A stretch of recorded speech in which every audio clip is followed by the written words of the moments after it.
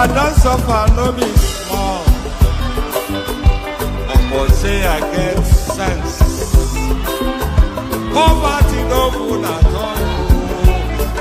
Now it make I join this business. For one night, don't be cheap. It's once again, everybody can pay out. If anybody follow Mugu, my brother, chopper. National Airport, National Stadium, President, my sister, brother, I be the master. Oh, Iboma, I go chop your dollar. I go take your money, disappear. For one time in love it.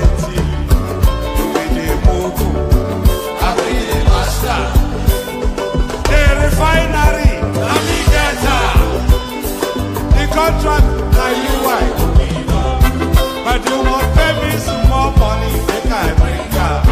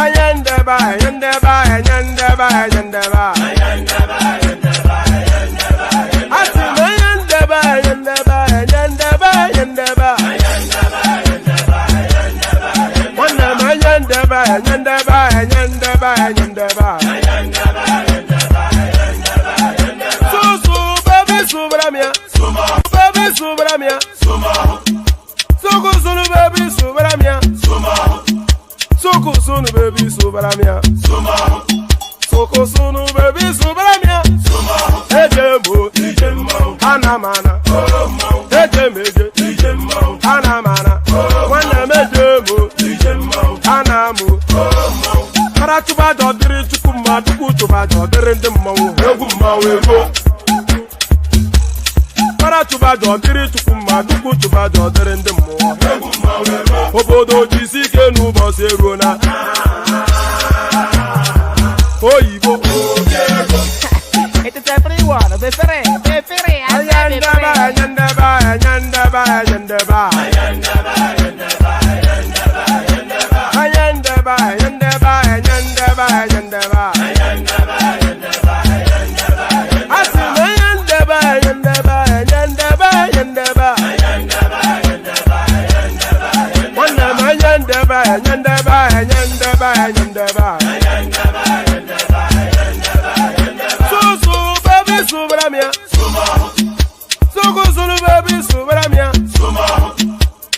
Sunu baby subramia.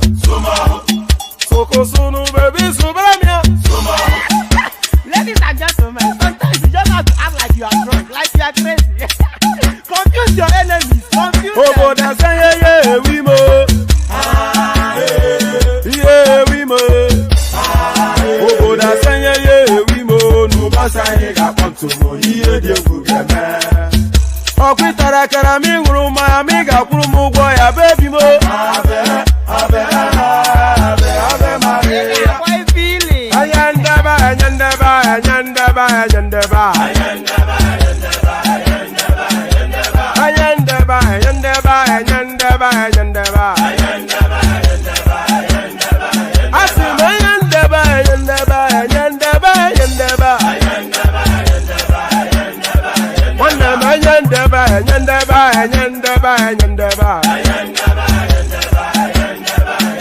So baby subramia.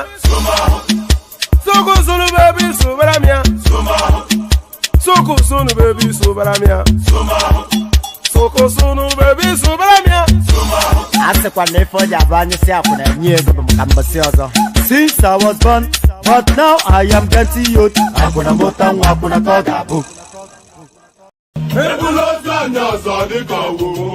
Okay now. To person between my pen. I see. I see what the wedding forget me. Okay. Papa, you look at you. One day, you get out. Mama, say, I want it to go. I got no Jelumba. Oh, where would he get? I got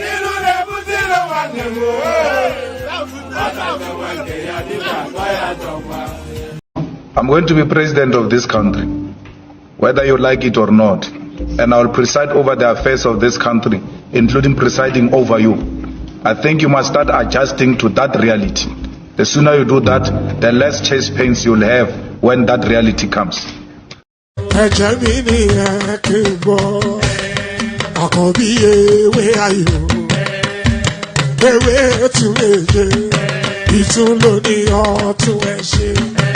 Ìfàlóní kan fàìmọ́ra, àìbínú gbogbo àtàrí, gbogbo méjì ọkà bàbà, gbogbo mẹ́ta ọkà wáṣẹ́. Orí ló túmọ̀ ẹnu, gbogbo ọ̀nà ní túmọ̀ ẹsẹ̀. Akọni ìmọ̀ tú ìmọ̀ jọ, ìmọ̀ èmi ni wọn kì í dálẹ̀. Bọ́bá lọ mẹ́lẹ́mọ́, wá fi jóye ẹlẹ́mọ́. Akọni wọn bá lọ gbé fèrè, wọn á fi jòyè ẹnùkú. Bọ́wọ́ wọn bá tẹ̀lé, wọn á fi jòyè aláre. Àwọn mẹ́tẹ̀ẹ̀ta parapọ̀, wọ́n wá jọ ń pẹ́ mọ́. Ẹ̀ẹ́mọ́ olóko jẹ, wọ́n pa Akíntọ́lá ọmọ Ògún.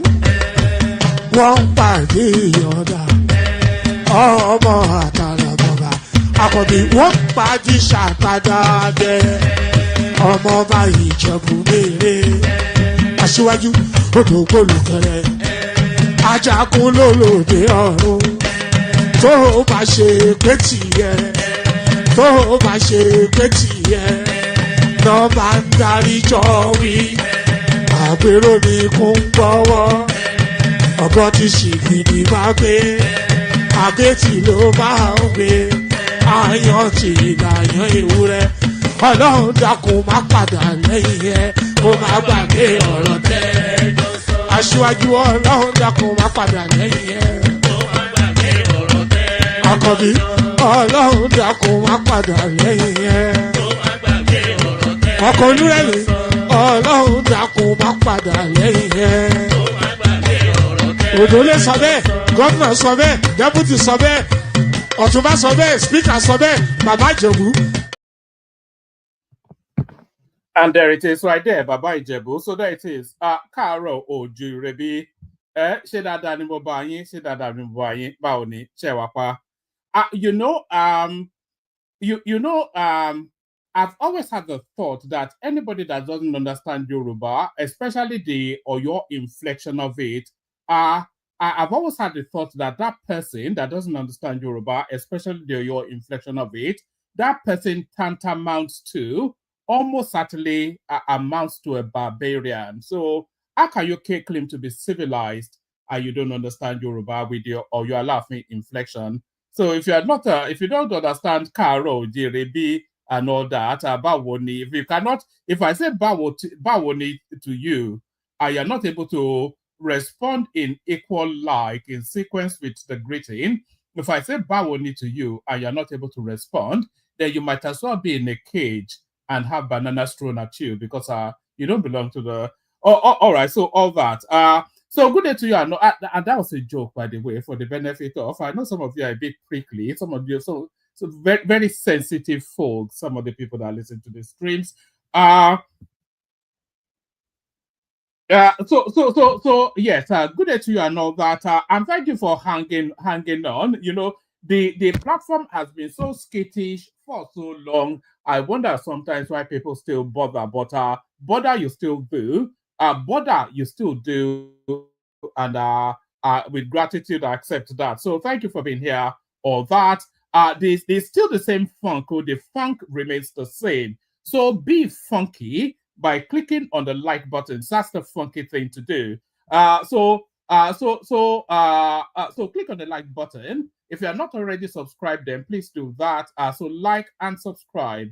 Hyperlink that says StreamYard invites you into the studio. If you want to engage in a conversation, if you want to share your thoughts about the topic of the day, then hyperlink that says StreamYard, that's your tickets to ride. So let me send that again. So let me tag onto Facebook so that we used to stream on Facebook once upon a time. We stopped streaming on Facebook. So now let's bring let me tag Facebook onto it. Yes, yes. So that's So yes. Click on like, click on subscribe, click on the hyperlink that says StreamYard if you want to come and join me on the screens. If you want to engage in conversation, share your thoughts and all that.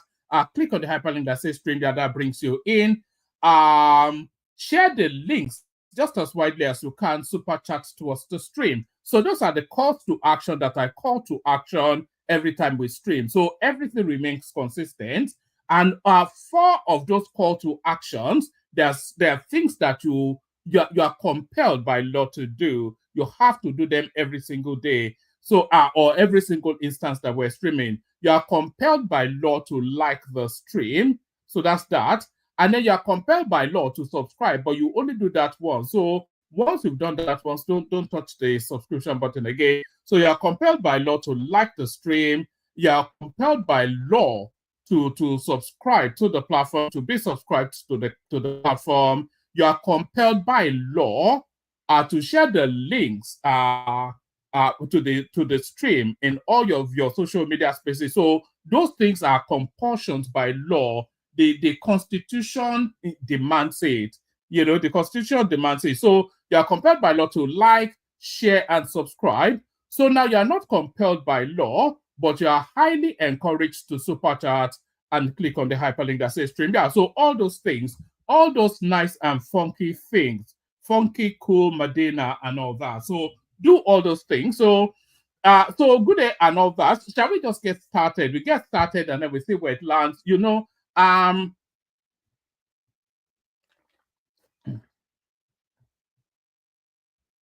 pardon me, anytime I take a pause, I think you all already know I'm having a sip of water. Let's just get started. Shall we start it off on a lighter note and a brighter note? So we've been campaigning and canvassing for the release of this guy, and it looks as though he may well have perfected his bail conditions. Chizo Rom, Harrison Ofo Egbu, also known as Ijele Speaks, has been granted bail under the same terms as his initial arraignment. Ijele is free. So Ijele is free. So for those of you that have been on this platform for long enough, we've of course. So Ijele, of course, is the gentleman in the sunglasses. The man that had him incarcerated is the not so gentleman that is holding up his hand, which is to say that is that culpability is admitting to. So the Ijele Speaks, of course, the guy in glasses, the guy that had them incarcerated is this guy holding up his hand. So why did this guy holding up his hand have this guy in the sunglasses incarcerated? Well, this guy in the sunglasses accused this guy, who is a preacher man, of being a 419 and a fraudster in terms of the in reference to some of the just fantabulously ludicrous miracles that he claims is performing. So yeah, he accused him of being a chancer, a fraudulent preacher man, pastor man, and then of course he then, from all of the tithes and offerings that he has amassed to make himself wealthy, then used those funds to have this guy incarcerated.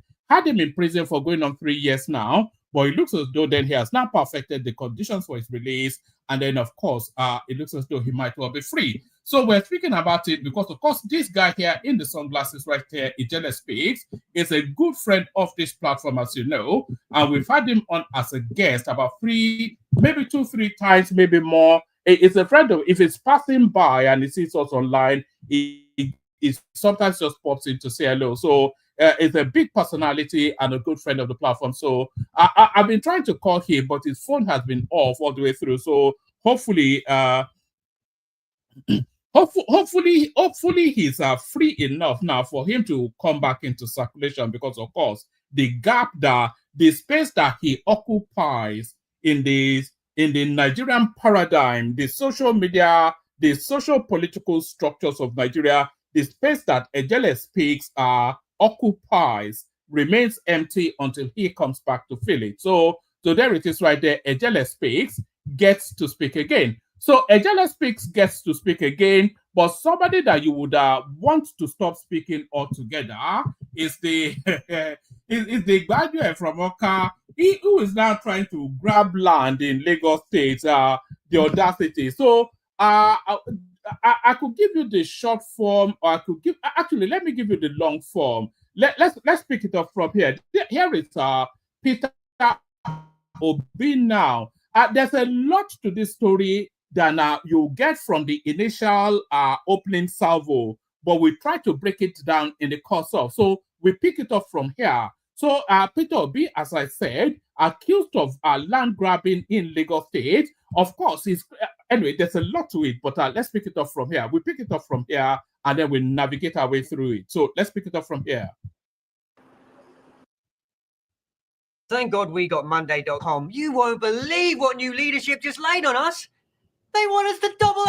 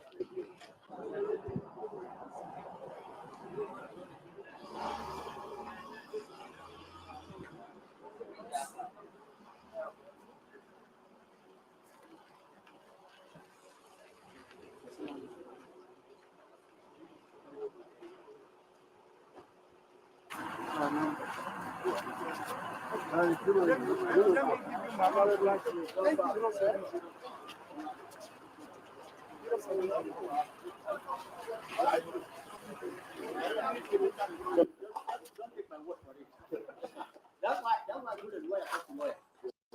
When you reach for the one who will do that.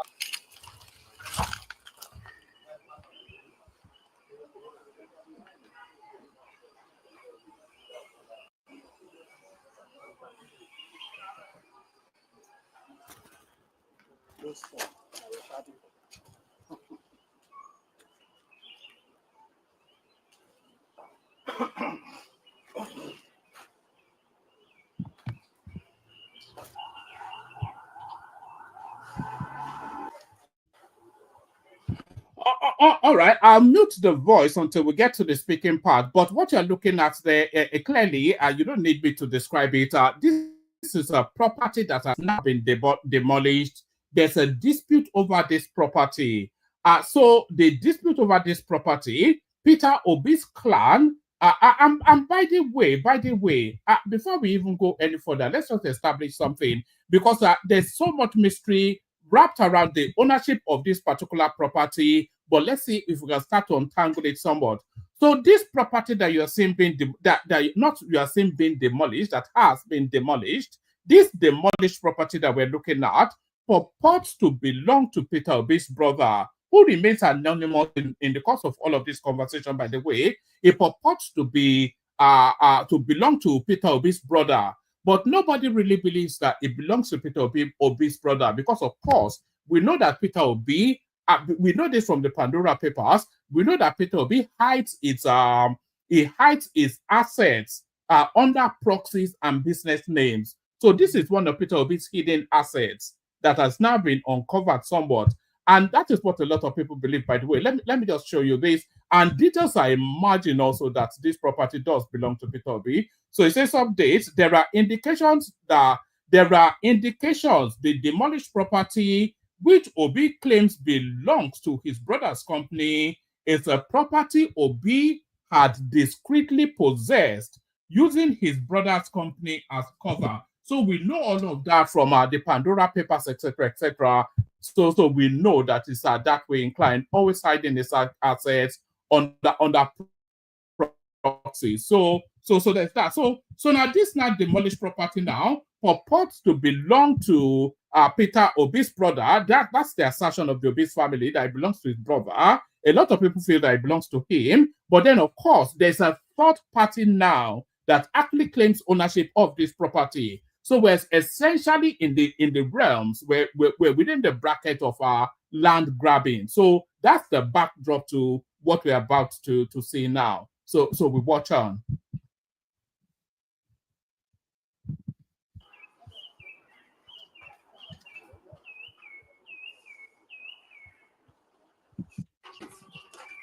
They didn't even allow anybody to.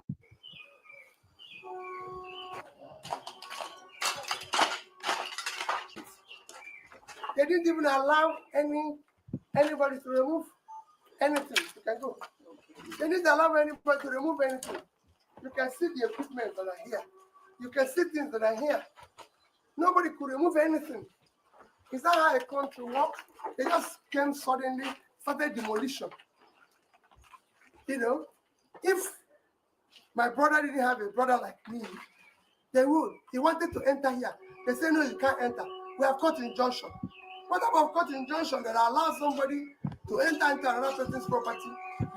Let's just pause it on that statement being made by Peter Obi right there. So it says, what sort of court injunction allows somebody to enter onto somebody else's property? So now the court injunction tells us then that property then belongs to a different person other than Peter Obi or his family. So to all intents and purposes, Peter Obi is actually trespassing on a property that does not belong to him. So if we pick this up from here, this is the judgment then that confers ownership of that property to the person disputing it with the Obi family. So this is a certificate of execution of warrant of possession appropriate general title, etc., etc. It says between Deborah Olorun Olorunlogbon. So between Deborah Olorunlogbon, who is the claimant, and person unknown, the defendant. So now there's been a lot of hue and cry and a lot of debate wrapped around this person unknown sort of tag.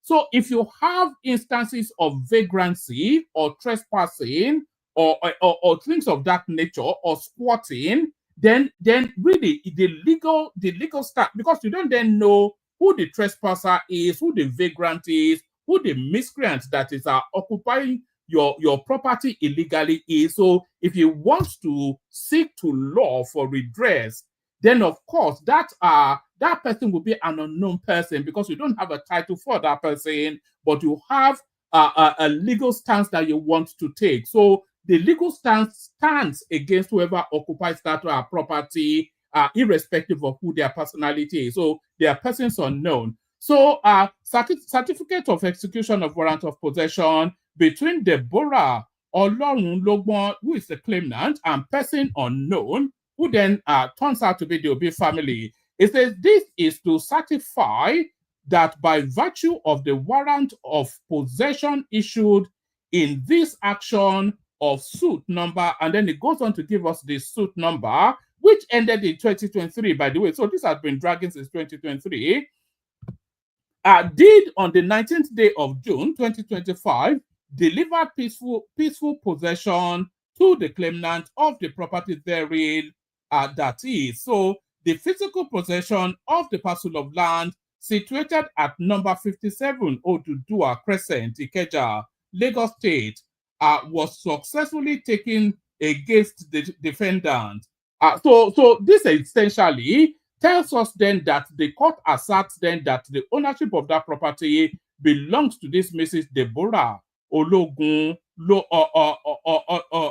whatever her name is, Mrs. Deborah Olorunlogbon, Mrs. Deborah Olorunlogbon. So she's the official owner of that property. So now, what was alleged against Peter Obi's alleged brother, who is really Peter Obi by proxy, is still what is playing out now, because the court now asserts that this property that Peter Obi is filming from here belongs to somebody else. So essentially, he is flouting the law and is trespassing. Allow somebody to enter into another person's property, refusing for removing things and everything, and demolishing everywhere. What about court injunction is that? We are finished with the country. I have peacefully gone to court. No quarrel, no issues. We will.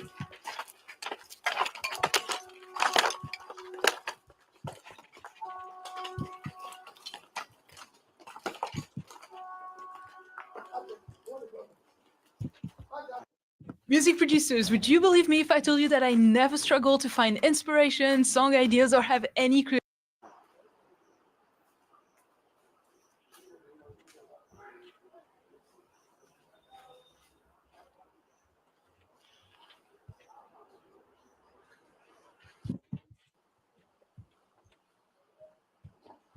All right, I'll fast forward it to where he actually makes his submission or his claim. Just yesterday, just on Sunday, I came back from the US, and my younger brother told me that he urgently wants to see me. And I saw him yesterday on my way to Abuja. He said to me that the land, the company land, Nest Food Limited, the land they own for over 10 years, probably over 15 years, belonging to them, that some people just jumped into it and said they are the owner, that they have cut injunction, and that they are about to start demolishing it. I said, okay, you go to court. That they won't demolish it without having proper documentation and everything. But yesterday evening, he called me, said they've removed the roof. They brought 3 tractors, 2,000, they're demolishing everybody as fast as they can. And I said, no.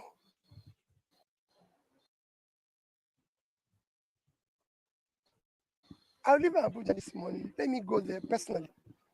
He said all efforts for them to enter there, they've been refused even entry. And they've chased out the people who are living there. So there's nothing they can do.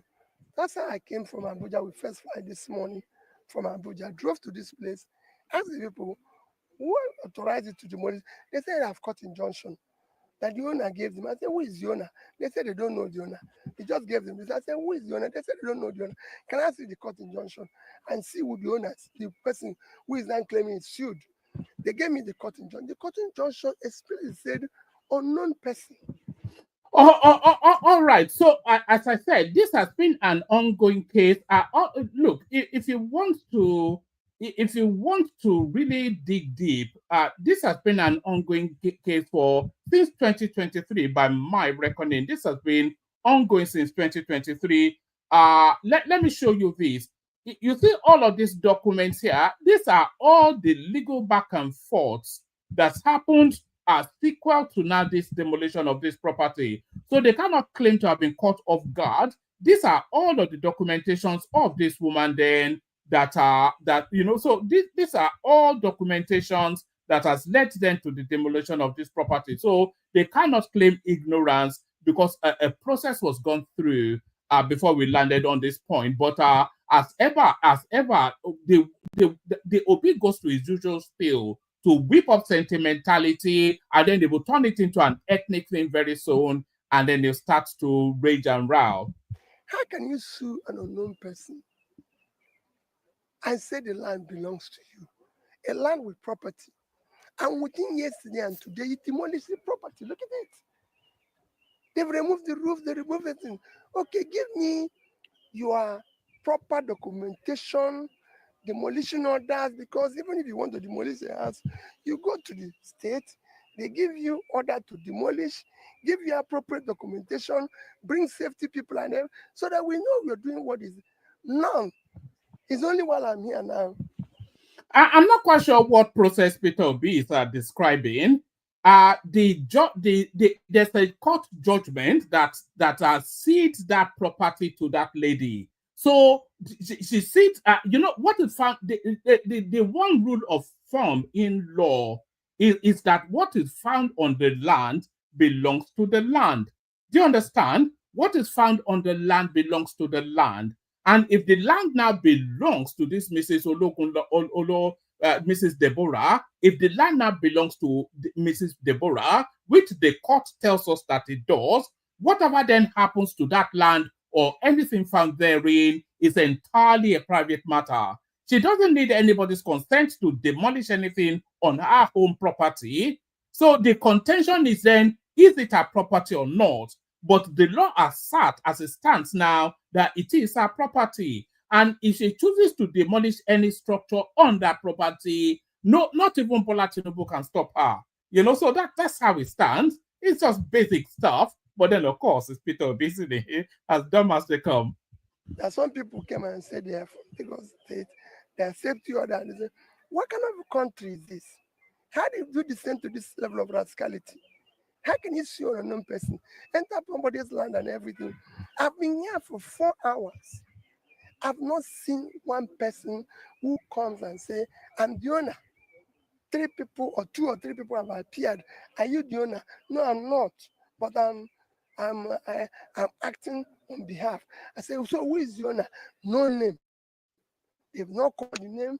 I say, but you know my name, man. Peter.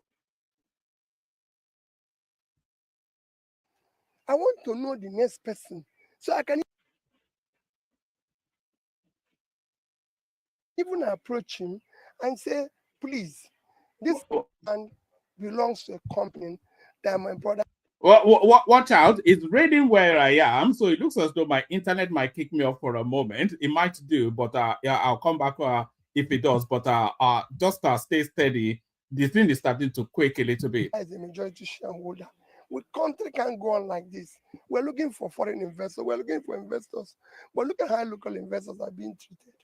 Is that how a country can thrive?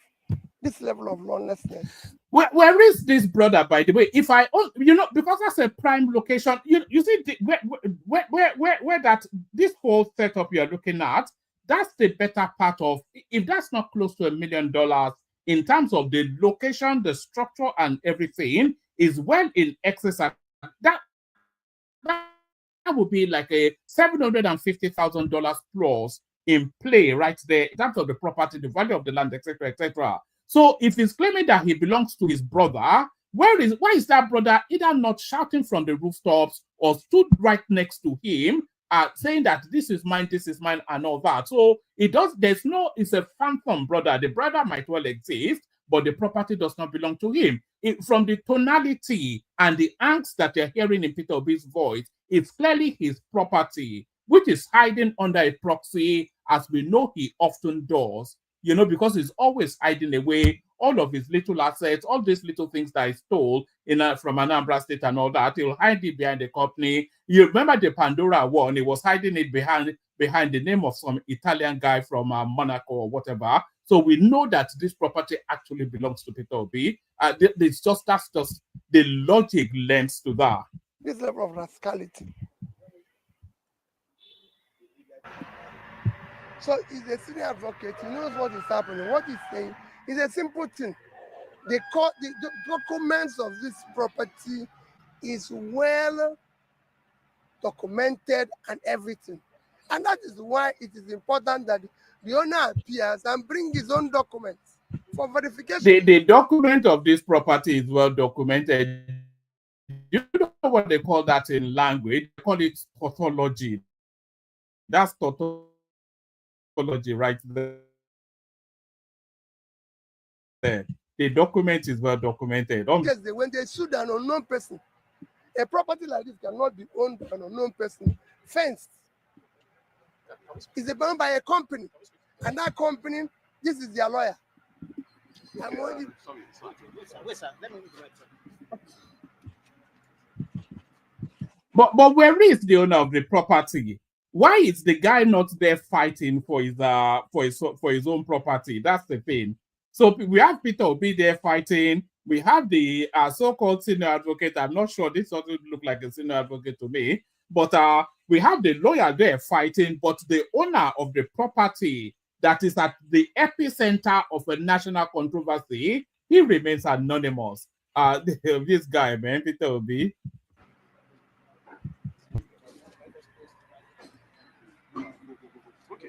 Sorry. Where is the tractor going? Where is it going? Okay. Can we speak? Yes, we can. You say you are loyal to the. Yes, I am. Yes. I don't know. Can you give us a perspective here? Because I don't know. We all came here and saw that. On Friday, just this last Friday, we were called upon that some people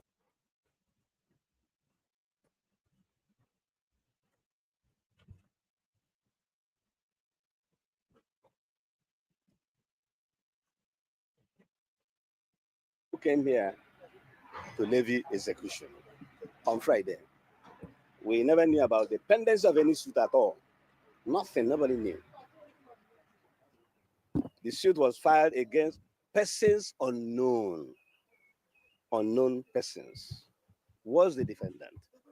Is the senior advocate of Nigeria, is he going to pretend as though that's an unknown phenomenon to him as well? That the suit was filed against persons unknown? Is he going to pretend as though that's something strange and unusual? Somebody of his pedigree within the legal profession, you see what they're doing. In the case, what we did was to say, let us quickly rush to the registry to see the process filed, the process they relied upon to come to this place. We now got it only to discover that they came by way of what they call originating summons.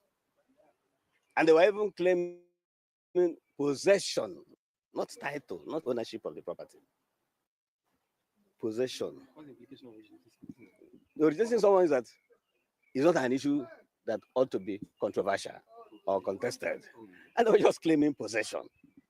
Possession means they want to take over. But there was no claim for, I am the owner, that is. But there is a claim of ownership because we got the C of O of the property, which is in the lady's name. So let me see if I can find it. So if you look at it right here, that's the C of O right there for that property. And as you can see, it's in that lady's name, Deborah Olorundogbon. So that's all we do know that. So just give it up already. You know, when you're already in stop digging, what's that? How does that phrase go? When you're already in deep shit, stop digging. Title. It wasn't there. We made copies of all those processes and walked all through Friday. On Monday, we filed our application, which was yesterday. We filed a motion 1.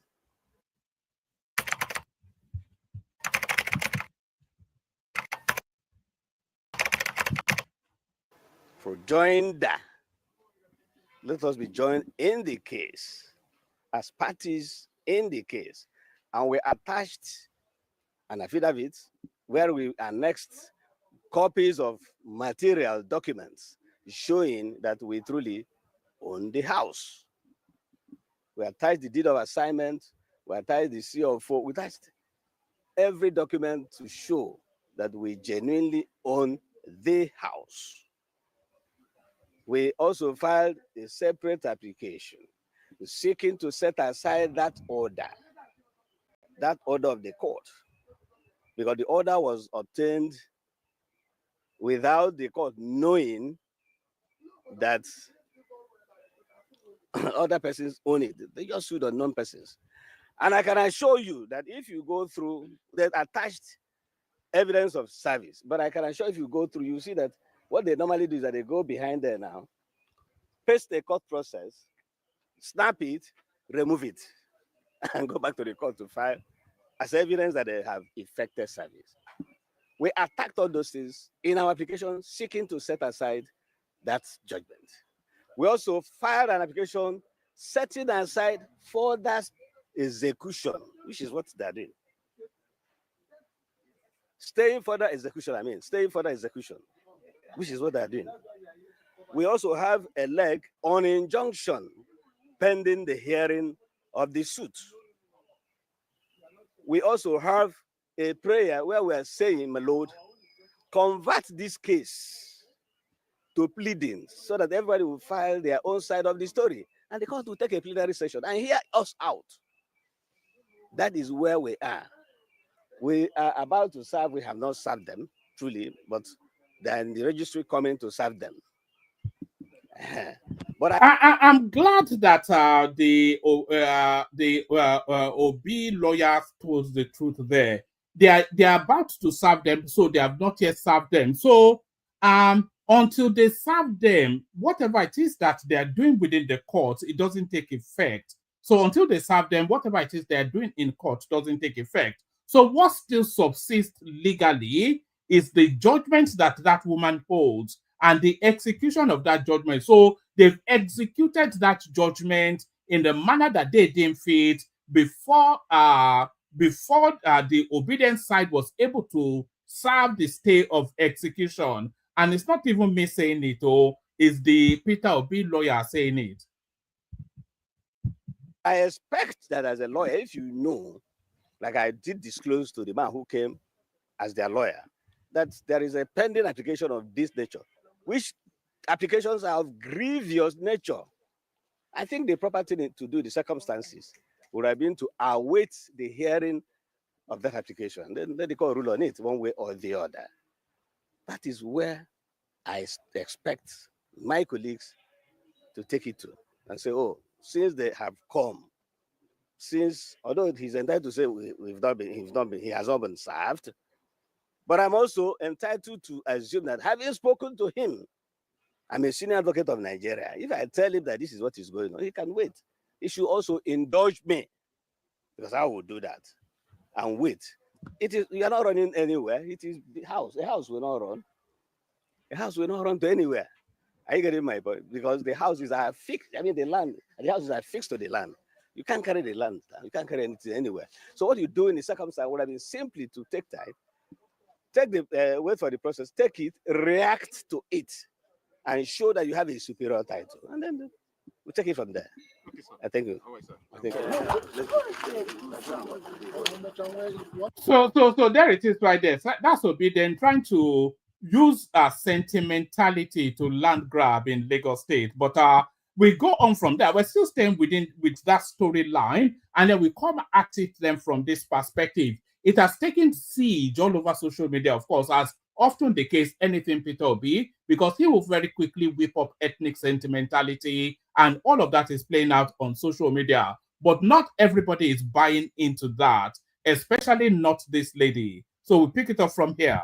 I would rather stand alone on logic than to join the crowd with any social media propaganda.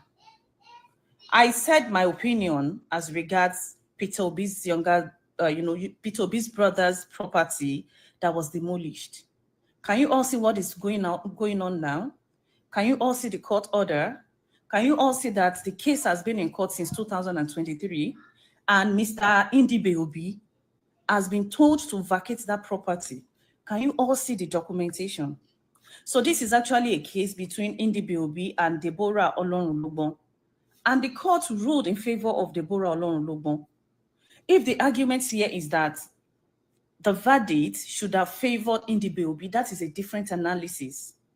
But here, coming out to say that a property was demolished without any court order, make sense. And this is exactly why Buhari called some Nigerians lazy. You all are too lazy to use your logic. Leaders of tomorrow that are so lazy to even use their intellectual ability. Why won't the older politicians always... This lady is being far too generous in her assessment. They cannot use what they do not possess. What does Zita often call them? Headless mob. They cannot use what they do not possess. How can they use when they don't have brains? Anyway, let me not go in that direction. Let's just carry on.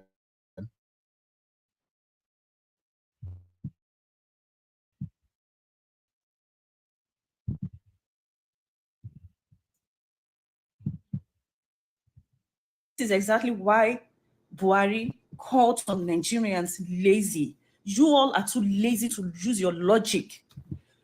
Leaders of tomorrow that are so lazy to even use their intellectual ability. Why won't the older politicians always do what they like when a lot of you cannot stand on logic? And at the end of the day, when you see a content creator that has a platform, you want them to join you to push unnecessary propaganda, which I would never be part of. Can you all see the court order? So apparently this case has been in court, and the verdict was in favor of Deborah Olorunlobon. This case has been in court since 2023. And I said in that video, how will they demolish a house? Now, let's not break it down. That they are trying to attack Peter Obi because he ran for president. Do you think Peter Obi is a baby in Nigeria? Do you know the political weight that Peter Obi has? Do you know that Peter Obi, as a day like that, nothing must touch Peter Obi? So the government will not even do that to Peter Obi. The government will not attack Peter Obi unnecessarily when they don't even have any solid backing. And now Lagos State is even saying that they don't have anything to do with the issue with Mr. Indibe Obi and Deborah Olorunlobon. And a lot of you were in my comment section cursing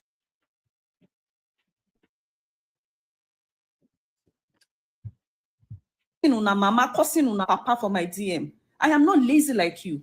My father spent money to send me to school, and I have to make use of my brain.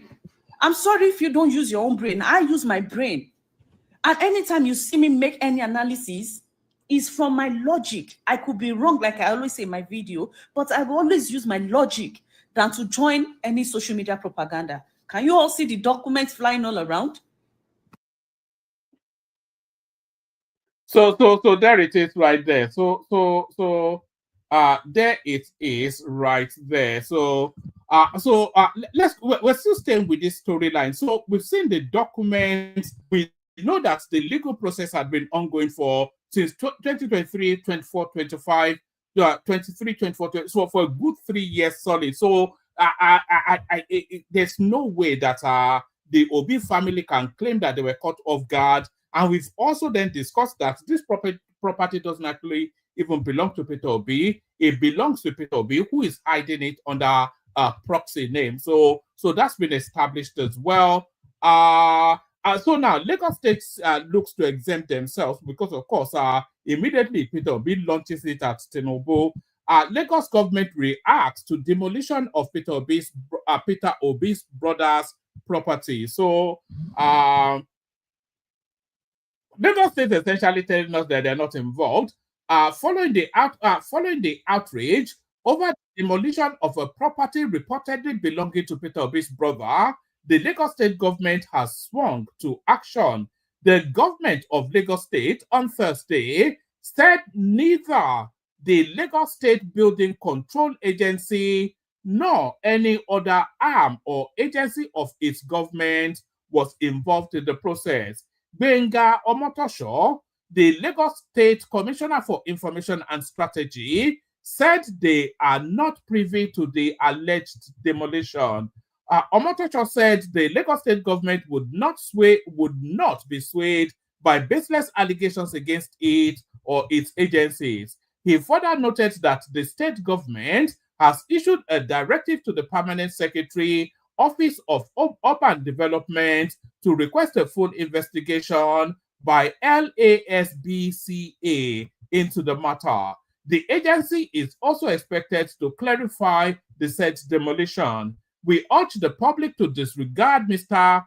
Peter Obi's claims and rest assured that the Lagos State government will continue to work tirelessly to maintain law and order in our great states, the statement added. Recall that Obi, in a photo post on X, accused the Lagos State government of demolishing his brother's property without reason or prior notice. The former governor of Anambra State was reacting to the illegal demolition, said Nigeria was drifting into lawlessness. So that's Peter Obi, of course. It's just everything. It turns everything into ethnic jingoism. It's a one-trick pony. He only has one default setting. Citizens call out Obi for lying over his brother's property demolition. Peter Obi, former Labour Party presidential candidate, recently lamented the demolition of a property belonging to his younger brother in Ikeja, Lagos, claiming the action was unlawful and lacked due process. Obi stated that unidentified men demolished the building based on a vague court judgment against unknown persons and squatters without naming his brother or authorizing demolition. He described the incident as a coordinated lawlessness and impunity, emphasizing that no demolition order or permit was presented and no one served with court papers. Obi said he rushed from Abuja to Lagos to confront the demolition, but was barred from entering the site. Despite waiting several hours and requesting contact with those responsible, no one reached out to him. He highlighted the broader implication for Nigeria's rule of law and investment climate, warning that such lawlessness threatens human rights and economic growth. However, Lagos State officials countered Obi's claims. The Lagos State Commissioner for Information, Gbenga Omotosho, affirmed that the state government follows due process in demolitions and that no building is removed without legal backing. LABCBSCA, the agency responsible for demolitions, denied involvement in this particular demolition. Additionally, legal experts criticized Obi for publicly undermining judicial authority, arguing that the matter is sub judice and that Obi's emotional social media post could manipulate public opinion without presenting legal proof. Prominent voices like Gbadebo Rose Vivo and Dejade Yonju Gbadebo is he criticizing Obi? That would never happen. Prominent voices like Gbadebo Rose Vivo and Dejade Yonju condemned the demolition as lawless and reckless, aligning with Obi's view of impunity in Lagos State governance. You see, these people that just condemn without first establishing facts, Adeyanju continues to parade himself as a lawyer, but he doesn't conduct himself like a lawyer. Meanwhile, aides to Lagos State Governor Sanwo-Olu advised Obi to report the incident to the police to identify those who ordered the demolition. This controversy has sparked a heated debate online, with citizens divided between supporting Obi's call against lawlessness and criticizing him for allegedly misrepresenting facts surrounding the demolition. So there it is right there. So the backlash against this guy is coming swift and fast. But there it is right there. So that's the graduate that Obi is trying to perpetrate against Lagos State. So that's the Obi space. Let's just whiz through what else we have left, and then we see if anybody turns up for the conversation. Tinubu Tinubu signs tax reform bills into law. Do I even need to read it? The headline tells us all we need to know. President Bola Ahmed Tinubu has signed the 4 tax reform bills into law. President Tinubu signed the law in his office at the State House, Abuja, on Thursday, in the presence of relevant stakeholders from across the arms of government. The new laws, and by the way, there's a clip that actually aligns with that. So let me play. Yeah, actually, let me finish the reading now. I'll play you the clip that aligns with it. President Bola Ahmed Tinubu has signed the 4 tax reform bills into law. President Tinubu signed the law in his office at the State House, Abuja, on Thursday, in the presence of relevant stakeholders from across the arms of government.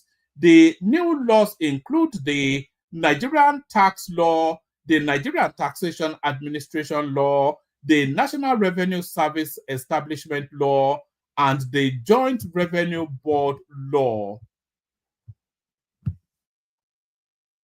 Earlier on Thursday, President Tinubu had explained that the laws would be unifying Nigeria's fragmented tax system, removing redundant overlaps, boosting investor confidence, enhancing transparency, and promoting coordinated efforts across all levels. He also described the legislation as a clear departure from previous policies, emphasizing that the reforms are designed to ease the burden on working families, small businesses, and low-income earners, etc., etc. So that's the tax bill. Then now the tax law essentially. So this, and by the way, if you reflect just how long it took the Nigerian space to enact and set in law the petroleum industry bill, that took 20 years. This took nine months. So that's the difference. I don't know how old you are when we started PIA. Look at how many years it took us to conclude on it. No, you don't accept that. That is not growing a nation. Look at the bottleneck on the PIA itself.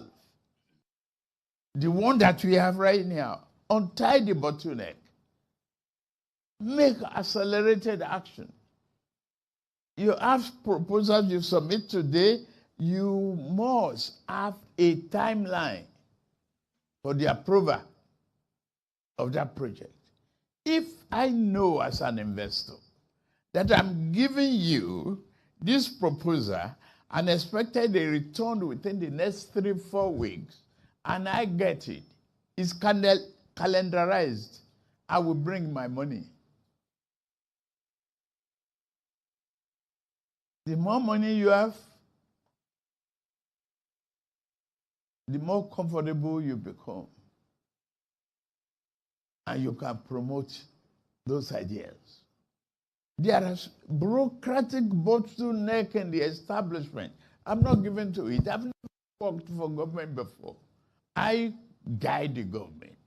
I was the governor of Lagos State. That's my first public life government.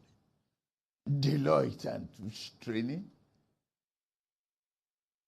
good university education, Deloitte training, ExxonMobil, Auditor General, ExxonMobil, Treasurer.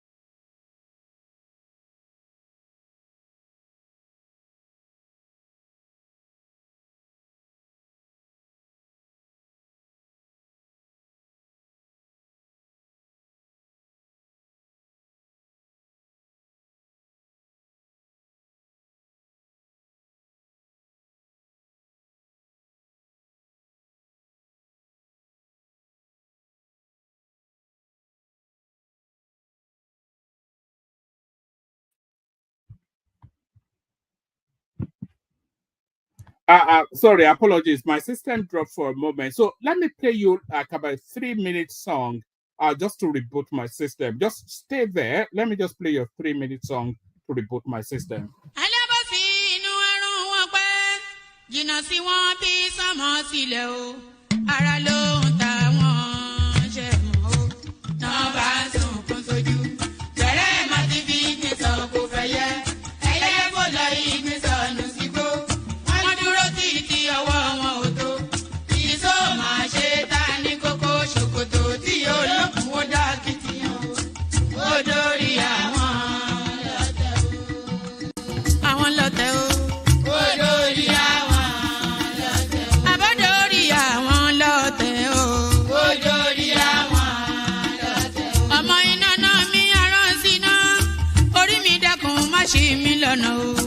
Mo tẹríba fàdàgbà o, àgbà ẹ foríjì ni, ojoojúmọ́ ni mo ń pọ́n wọn lé, mo ń ṣèyá sí àwọn àgbà o, mi ò fojú tí rìn wọn láyé, ọmọdé ẹ má fàgbà ṣe yẹ̀yẹ́, torí oníkọ́ tó yọlá ni, ọmọdé ń bọ̀ wá dàgbà o, màmá ń bọ̀ wá dàgbà o, ọmọdé ń bọ̀ wá dàgbà o, wọ́n máa ń bọ̀ wá dàgbà o.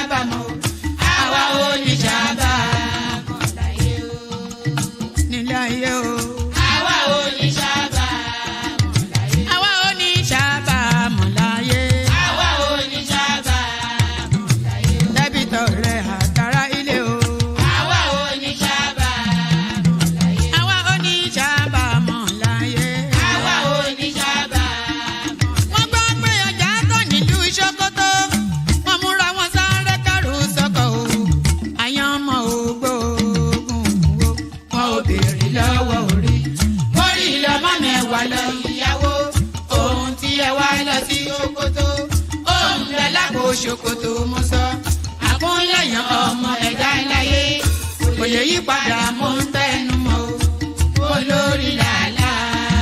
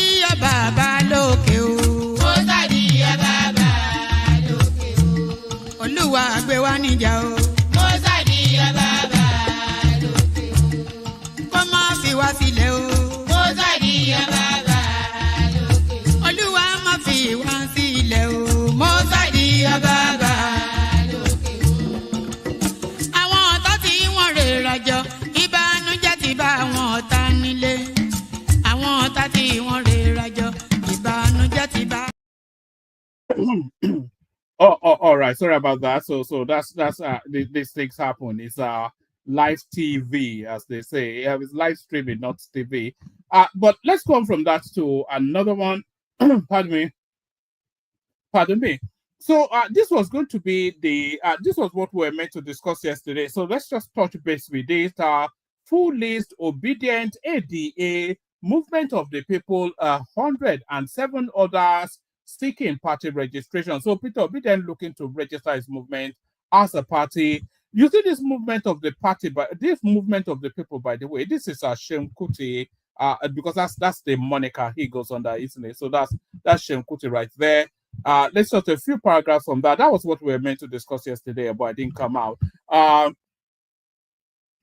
The Obedient People's Party and the Advanced Democratic Alliance are amongst 110 associations that have applied to the Independent National Electoral Commission (INEC) for registration as political parties. The Obedient People's Party, with Mr. Barry Avutu Johnson named as pro tem national chairman, is one of 2 applications referencing the Obedient movement, a political wave associated with former Labour Party presidential candidate Peter Obi.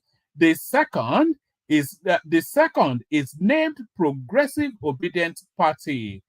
So that's so all manners of funky goings on there now.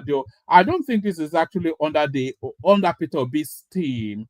Maybe it's an opportunistic interloper that is just wanting to grab. Do you remember back in those days when we all used to register websites? You want to register money.com and all that, just to grab the name and then try and sell it on later. I think this is what is going on here.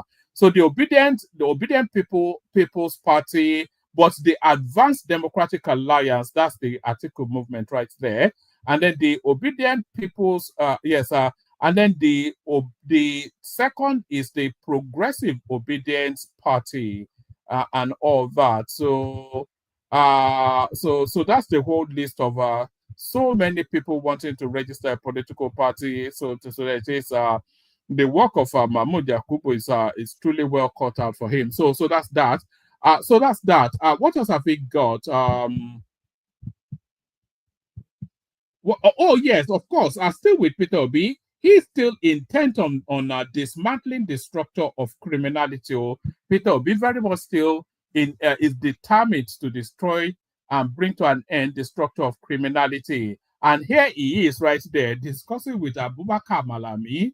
Do you remember Abubakar Malami? He's discussing how to bring to an end the structure of criminality with Abubakar Malami. So you couldn't make it up, could you? It's unbelievable stuff. It's quite scary even sometimes when you but if you pause to reflect, it's quite scary what these people are. It's not desperate for power, and it's discussing ending the structures of criminality with Abubakar Malami, the bagman of the Tinubu what's it called? Buhari administration. So that's that. We've done Ijele speak. We've done the Obi something or the other. What else have we got? Yes, a lot of Obi stuff. Still Obi that one. Lagos State distances. The tax reform bill signed. What else have we got? Oh yes, let me bring you this. Do you remember? Do you remember the last session we had? We were discussing then how they have effected the arrest of some of the people responsible for the massacre in Benue State. So, and people were asking why they did not parade them. So let's watch this. Suspects who are masterminds of this attack were apprehended from their hideout. This arrest led to the arrest of 7 other suspects the following day, 20/06/25. They were picked up from their various locations where they had fled, hoping to evade justice. On 21st June, another key suspect, in whose house the initial meeting to plan the attack was held, was also arrested. On 22nd June, a major breakthrough was recorded with the arrest of 18 other suspects who directly took part in the killings. Similarly, on 22nd of June 2025, a heartbreaking incident occurred in the Mangu Plateau State, where a bus conveying passengers from Zaria was stopped and attacked by a mob. Tragically, 9 of the passengers were murdered and 3 sustained injuries before our teams could intervene and rescue the remaining 22 suspects, 22 victims. So far, 22 suspects have also been arrested in connection with this gruesome. Oh, okay, and here they are being brought in. So those are the arrested people right there. So people were saying, why are they not being paraded? They are still not being officially paraded, but those are the people arrested, essentially being bussed into detention or whatever it is. So that's that. So that's that. So those are the first viewings then of the killers then. So that's that. I think that's sufficient enough to be going with. We play the Kegite music, we kick it off. The link in the comment section if you want the conversation, hop on. We play the Kegite music.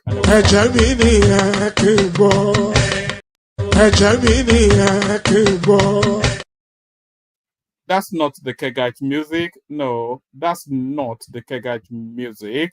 This is the Kegite music. Only water, where they see my water. Oh yes, water.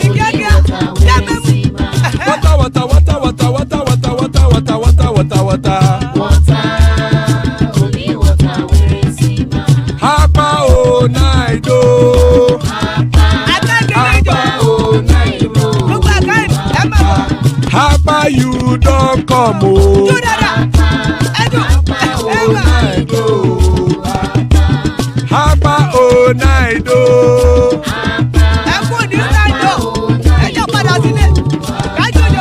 Oro kẹ̀kẹ́ ẹlẹ́mù yé o. Ilé ṣọ́dí kẹ̀kẹ́ ẹlẹ́mù ré o.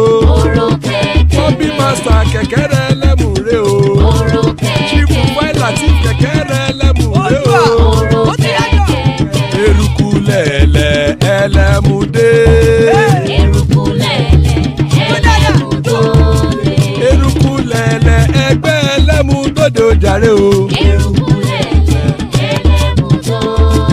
Eruku lẹ̀lẹ̀ Ghana ti dé ẹgbẹ́ bọ́dì o.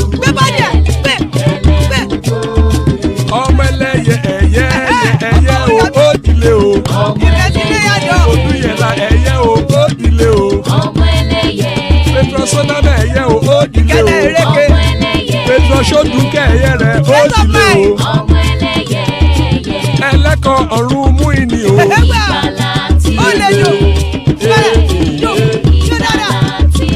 Àkùkọ ọ̀run mẹ́kọ̀.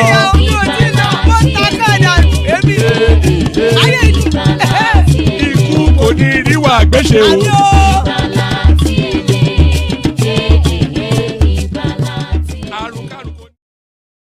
And there it is right there. Iku kò ní ríwà gbéṣe, may death have nothing to do with us. Joining us, Ogbeni. Good to have Ogbeni right here. Man of prestige with us as well. Good to have you, prestige. Plenty of spaces still. Anybody that wants to hop on. We start it off, we kick it off with Ogbeni. Ogbeni, are you there? Have you fallen asleep? Oh my. You know, we don't try.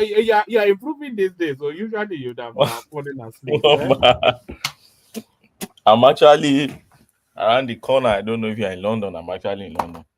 Oh, I'm in Dartford. So maybe we'll speak offline, see what we can arrange. Okay, that's fine. Oh, I'll be returning tomorrow morning. I came for a conference. Oh, God. How are you, sir? I'm good. Do me a favor. Speak amongst yourself with prestige for about 2-3 minutes. I'll be back. I need to get something. Okay, that's fine. All right, carry on. You know the topic, so just carry on. Okay, man on prestige, I greet you. How are you, sir? Greeting, Ogbeni. I greet you, Baba.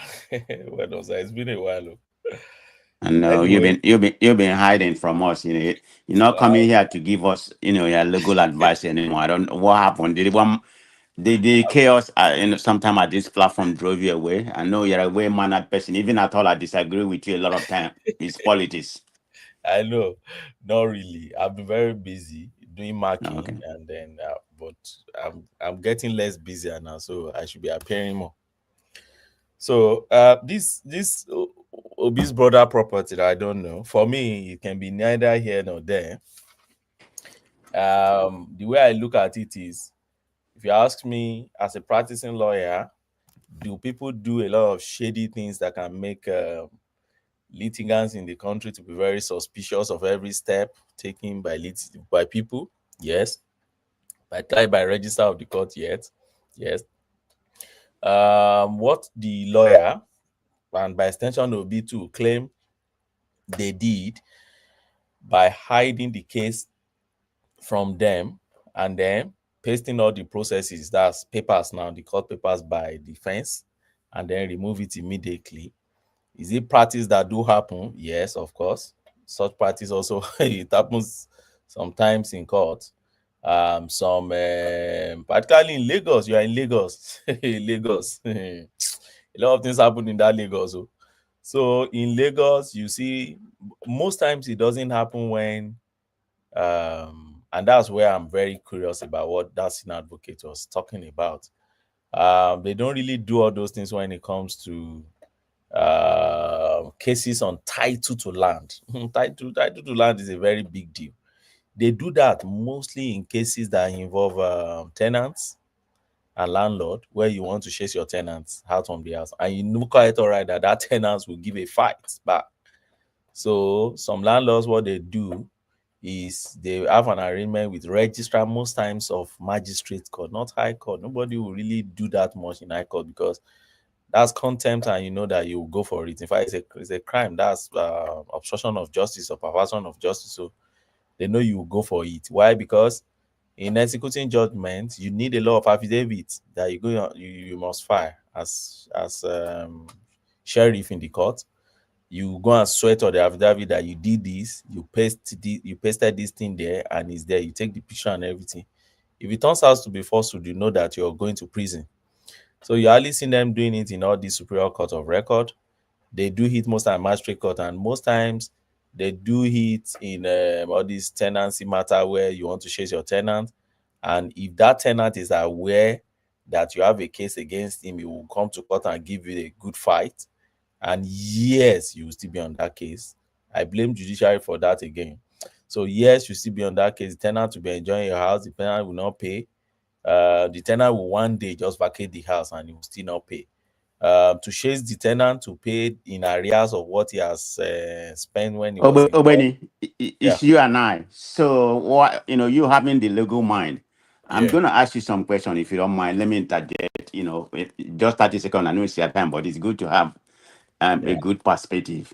So my question to you, with your legal mind, is it legally, to this what am I? Let me see what I'm trying to say. The court injunction. Is it legal for Peter to try and steal other people's property? Is the question. No. What I'm saying is it legal for the court to order, to target unnamed flora. They didn't specify it would be property. That's what according to the court. Unknown person, you mean, or person unknown? Right, that's what they specify. That's the court, unnamed squatter. That's what they said in the court document. One man showed it here, and I've read it somewhere. I'm secondly, the person that filed will now know the name, but initially when they present it to that property, the person is unknown at that particular time. Is that part of that area legal? Oh, so let me start by point whether you can sue unknown person. Yes, you can sue unknown person in law. It's very elementary. And that's why, for me, I can excuse Obi for not knowing that. He's not a lawyer. He's just a businessman, at best a trader. So I excuse him from not knowing that. But for somebody like Didi Adeyanju, or somebody like Ruben Abati, to be saying, oh, suing an unknown person is not known to the law, sometimes makes me to question the certificate they are holding. But at the same time, I don't blame them. After all, they are base university products. So they are the kind of people, all these private universities that all churn people out and they get license. Why am I saying this? When you get to the law school, the first topic you're going to take in civil procedure is parties to civil suits. And when you go, there are basic, it's so elementary. I don't know why. I can excuse Obi. He's not a lawyer as well, has not gone to law school. But for those ones who have been to law school, I don't know, that is so elementary. There are many cases, okay, that talks about you suing persons on no. There is this case, this popular case, Foluke Mudashiru against persons on no or something like that. That's partner hate too. And there are so many, Ogunbi Mustafa. In fact, there are cases that even expatiated it to the extent that if you sue unknown person and you get judgment against unknown person, that unknown person cannot just resurface and come and appeal against judgment against the person. The person must take what they call 3 steps procedure before you can even have anything done with that case. Because when the court wanted you to appear, you refused to appear. When your identity was supposed to be known, you refused to reveal your identity. Now, because there is a judgment against you, you are now coming. And the court said, at that stage, you need to do 3 main things before you can even have any interest in that case. First thing, you need to show your interest in the land. Second thing, you need to show your circumstances in which that land, has been occupied, without you that you are not aware of. And the third one, now you need to show that you are a person of interest. You come and prove, and that is the only time the court will now allow you to appeal as an interested party. If not, that judgment remains a final judgment against person on no. Now, if you ask me, in what circumstances do they really sue person on no? Don't forget, I can have a land and you see squatters occupying it or trespassers occupying it. And you get there, they put things on your land and they put gates in your land. You try to gain possession, you can't gain possession. You try to enter, you can't enter. The place seems abandoned, but at the same time, the place is gated and sealed off. You won't jump fence and just enter the place.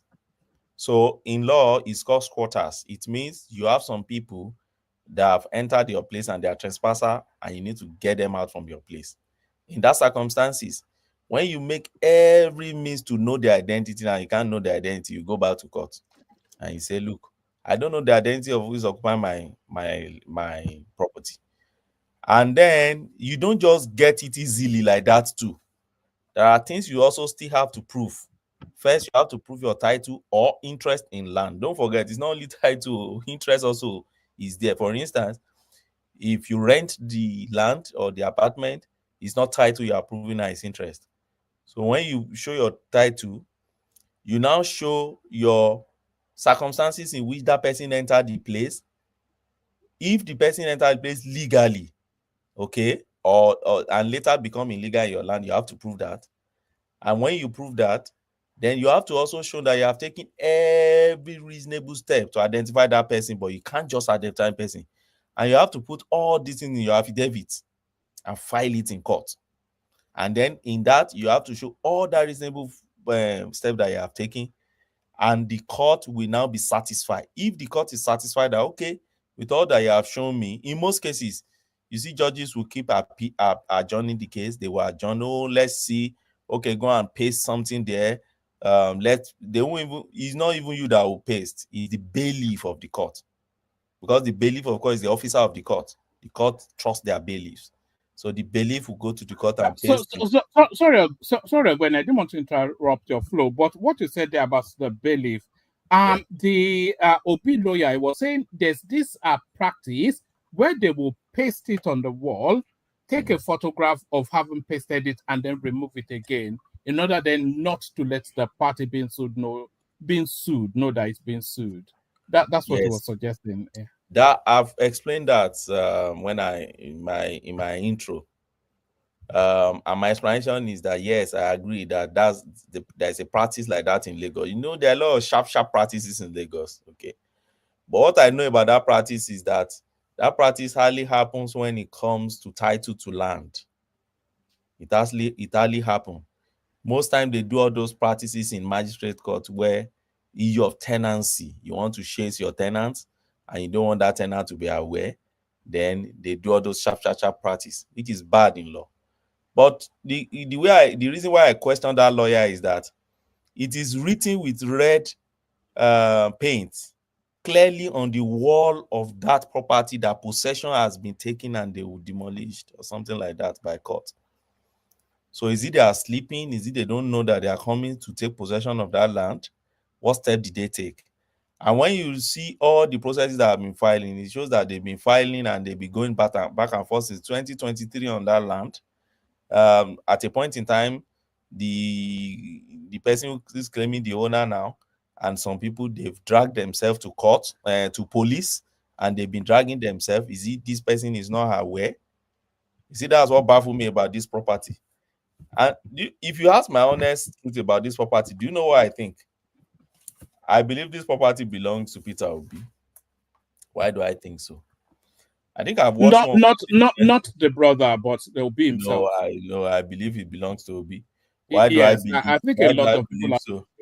Carry the company they are talking about, they said the name of the company is Next Food Limited, and that his brother Ndibe Obi has lion's share in that property. Well, we've not seen the list of the other shareholders there, but I know Next is owned by Obi.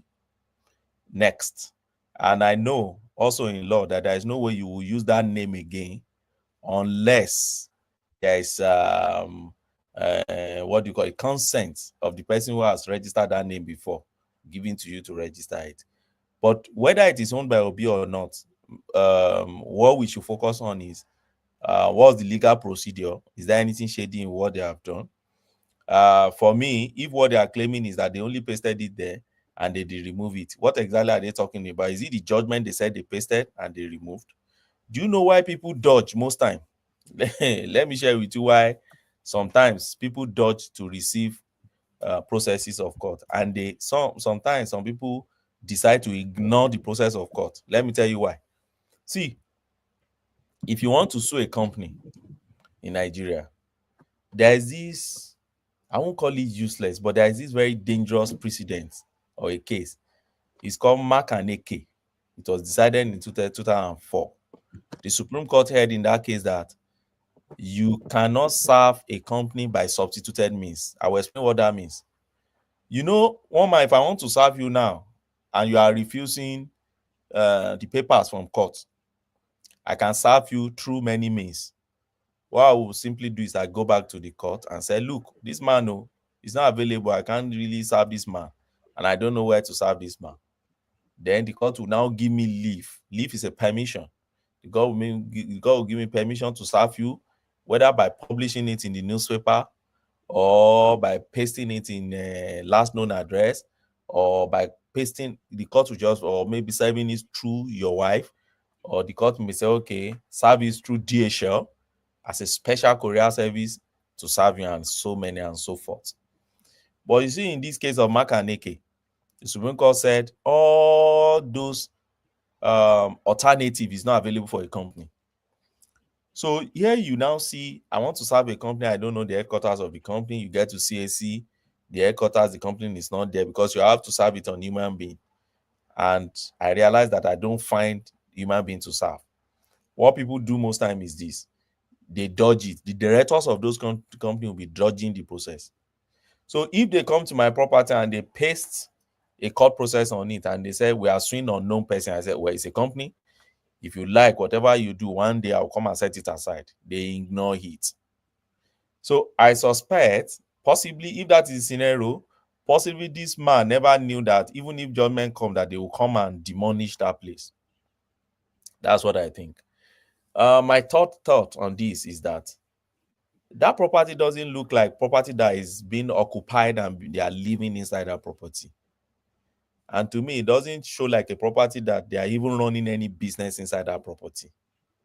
Because if you demolish a property that they're living inside, I'll be seeing furniture and a lot of things, bed and people's things outside, belongings and things. But I can't really see that here. And if you are running it as offices, I should see office furniture and some other things. So what I suspect is that that person sue a squatter on his land. And another thing I don't know is whether Peter Obi brother purchased the land with the property on it already built, or did he build that property on it? The question is, if he purchased the land, bare land, and built the property on it, then what is that owner? What has the owner been doing for the past 15 years when they took over your land and they're building on it, and you just woke up 15 years after? But I want to believe, considering the way I see that house property, it looks like a property that they purchased both land and property already built on it.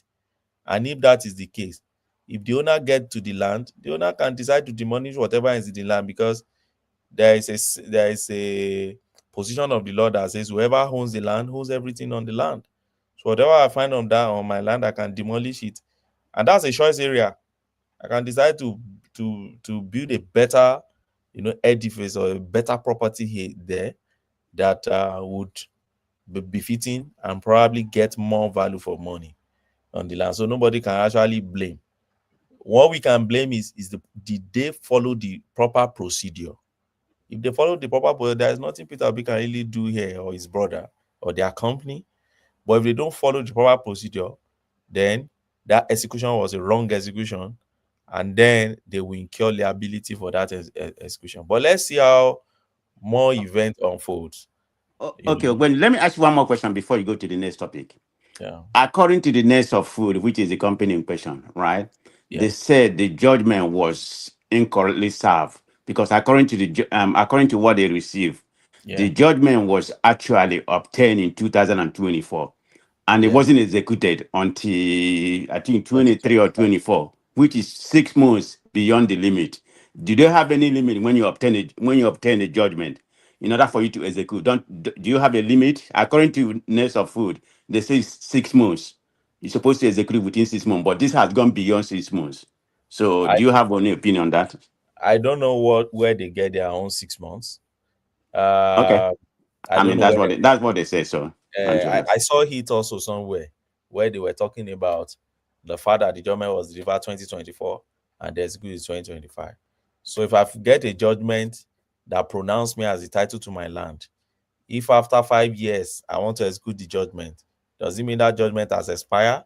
Does it mean? Well, can you verify that to be more accurate? I mean, I don't know. That's what they said. So the one I know, I think it's about 9 years or about 19 years. That's a very long span. How can you wait that long to execute it? That's too long. I don't know. I'm not a lawyer. It's your judgment now. So you can just wait until eternity. Let me give you an instance. I've handled a case before where I got judgment. It's a money judgment, okay? It's a money judgment. The person was owing my client. I got judgment, and then we try as much as possible to execute. Don't forget there are several ways of executing judgment. That's just one of the ways. Another way of executing judgment is you attach the person's account and you're trying to look for the money in the bank account. We tried that thing for a whole 8 years. I don't know how that guy did it. He was just dodging his account, changing name, using it, put it in. So today you sue Finbank, and Finbank will come to and say we don't have anything. Next year we're suing Union, First Bank, all of them. They come and say he doesn't have anything. We kept doing that until we realized that he has a construction company somewhere. So it was that construction company we went to go and get his crane, drilling machine, and all sort of. The day we levy execution on all those things, and we packed them was the day he gave us a check and paid that money, and that was 8 years after. So you see, after judgment, execution is another ball game on its own. A lot of things play out in execution, because to even execute, you have to return back to the court, which is even another stressful process. Why is a defendant in a case that a judgment is against you? Why are you not appearing and show up? Why are you not voluntarily relinquishing the title in a land that is not yours? Why don't you put up a fight? Why don't you go on appeal on a judgment against you? Why don't you come out and identify yourself? And like I said, as far as I'm concerned, I see that property as a property that is just tied down investment. Purchase something and put gates there and lock it. I don't see it as a going concern. It doesn't look to me like a property that is being used. It's essentially being used to hide money. That's really how to conclude it, isn't it? But they didn't meet any What money else? What? Huh? or maybe they got money there, see, that No, made no, Obi no, to not run not hide. No, not hide money physically. Oh. They are it's to tie down it's investments. essentially I believe yeah so. to tie down yes Yeah, to illicit tie down money. investments. Just yeah. I All believe those so. money that is still from Anambra State. Yes. I believe it's to tie down money because it's in a Yes. choice area. That is Ikeja. And Ikeja, you don't just And if you look at that street, that even it's the posh end of Ikeja. If you look at that street, it looks yes, like a top end sort of but you know what sounded again is very funny to me is when the lawyer said I have filed but I have not served, and you expect them to stay to wait. I don't do that in my practice. If you file, you should be diligent enough to come and serve me, because you've delayed me for how many years. You've been occupying my land. Now I have a judgment. You don't have to take possession. I'll take possession. You'll be the one to fight from outside. That's how it works in law. No, Because whoever is but how? But I think what he was actually hinting at, Ogbeni, was that the notice came to their attention latterly, and they were running against time. They were not aware previously, and the moment they became aware, they took all the steps they needed to take. And then he, being a senior advocate, he spoke to the lawyer of the lady that is wanting to take possession of that house to say that, look, we are taking a legal stance, and you'll be served soon. So, and he had the expectation then that, as a matter of courtesy, especially to his seniority, that he would defer execution and let the law play out. No, Oma, you see, whether you're a senior or not, there's equality at the bar. If you file a process, be diligent enough to come and serve me. Why am I saying so? My home practice, if I'm fighting for a land for my client and I have judgment, the law is on my side. You should be on the defense side. So what will matter to me for my clients to take possession, you go out and fighting me from outside.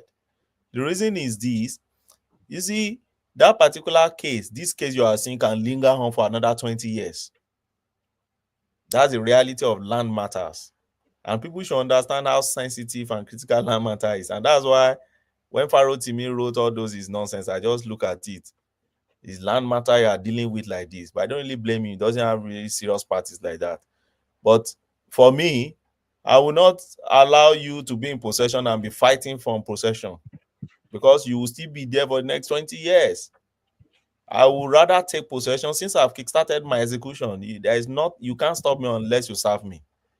And I will complete my execution, no matter how noise you use Peter Obi to make. Peter Obi is just one citizen out of almost 300 million Nigerians. I'll complete my execution and take full possession of my land. Then you'll be fighting me from outside. Why I take benefit of my land? After all, you've been taking benefit of my land for the past 15 years. Okay? And I'm not asking you to come and pay. Just still on that space, Ogbeni. So the judgment, the legal status of that land now, as it stands, it belongs to the lady. But Peter Obi is there with a camera crew, etc., etc. Is this not a case of trespassing? Is it actually not trespassing on that property? Well, it depends on what the lady is making of this. They are still taking possession. When you look at it, what they are still really doing is taking possession. And that's why I said, take full possession of your land, change the padlock there, take possession, and then let them fight from outside. And whoever enters your land after that becomes a trespasser. That's the way I see it. And then when you look at it too, I wonder why the man is saying, but Peter Obi is saying, oh, he can't find anybody here. Because when they saw the processes, one thing I think about, okay, you see a process and you see a lawyer there. The woman has a lawyer. He has a lawyer who carry out all these things, who went to court for the woman and everything. Put a court through to the woman. It's not for you to be expecting who owns this land, who asks you to come and demolish. No, put a court through, and then let them explain to you. Woman, do you know what I think about this land? I think this particular property has been probably having serious family tussle. You know, all this family ownership thing, everybody fighting. Unfortunately, maybe Peter Obi's brother and Peter Obi bought it from the wrong side of the family. From the wrong side of it. That has happened to me like about 3 times in Lagos. There was a land I purchased with a guy to develop in Bagada. That Charlie Boy, after that Charlie Boy area. And you see, that land was a very nice land, the only one undeveloped around that place. But it was a swampy place, so we recovered it and everything. One man, I can tell you, after about 5-6 years on that land, with possession throughout, free possession, quiet possession, nobody attacking us. One woman just came from abroad. Was it Sweden or Belgium or so? It's an Igbo woman. She bought that land years back, woman. and brought her document. We couldn't do anything, no, and we've spent money, you know, to recover such land in Lagos now. Heap of sand, heap of stones, heap that we put there. We couldn't do anything because when she brought out her document was genuine. And you know another thing, and we are fight for what they call, is it recertification or something like that, regularization or so. That's if you have your this thing, you go back, and we bought it from family member. Meanwhile, she had bought it years back and she has gone to government to go and get his own document out. We were still processing our own document out from the place. So our title is better than our title because, yes, we bought it from the family, but our title predated our own, and at the same time, she has regularized with government. So, and then they told us they packed some of the documents to allow us, all these things, the way they do it. And so that's why they couldn't find our own on computer when they were doing our own. Eventually, one man, what we did was to settle with that woman, and both of us settled together to develop that place and then sell it and then cash out from the place and leave the place. So these things happen a lot in Lagos because of, land dispute is a very major thing in Lagos. But the one that marveled me most is Peter Obi making sentiments out of these, making noise out of these, more like politicized. But that source is one trick, isn't it? It tries to whip up sentimentality around everything. It's too silly. It's just so silly. And it's blaming Lagos State. It's saying it's Tinubu. It's a dispute between two private individuals. Yes. So to the point that Lagos State has to be releasing prestige. Anytime they demolish any property in Lagos, this guy turns it into one of these things. Say, we are finished in this country. This country is finished. Is this one? And you are attracting investors. We want to attract investors to the country. Which investors? Same you that went to Lagos, to US and London and be demarketing Nigeria. So you just wake up now and just realize that we need to attract investors to the country. So, Benny, one more question, please. Okay. One more last question. All right. Okay. With the discrepancies in reference to the CFO, we are having right now. The first one is the plaintiff. According to, I think her name is Mrs. Deborah. This is what she used to, to obtain the judgment. She, she presented the certificates of occupancy, and that's what court used to give her the judgment. Then, is that Next Food or P2B brother, according to their lawyer, they said they did obtain the CFO lawfully in 2011, and with the concept obtained in 2023 from the governor. So how can we resolve these discrepancies between those two things? How can that happen? How can two people have man of CFO? Yeah. Man of Presi, I just explained my own. I'm not even aware of this. I'm not even aware that Next Food has produced its own CFO. Yeah, they according to them, say 2011 with the governor concept in 2013. Okay. So what I've seen so far from Next Food is deed of assignment, not CFO. I don't know that their CFO also is out. But if it is deed of assignment is not CFO. So don't equate it. Yeah, they say CFO. They didn't say deed of property. They didn't say. They didn't say that. I spotted. Now I've not spotted their CFO. Is deed I saw. Yeah, I'm just saying what they claim. You know, if it is, I mean, I'm not there, so I can't say. Have they put the CFO into public? Is he I have not seen. I'm just saying what they said. I wanted you to comment Well, the if lady that's possible. CFO is right there, and I don't think two people can have the same title registered with one has to succeed the other now. in They can't Lagos. be in tandem. Yeah. in Well, Lagos. don't you think if the lawyer can make this claim, you know, if it is false, he can be disbanded because it was stated by the lawyer, not even Obi or whatever. It's the 2011 when when the lawful assigned to them. Then the governor concept obtained in 2013. This is from the lawyer. I think he said That's we the have thing. our title. I don't think he actually mentioned. He said we have our No. document. He said, one man. I'm telling you what I read or what I heard. C of O. There's different. Yes, I know what I'm talking about. One man. So but we saw him being interviewed just now. Well, I don't know where. I mean, okay, but I'm telling you what was documented. But anyway, go ahead. So if he said C of O and they have C of O, I believe they should have put it on in the media by now. I've not seen. The only C of O I've seen is the C of O of that woman, and that C of O of that woman self, I question it a bit because I'm seeing something like 2025 there. So my question is the C of O just out in 2025? I saw something like 2025. So because that land, according to them, was obtained in 2011. It showed February.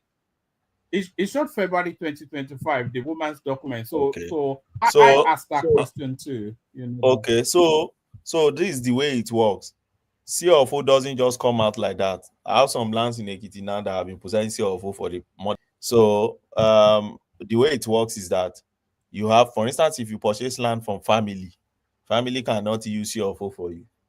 So once you have the consent of the family and you have the consent of the principal persons there, then you from there you go to the you move to the, in some places they tell you have consent. In my place now, you have consent of the traditional ruler there too on that land, and then you go to the registry to go and register it that this land has been assigned to you. The reason is this: every title to every land belongs to the governor, but because we also recognize customary ownership of land which belongs to the family are allowed to assign it, then governor is allowed to give consent, and then he use your. In most cases, they don't really use your for a long time.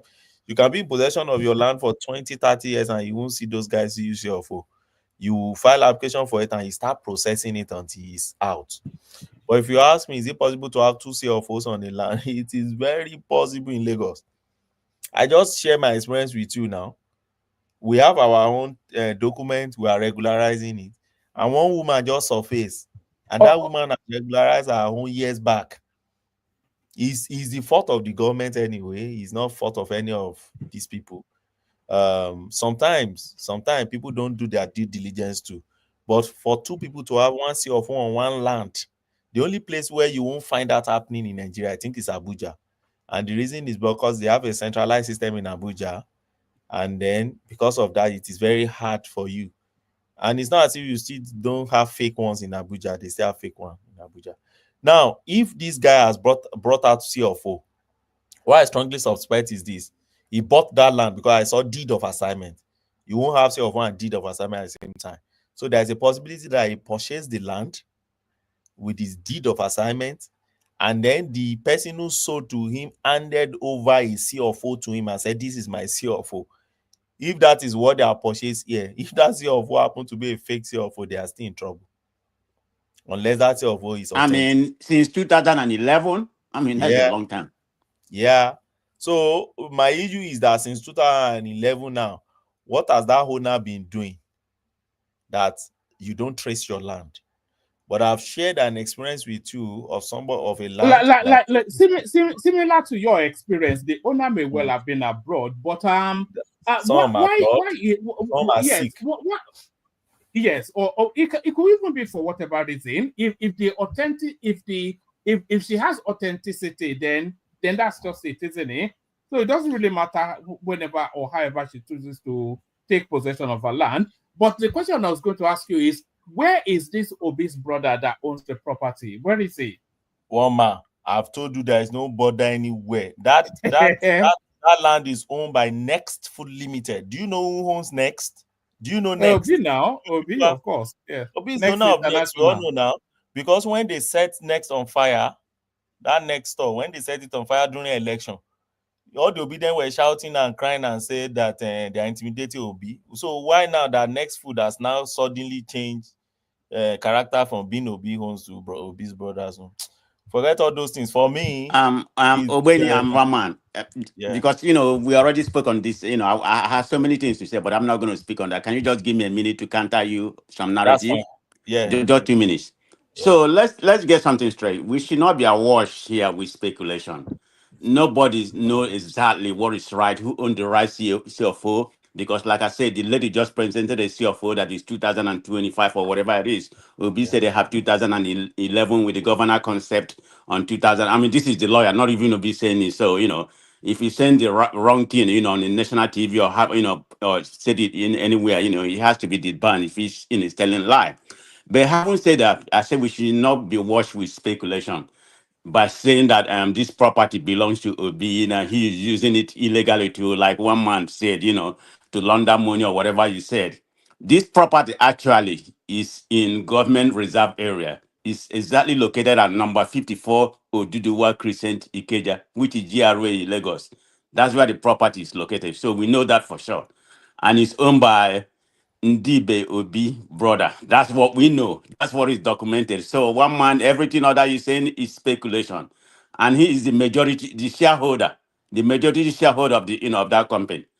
So every other thing you say, like I said, let the people listen. It's just a speculation. You don't have fact to back up what you're talking about. But we have some documented fact to back up this, So that part of your narrative is a hogwash, in my own opinion.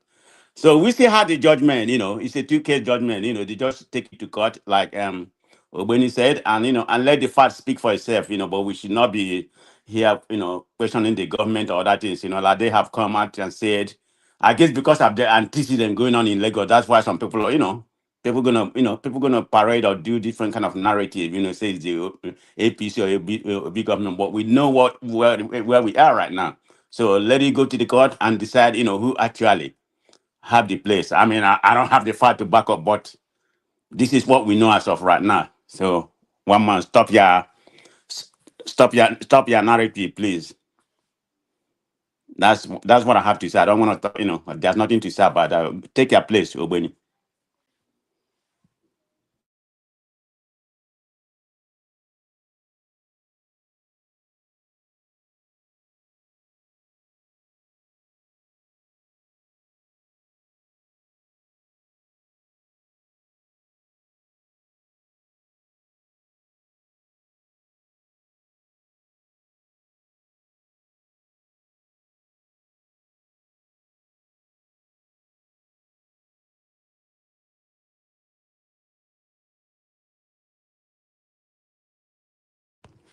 What's going on? Is the guy speaking? I can't hear nothing.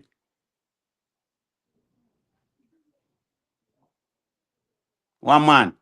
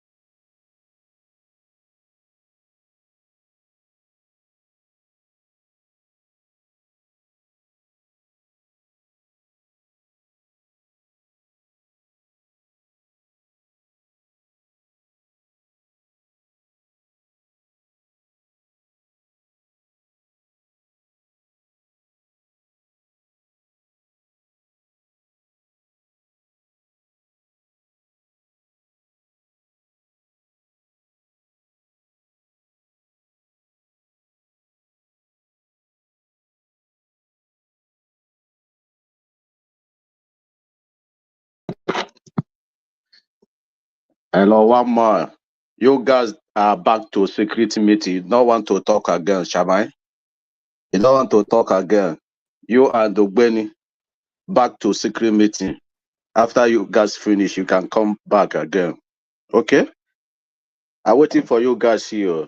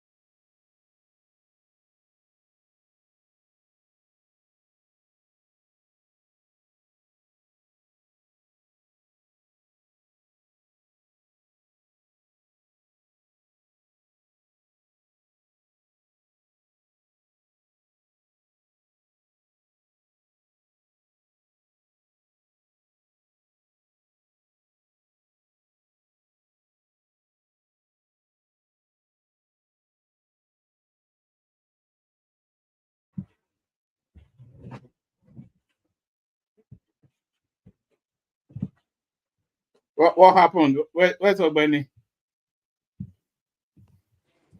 I mean, we are here. I don't know what's going on with you, one man. No, sorry. I want to get something.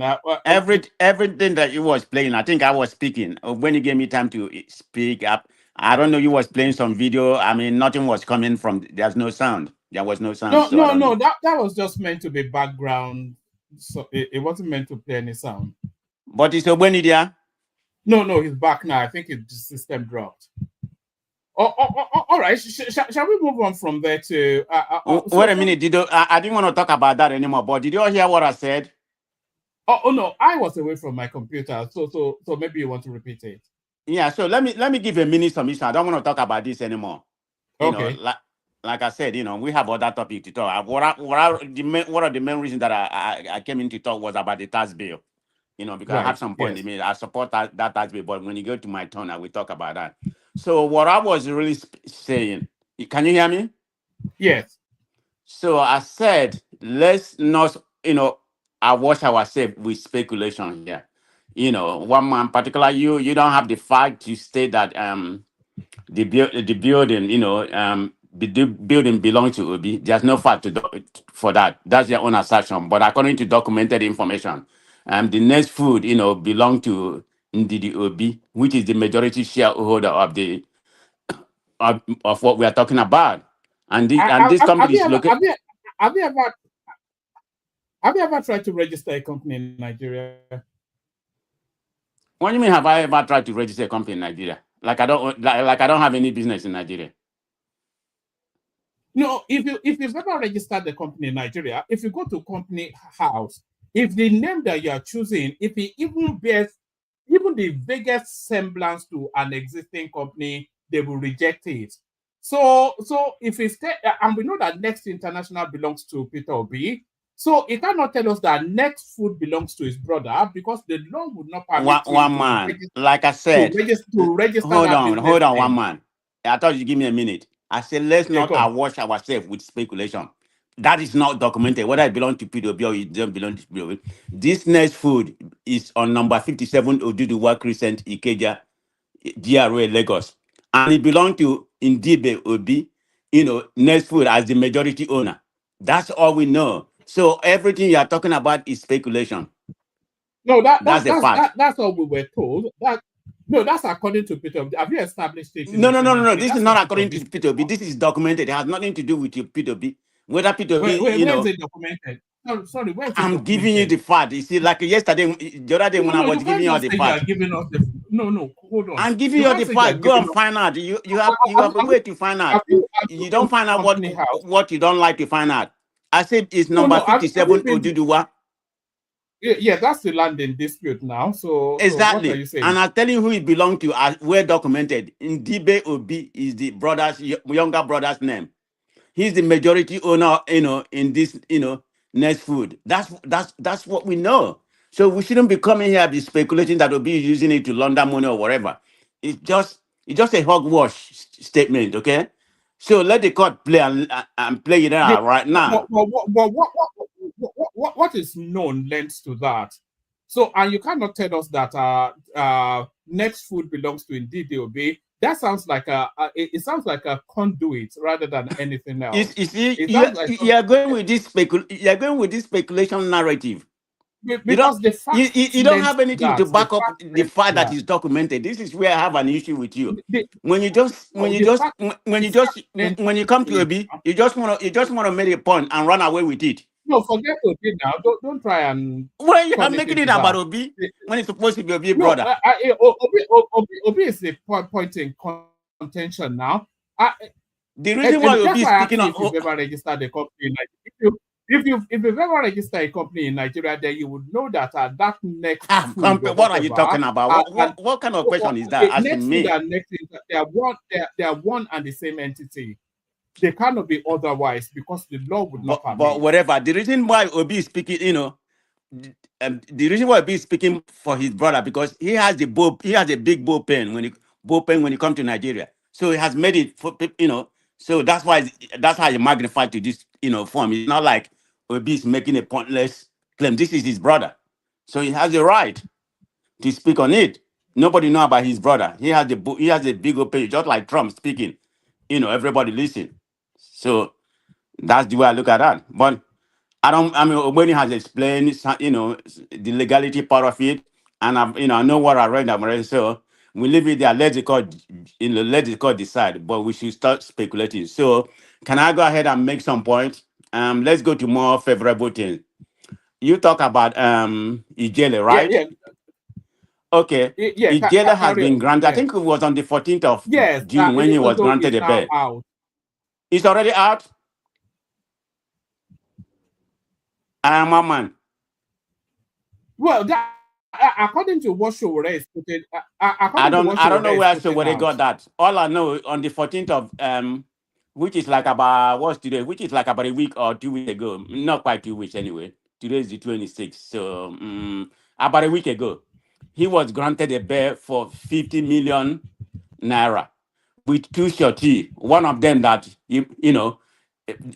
somebody who own a property in Lagos. I don't know why they put it in Lagos when the guy suing him is from Owerri. Then the other one he must have levels, I think level 14 of civil service, at least level 14. So it's too shorty. So I don't know if he has met it. Whether it's out, that I don't know, but at least it's a good news that he has been granted, a bail. So that's it's a good thing. Whether it's going to be able to meet that 50.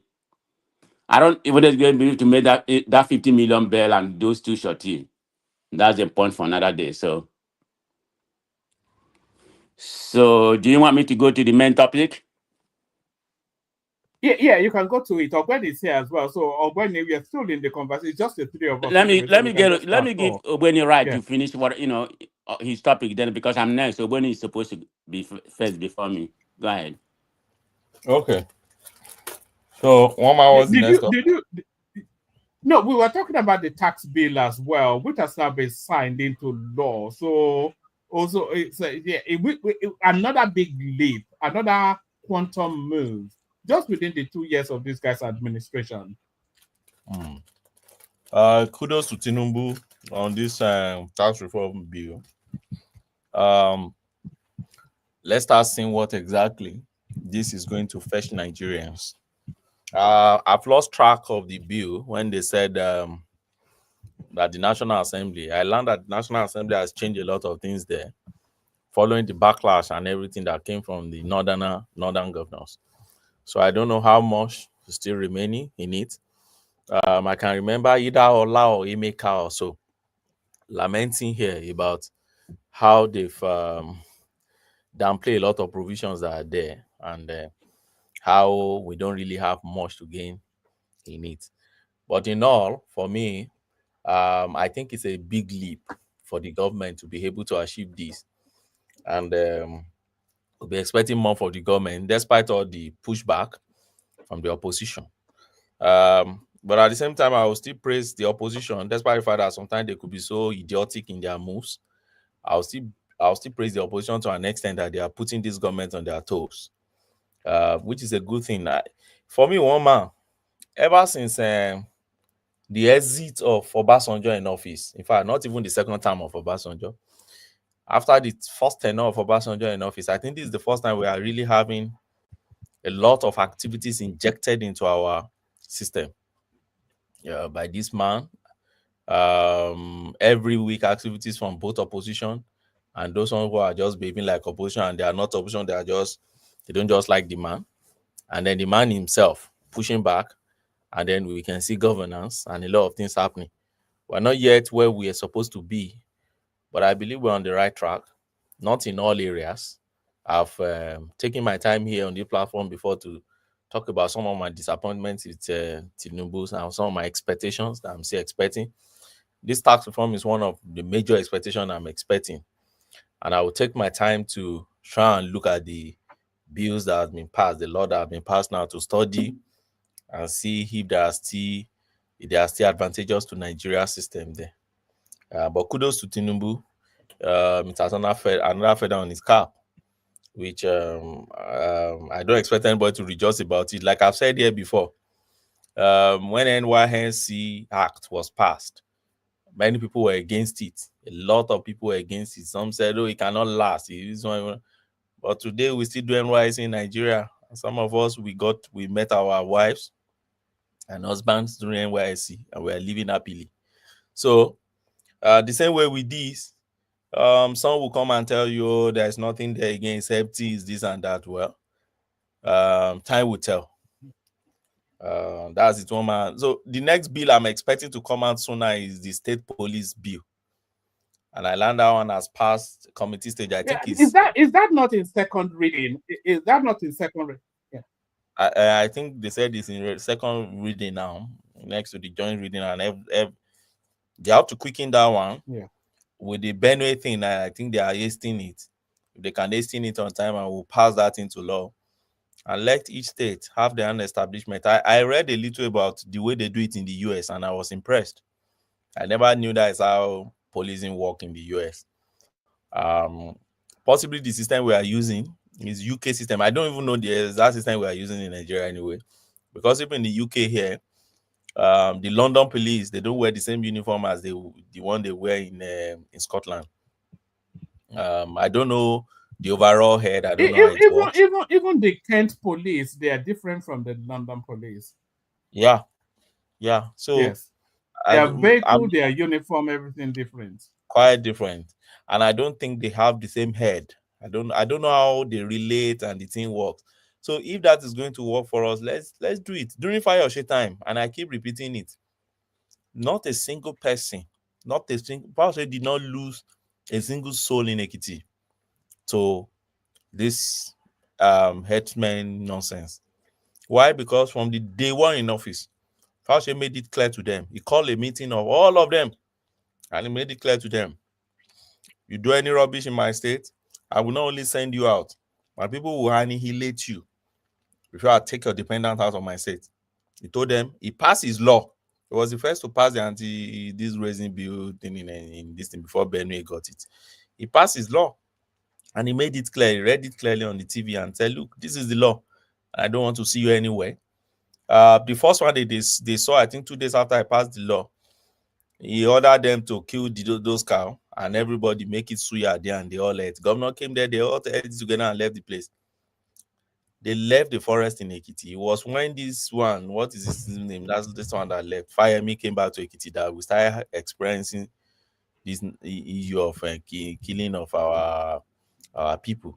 So if we can have that, and the governor is in control, it is even at that stage you can really say governor is the chief security officer of his state. Really, in the real sense. As it stands now, you can't say governor is chief security what? You can't even command the commissioner in your state. At best, you know what they give, what governor have? They have access to intelligence. So whatever is happening in terms of security in their state, I learned that they submit it to their table on a daily basis. And then if there's any issue, they call for security meeting and they call the commissioner.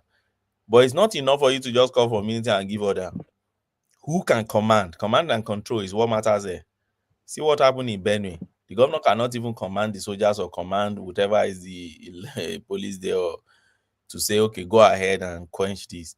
Unless they call the IGP give them final order, or AIG or DIG or whatever to give them final order. Those ones maybe they are with their girlfriends in this thing when things are happening and they just put their phone somewhere and nobody's giving any command. So that's it, Mama. That's the next bill I'm expecting to be out. The bill. And then I'm expecting them to also increase that loan thing. They need to increase the money they are pumping into the loan. And they need to start... Which loan? The student's loan or the credit loan? Yeah, student loan. I think they need to spread it more. 3 of my cousins applied. They gave only 2. So when I asked the third one, what's the problem? They said, I think, is it the quota for his area? They've exhausted it. But they gave those 2. They didn't know anybody. Nobody. They just applied. In fact, they did not even want to apply. Those poor boys. So they gained admission to a very good federal university and they are just dilly-dallying. I was the one who forced them. They said, they will not give them, or they won't give them, all these people, politicians. I said, go and apply first now. Why do people distrust government so much like this? 3 of them applied. They gave only 2. So for me, I want the government to increase funding for that thing and let them expand the net. But beyond that, I think they should the federal government should probably take over primary education and then make it free the way it should be. But I think they should find a way to monitor primary education. Primary education in Nigeria is almost dead. There's nothing really going on in diocese. But I give kudos to Alex Oti in his own state. I learned that he's doing very well in his own state. I had one of my hands that went to Abia recently told me that the man is doing very fine in terms of primary education in his state, and children can't roam the streets during the day in his state. If they pick you, your parents are in trouble. And so he's enrolling people in primary. And that's more like our policy, And so I give kudos to him, to the guy in Abia based on that.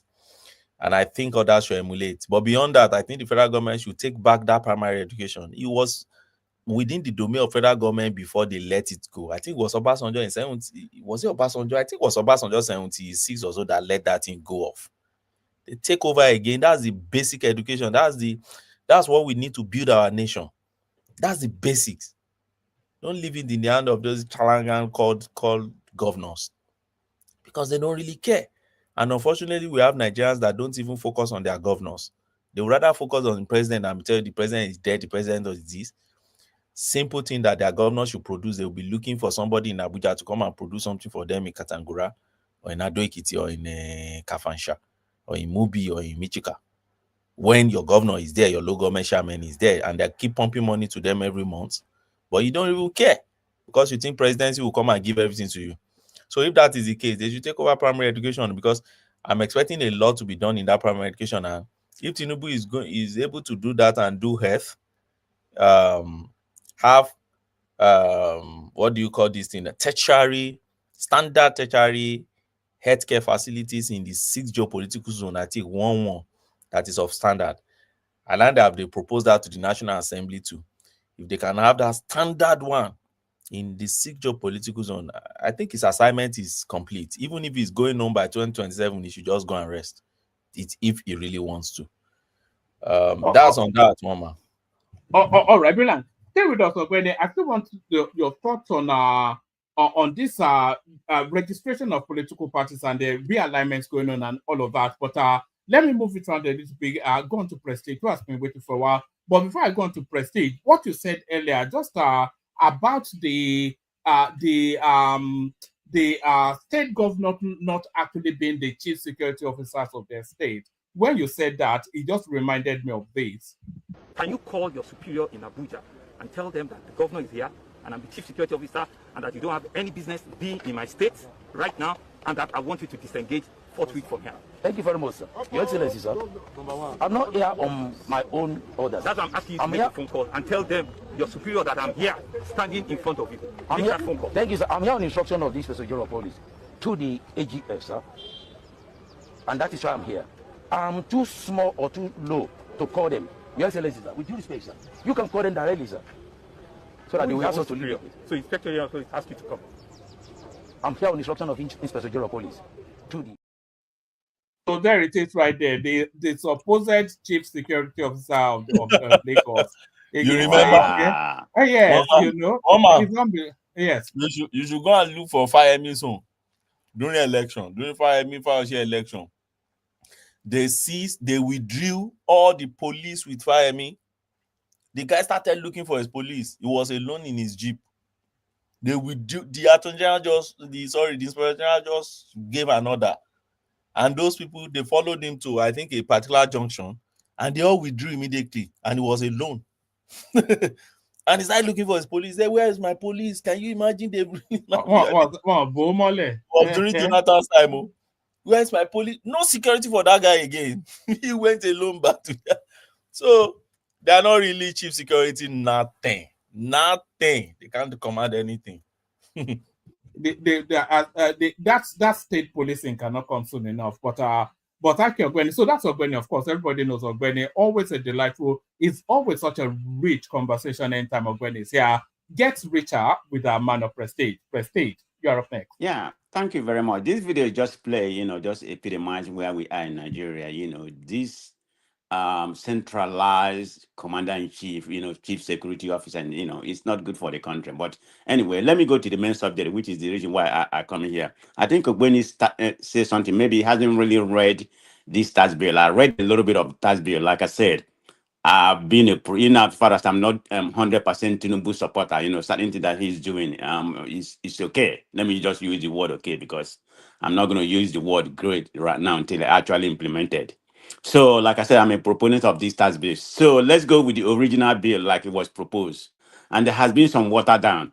And the area where it was properly watered down is the area the Northerners, disproportionately opposed, because they think, it's going to reduce the fund they are getting, because they believe they have more low-income people.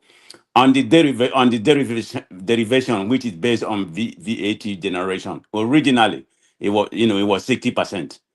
Population 20%, equality 20%. So the reverse bill that has been passed, that's where I say was watered down, almost about 50%. Now derivation is capped at 30%. You see that? So the Northerners, they are probably gotten what they want in that regard. So, like I said, derivation right now is now being capped at 30% instead of 60%, because who are the people where this derivation is coming from? Is it not the southern rich state, particularly Lagos and River State? They're the one that should have benefited from them, because that's where that's where this money is come from. But right now it has watered down to 30%. So can you say the Northerners has actually won in that regard? So that's where we are right now. Equality has been increased from 20% to 50%. I mean, you can fact check me now if I'm wrong. Population is held at the same thing at 20%. So two of them, equality and derivation has been changed. They actually, went up and down, which is what the Northerners want. So in actually, they have, if there's anything like winning, they have won, I guess, because they have more power, they have more population, whatever that may be. So they got somehow what they want, because initially they wanted to be zero, but this is where we are right now. So this is the present thing that Tinubu signed. And I'm very happy about the tax bill. Like I said, I'm a proponent of the tax bill. I support the tax bill. On paper, in my own opinion, it's a pro-poor provision. That means it's going to help the poor. It's going to ease the burden on lower income individual. And it's going to raise the tax on the rich people. I mean, Nigeria need to pay tax, but with this thing, I'm going to put a caveat there now before I make any statement. It has to be implemented. You know, when you come to Nigeria, it's not about policy. This is the problem I have with Tinubu. They have good policy, but the implementation has not even been a shadow of itself. You know, so if this can be implemented, I'm 100%. I've been saying it. I've never equivocate on what I'm saying. Right from the beginning, when I read it, I understand understand the modality behind it and everything. I always supported it. So, like they said, I don't. From what I read, they said anybody making, I think, about 800 per month, which will equal to about, I think, about 9.6 million annually. Is going to exempt from tax. So that's a lot of the poor people is going to be exempt for tax. And there's some like a zero. I think zero VAT. It will apply for essential food, healthcare, education, accommodation. So this is going to lower the cost of everyday expense for the overall poor people. So it's going to definitely help poor people. That's the way I see it. In order not to go in more detail, which I don't have more far, but the little that I have, is a good tax bill. That's the way I'm seeing it. So there's no doubt about it. I'm not going to come here because I'm not for Tinubu or whatever. Presently he's our government. I mean, sometimes I bash him, unnecessary, but it is what it is. This is probably the first bill, or his first policy that I'm 100% in favor of. I know it's going to help the country. We need it, but I'm still gonna, I'm still, I'm still. What about autonomy for the local governments? You don't Well, like we're that? talking about. You're against that. It's not. You're talking about the tax bill. Why do you want me? Why are you shooting the goalpost? You want me? I've never said that. Now I'm still talking about No. the You tax are bill. saying you said that's his only policy that you're aligned with. Yeah, But because that has not gone to this stage. I've not seen how far that one gone. Maybe I've not read much about that. I haven't seen I haven't seen how that is applied. If that is effective, because this is going to apply immediately because it's the law. So I don't know about that. I'm not gonna give me a kudo to what I don't know about or what I have not really do my research on. I can only speak on what I did research. How impactful I think it's gonna have. It's gonna definitely at least about 1/3 of the private and the private and the public workers. They are all exempt from corporate tax. Which is what we call the payroll tax or VAT. So they're definitely gonna have that. So let's see. Like I said, the implementation is the key, and the enforcement, the streamlining, and how to prevent any kind of leakage and corruption. They have to do that in order for this to work. That's the only I have my concern. Everybody know when you come to Nigeria, how things have been implemented is the problem. Because of fraud and other kind of things that may come into this scene. And I hope inflation doesn't affect it. That's another thing. And the broader, physical policy doesn't affect it.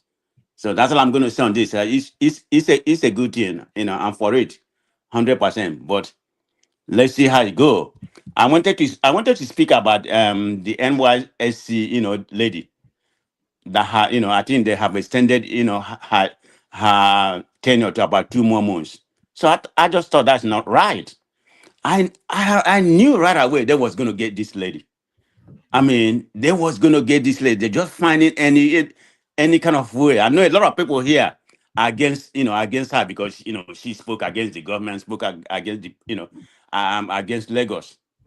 But it's a free speech. Did they say why? Why was her service extended by 2 Well, all I had, I have not really read it anywhere. It was just a speculation. They said because she did not maintain the protocol when you're in the service, serving the government, you're not supposed to talk. So, I mean, that's what people say. I have not read it from anywhere from the NYSC or, place, whether they say, I don't know if they have responded because according to what I had shown, we're supposed to go and protest. They're supposed to be staging a protest, So. That's show and protest, man. It's unbelievable. Well, I mean, I just feel like if it is true, now let me just put that, if it is true, this is nothing but a punishment masked in as a protocol because there's because she's serving the government or whatever, you're not supposed to speak. I don't see what that lady said that was wrong against the government. I don't think an extra 2 months is high-handedness now. I don't had think it's 2 months. I had it's 2 months. If I'm wrong, let somebody in the comment section or anybody correct me. No, I'm not saying it is not 2 months, but I'm saying that that's not high-handedness. 2 months is 2 but months. But it's still even at all. It's a week. What one man? You know what? Wait a minute, one man. Do we have a freedom of? Okay, you claim that we have a freedom of speech in that Nigeria, right. But is freedom freedom after speech, is it guaranteed? That's the problem. Well, you may have a freedom of speech, according to Idi Amin of Uganda, it's not guaranteed. Or freedom after speech is not guaranteed. But we are working on the assumption that is why they extended her. But what I was going to say, Prestige, is that even the 2 months is not going to be our punishment. Our punishment is when she tries to enter into the labor market with the reputation that she has. So who's going to employ her with the reputation that she already has? Well, look, I was speaking to a friend of mine today, and he said, well, it's not a bad thing that, that they keep her there for 2 or 3 more months because, she's going to be getting paid for that month. But if she has come out, she may not get paid for the next year or 6 months. So it's better for her to stay there getting paid for now. I don't know. That's, the person I was speaking is, it's Agbado like some of you here. So it's going to have that rationality. But that's what I have to say. What else you have? I think I finished speaking on the VAT. Like I said, I'm 100% for it. And we've exhausted the OB something. We exhausted the OB. Ogweni did a justice in that one, and I said my own opinion. I don't want to go. I don't want to go into that anymore. It's not necessary. So, yeah. Yeah. What you could speak to, Prestige, is this new political parties now being registered. Yeah. Also, man. One man. Okay. Thank you very much for reminding me that. Sorry. Also, somebody is trying to register. There are 2 attempts to register the Obedient Movement as a political party. I don't think any of those attempts are essentially coming out of the main body of the Obedient space, but 110 associations are registered with INEC, lodging with INEC that they want to form a political party.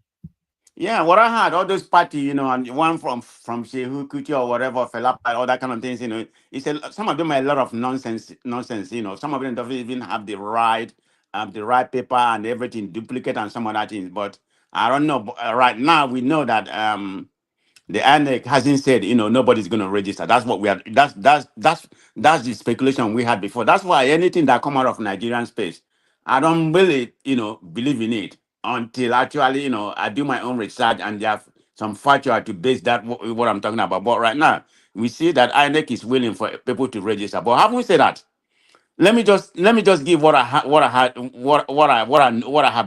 read about what's going on. It's not Obi is not going to be with whatever coalition they are doing, and I'm getting my information from a reliable source. Why am I saying this? Because come rain, shine or no rain, Atiku wants to be the president. Up to today, right now we're talking about Atiku wants to be the president, so he's not going to equivocate on that. And Obi is not willing to be the vice to Atiku, but of course, the obedience is going to run away from him. So he's probably going to form his own party. In other words, they're handing over Tinubu re-election guarantee, 90% or 100% guarantee. Because I don't think this coalition is going to happen.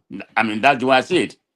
Atiku desperate want to be a president. It's already happening now. What do you mean it's not going to happen? Yes, no. There's a speculation that he may be another state man, and let the whatever coalition, took effect. Whomever wants to be the president without him. No, that's not happening. This is a reliable source. An inner source that was making this statement actually was today.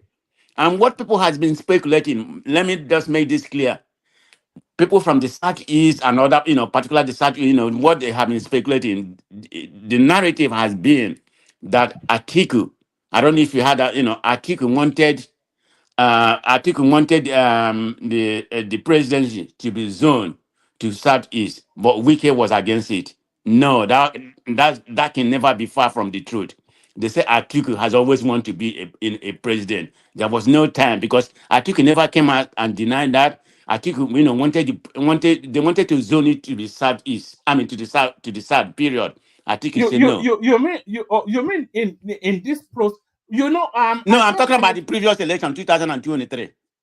Oh, because there has yes, been a speculation that it was Wike. They say Wike problem in that was more of a reaction. It wasn't like it was never. There was never a time that Atiku agreed to zone it to the southeast. But I proceed. Even in this coalition that they are forming now, what we're hearing, at least from Kenneth Okonkwo, is that they're going to zone it. That they're going to leave it open. For no. That's not what I'm hearing. I'm just bringing what I'm hearing. I don't have. I heard it from somebody, a reliable source. They said Atiku wants to be the president this time. So that's not going anywhere. Well, you say Atiku wants to be the president. Atiku is going to be the president now. He's already. Yeah. I'm just saying he wants to fight for the president. I'm just saying we are speculating. Hold on. Watch this. He is going to be president. Confirmation about our next president. I know ask Oracle. I want to ask Oracle now. Make I know how the next tenor could be. Because everybody the time say Tinubu go win the next tenor. If Tinubu go win the next tenor, make come down. Tinubu no go smell next tenor. It's sure for you say Tinubu no go win next tenor, make come down. Many people at the camp to APC. Tinubu no go still win second tenor, make come down. Okay, very dark man. Put time for the seat. Make he turn to our president because he did do good. Make you come down. No be very dark man. Make you come down. Okay, make we put Konkoso. Now he will be our next president. Make you come down. Make we put Peter Obi. Now he will be our next president. Make you come down. My own blood. Yaya Bello, now you go be the next president, make you come down.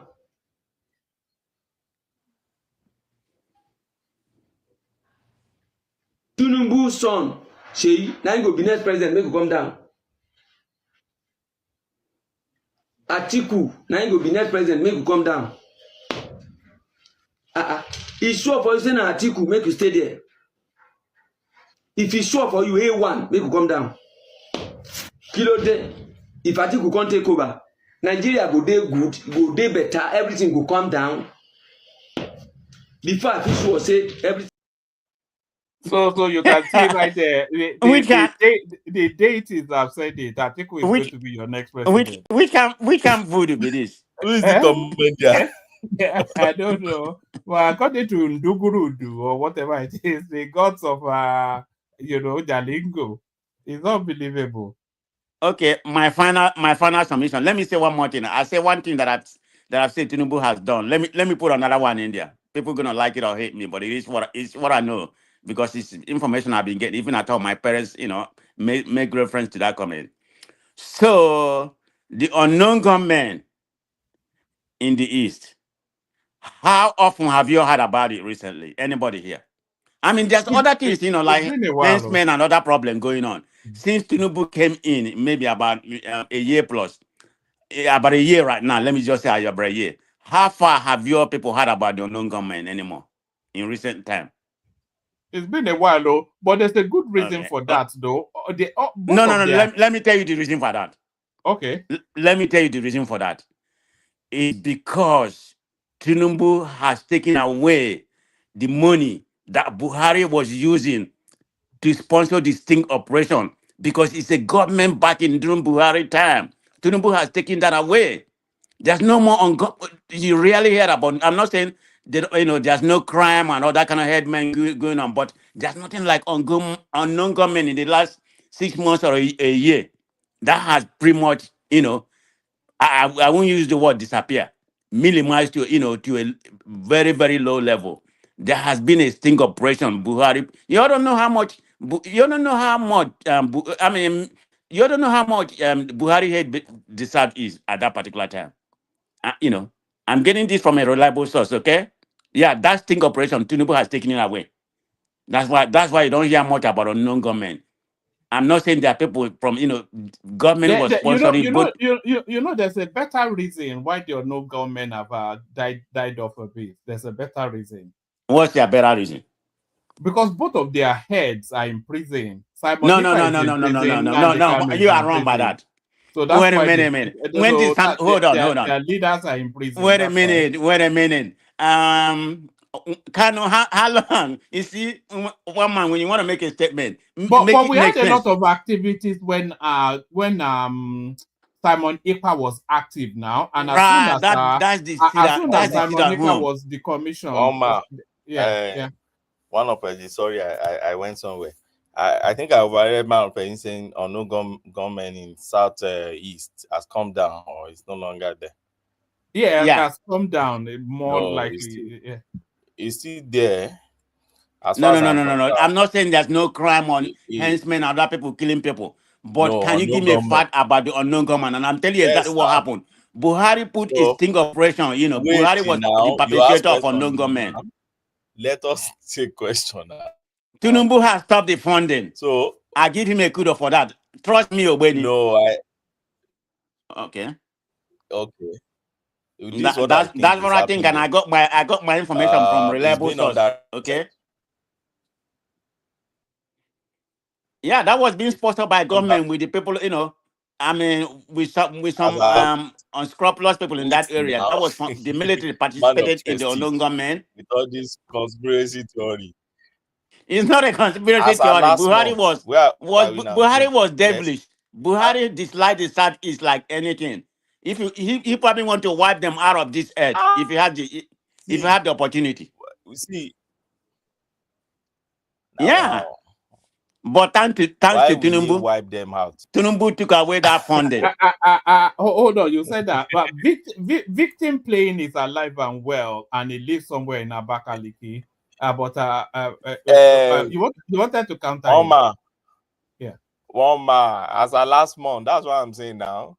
As our last month, I still got somebody who sent a news to me, a journalist anyway, from South Africa, that was telling me why is insecurity in the Southeast being underreported.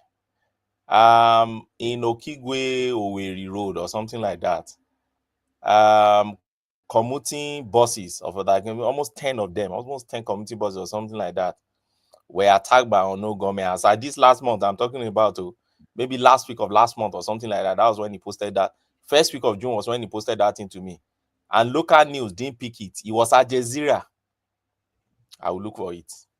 It was Al Jazeera. I'm familiar with that story. I'm familiar with that story. Okay. So if you are familiar, I'm not saying this, but there's nothing like unknown government has very much diminished to the level it was. I'm not saying there's no crime in the Southeast or kidnapping and all that. That's exactly what's more rampage right now. You agree that it's being underreported? No, I don't think it's been underreported. That was perpetuated by Buhari. It was a sting operation. Because this one I'm talking about, it was even Amnesty International that announced it, and Al Jazeera picked it. No local news picked it, and so many people died though. So many people. They said I have people, I have people in the Southeast that I speak with, But this one happened now. Did your people tell you about this one? I know about it. Talking about the one they burned cars and everything. Yes. Yeah, I know about it. One man, we thought about it. This happened like about a month ago. Yeah, like a month. Yeah, I remember I brought it here. One man, I was telling Zita. No government now. So why do you say? No, come here, but we brought it up. I was telling Zita, does this happen in Uguta? But he said, that's not true because we make it clear that it happened in Uguta local government area, not quite Uguta. Yeah, I said it here. They said this one happened to Okigwe Owerri Road or somewhere in Imo. I'm not familiar with that one. Okay. I'll look for it. My friend sent it to me. I'll look for it. But anyway, I mean, this is just my own opinion. What I think from from some sources that I have about this unknown government. Okay.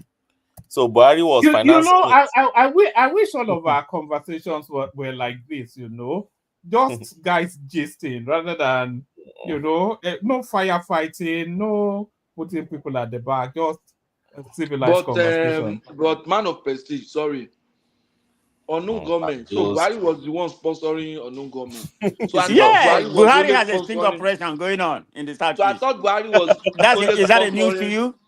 I thought Buhari was always sponsoring herdsmen now, Fulani herdsmen. No. Government. Because of Buhari dislike for the southeast, Buhari has a sting operation going on. Are you sure it's not the one sponsoring IPOB too? Jihad is a different thing. The Fulani want to Islamize the country. I'm saying, are you that's sure just it's well not documented. Are you sure it's not the one sponsoring IPOB? Who, Buhari? Eh.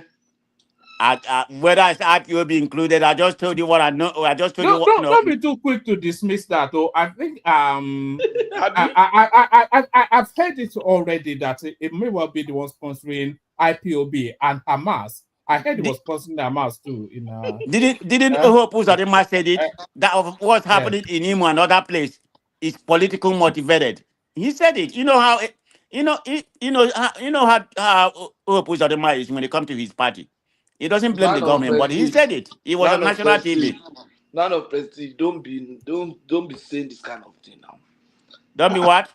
Don't be saying this kind of thing. You know, people like you now that you went to. I'm saying it. You did. People will trust you and all those things. How can you say Buhari sponsor sting operation is the one sponsoring your known government? Yes, I'm saying it. I'm not going to equivocate to that. Because of what? Because Buhari, to marry. You people refuse to give her a wife for what? Waiting. To quote Rufai Hussein, where's your empirical evidence? Where's the empirical evidence? I put it to you. I put it to you. Can you show me? I'm giving a Tinubu kudo for for stopping the funding. Don't give me Tinubu stop the funding. You ask me what am I giving Tinubu credit? I said number one, the tax bill.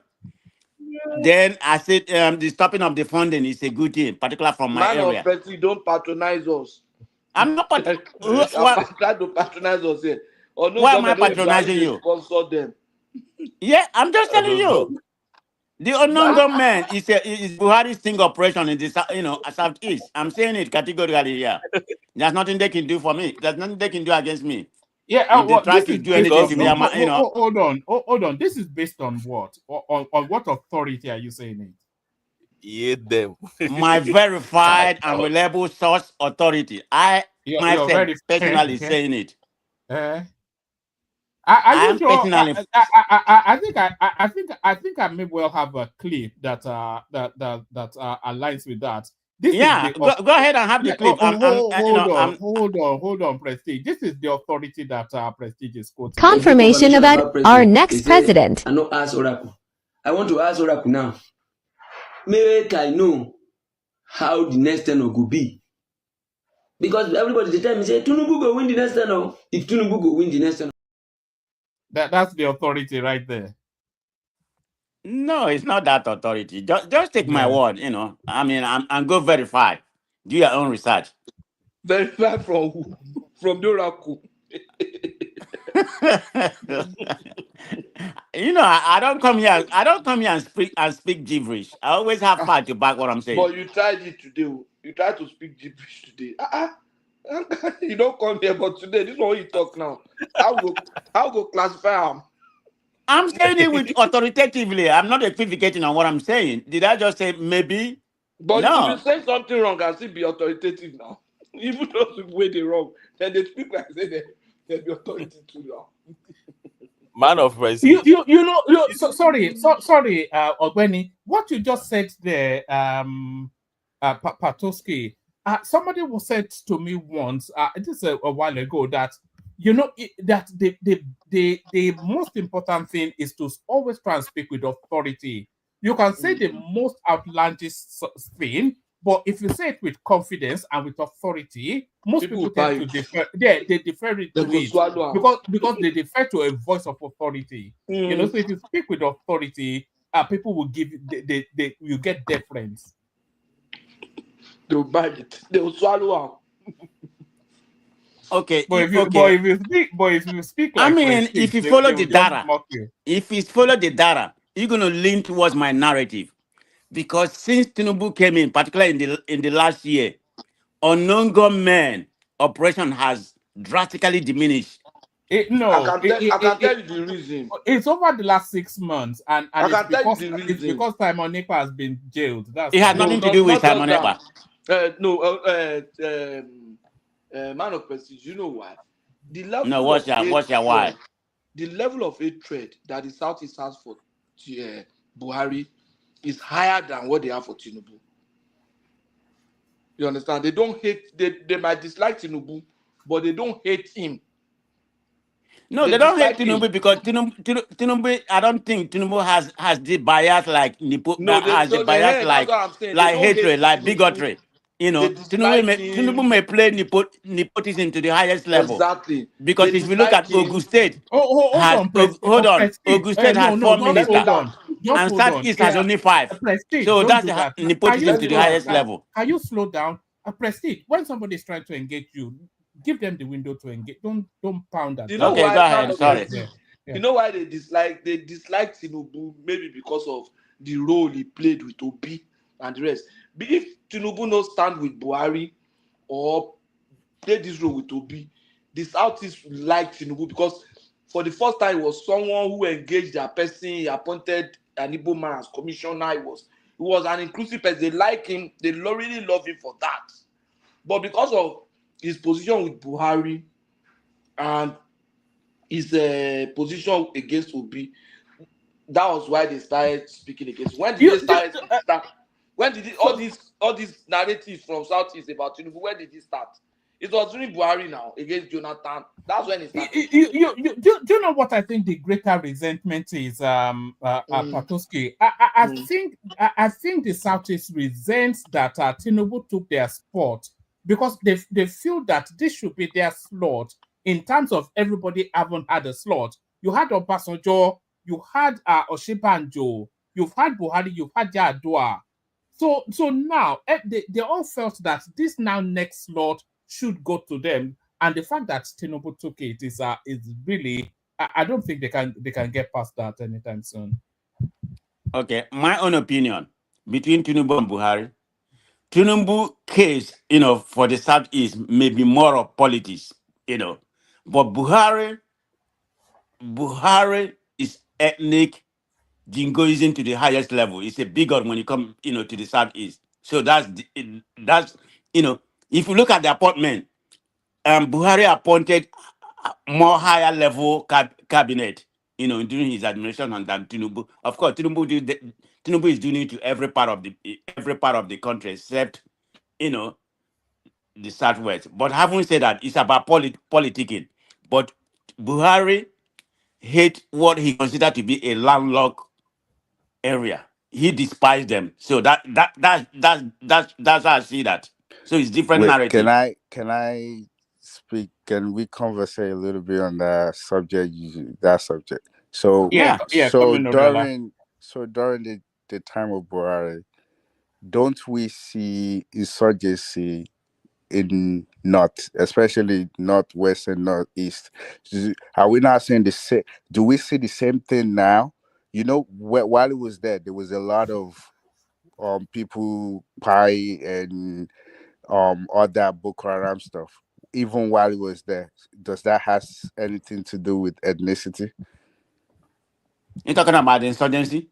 Yeah, while it was there was a lot of. Buhari different when it come to that insurgency and anything. Buhari is about jihadism. Buhari is a Fulani man, so it doesn't really matter about whether they are killing their people or not. But when it comes to the Southeast, it's matter of hatred, bigotry. That's why. That's the difference. It wasn't a terrorist people from outside the country coming to this. Your explanation does not hold water to me because it doesn't. But it holds water to me. That's your opinion. Yeah, that's why we're having conversation. That he's okay with killing his own people. Yes. And, well, you can't say that. I don't. I don't believe that. Do you know how? Do you know the origin of Usman Danfodio? The narrative coming from the Fulanese. You all are deceiving yourself here. I'm not against all Fulanese. After all, I have some Fulani gate men in my, you know, The in point my that I'm area. trying to make is Can I address that? the fact Can I that address that? you said no, you go after me. So the point I'm trying to make is you trying to give a scenario where you think the fact that a lot of stuff is going on in the East is because of he has ethnicity, he has to do with ethnicity, while anything that goes around his own place where he came from has nothing to do with ethnicity. So I'm just trying to, it doesn't kind of like Okay, let me it make it doesn't more really clear. make sense in a Whatever was way. transpiring during Buhari time, we're talking about Buhari, so let's take Tinubu out of this. I'm Was not more talking of about Tinubu either. what My right focus is on Buhari. was more of the jihadist narrative about the conqueror, the Fulani conquest. That is the ideology of Buhari. So whatever is happening, they can kill themselves. It's okay. In as far as the Fulanis came in and conquered the whole north, then move to the south. That's that's part of that's part of Buhari, you know, motive. The southeast is a different thing. Like I said, you know, he hate them, so he's the one, you know, having that sting operation in order to, you know, punish them. So that's different. It's a two-dimension stuff. So why did he hate them that much? Why do you hate them that much? Why There's a does lot of people Buhari that hate hate? different people. You Why know, we are does very Buhari tribal hate people. them? Hmm? They are very tribal people. Maybe because of the war or whatever, what happened during the war transport, something Because like of that. which You know, war? he believed the Igbo shouldn't have existed because of what they Was he the only perpetuated, person killing that fought Sadwana or during the war? Sokoto, you know, Abubakar and so on and so forth. You know, there's some people that still feel that way. So, and you know, didn't Buhari fight in the war?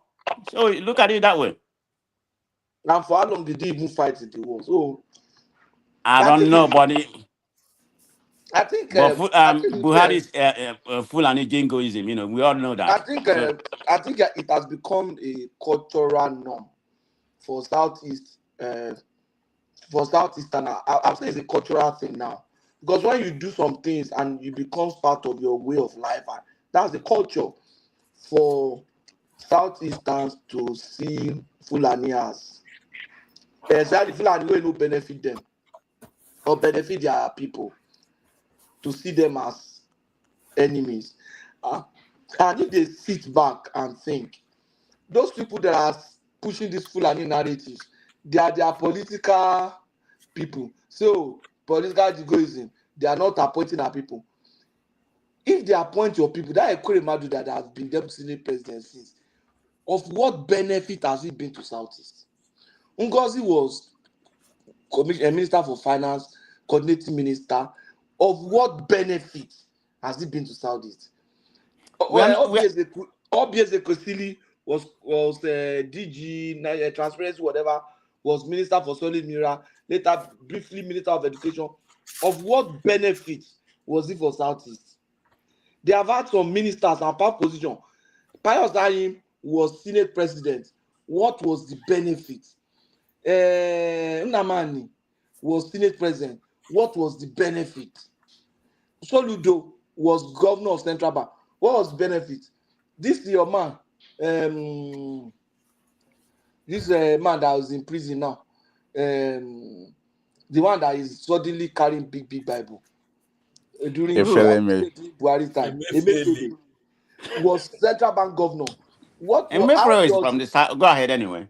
How does a Southeasterner or a Southerner benefit from that 750 apartments in Abuja? Of what benefit? When people say you appoint Yoruba, you appoint this one, I look at it and when Obasanjo was president of Nigeria, I was living in Abeokuta. I can tell you today, Ogun State gained nothing. When I mean nothing, I mean zero. Zero. Not even 1 inch square foot of road was paved. Not 1 inch of road was paved by Obasanjo. The Meji being speaker was more beneficial to Abeokuta than Obasanjo being president for 8 years. Nothing. When I mean nothing. Buhari even did something. Some even House of Rep even did something. Buhari did a bridge, second Niger bridge in Southeast.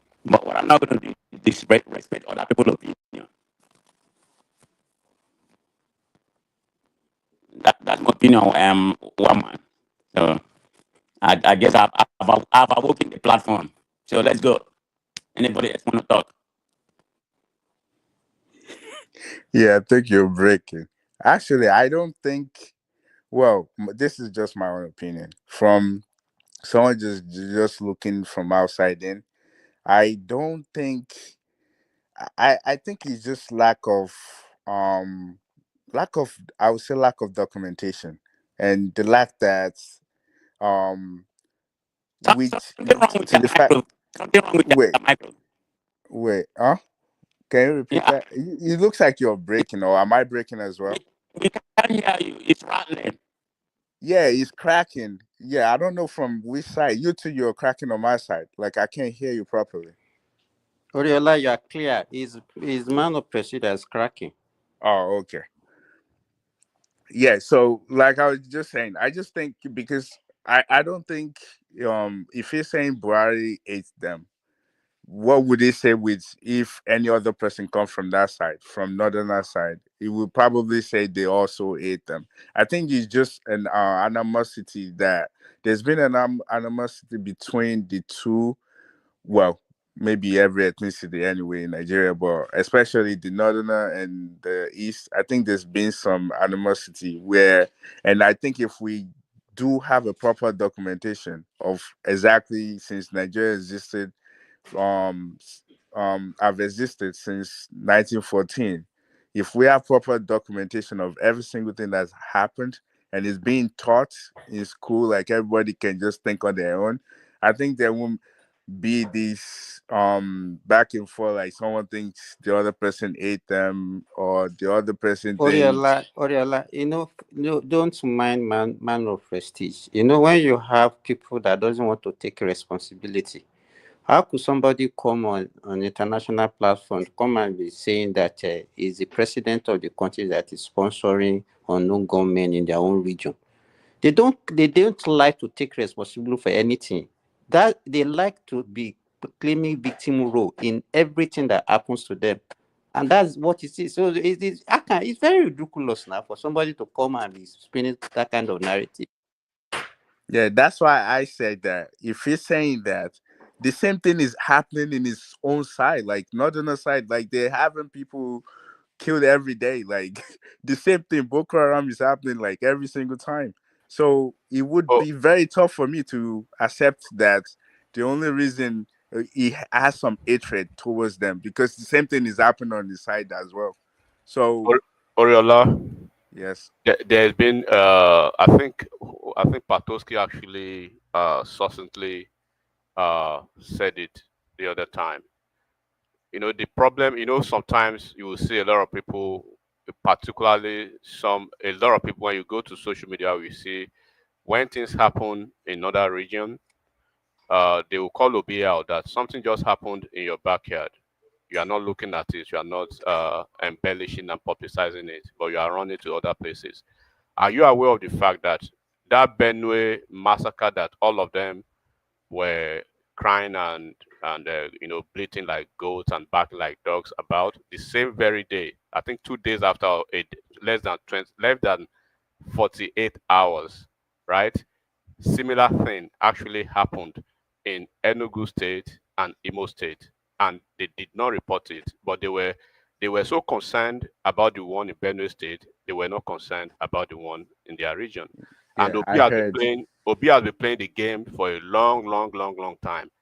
We will never be concerned about what happens within this region. And these unknown gunmen, right? If you have business in the southeast, you will know that it is still very, very virulent over there. But they want to underplay it and they want to underreport it. It's like they say, coordinated. It's like there's a coordinated and well-oiled machinery within themselves, right, to underreport it. And I don't know why they want to do that. They are supposed to report it so that Nigerians will help you and Nigeria can help you. But they But want to, enigmatic. yeah. Why are we all sleeping? Then why do we allow them to take the media from everybody? No, Let me tell you, this is not the first time. If you look at Nigeria history, the Southeastern have been using the power of media to manipulate things. No, So why the are we thing, saying they are under reporting it? If we the, have the our thing, own media, why are they not reporting it also? no, the thing is that, okay, what is the If you benefit look of? at the mainstream media, sorry, enigmatic in Nigeria, look at it, AIT, channels, Arise, and all those big, even It's newspapers. South or not Southeast. Yeah, what is No, it their called? own, South their, owns media in Nigeria. their If you South look at owns it, the I'm very. media. We are not doing ethnic something now, but you see that South pander more towards the Southeasterners The than any thing, other thing. yeah, but well, you know why? Do you know the reason? Do you know the What reason? are you saying? Say Arise. You want Do to you tell know? me Do you Arise know why? is not I pandering don't think towards so. them? Want to The tell me thing channel is, is not pandering the towards thing them? is AI that is not pandering towards them? Remy, the thing is that when you look at those media houses, right, there's a common denominator. The common denominator is when you hear most people, right, they will say APC, APC, APC, right? Most of the media houses, they are proprietors, they are PDP. And don't forget, Labour Party, of course, is a different political party, but it's more or less like an extension. When obedience, when Peter Obi moved to Labour Party, it's like an extension of PDP, right? Yeah. So they lean towards PDP. When you look at the narratives in most media houses, you will see the bias. It's a glaring bias against the APC. And when you look at why, because somebody was saying Buhari hates them. Does Tinubu hate them too now? And don't forget that you are even thinking the hatred is like started in 2023 on Tinubu. No, it started way beyond 2020, even before Tinubu announced his presidential ambition. Don't forget the entire NSAS thing was supposed to be an attack against Tinubu. Don't But forget. the guy is saying that. Sorry, the guy is saying that in Tinubu's time, it's come down. Yeah. Do you understand? He said in Tinubu's time that those attacks is not there anymore. So it's not like he's hating on Tinubu. Like, don't you understand? No, that's not that. No, It's somebody was. underreported. It's underreported. underreported. If you have I've things, said it if now. you have stuff going on in the southeast, you will know what it means. You forget what people are telling you on the platform. When do you go to? Have you ever? Do you go to Nigeria and you have to travel to the southeast and see things? Yes. Can I say something in reference to that? Not you just stopping back, not just stopping in Lagos and Abuja and you travel back to the US. Or you No. I have family in Owerri, which is the heartland of Southeast in the middle. So I know what's transparent, and I have hold on. I have hospitality business India, and now I have hospitality business in Port Harcourt. But having said that, I know what's going on in Nigeria, regardless I'm here. Yeah, okay? I do too. I do have families. No, you don't have as more information as I'm from the southeast. You're not from the southeast. I'm telling you, so you cannot just come here and be gaslighting people like you know everything. You don't know what's happening in my territory than I do. Hold on. No, you just come here and gaslight people. Why are you always mad? Man of Prestige, hold on now. If it's Lagos now, you will still tell us you know more. Don't mind him. Why are you always I never said I know more about Lagos. They have ever claimed that. Are you talking about? You go tell us. You go argue Lagos now. If they talk Obi property. No, because enigmatic is very infamous for this. Like he knows all part of the country. You are worried He's about. Come here and manipulate everybody. Gaslight with his lawyering mentality, and some people believe it. You can go and believe him for your own peril. And Matthew is not a factual person, and he just yesterday confirmed that he's one of the. Day before he said confirmed that he's one of. He confirmed it that I'm proud to be an Oroni, Lagos Oroni. He said it. I didn't say it. I can play it back to you. If you don't know what it means, go and learn. I am Omoluabi. I am Arunu to the core. If you don't go to the east and be speaking this your American English. So let me tell you one thing. You may have issues whenever I come to the platform, but that wouldn't help your life or reduce your life. Let me just No. Look, I don't even know you. All I know, you may be AI generated. I asked you to show your face. You haven't even shown your face. Let's show our face. If you bold enough. Stop now. Show your face because the guy is so arrogant and Why are you worried about me? Why are you? Because you may not be a real human being speaking. Are you gay? Why are you worried about me? Who me gay? Oh no! Look at you, gay. Let's talk about gay. Let me speak, man. Let me speak. Whenever I come here, relax. I'm not taking your wife from you, and you're not taking mine. Chill, dude. Just calm down. So the thing is that you man of prestige, right? I can tell you wholeheartedly, you don't even know your region. You left Nigeria at 19, and you are 50, almost 60 years old, right? So when I tell you, it is not what you read, it is not what they tell you.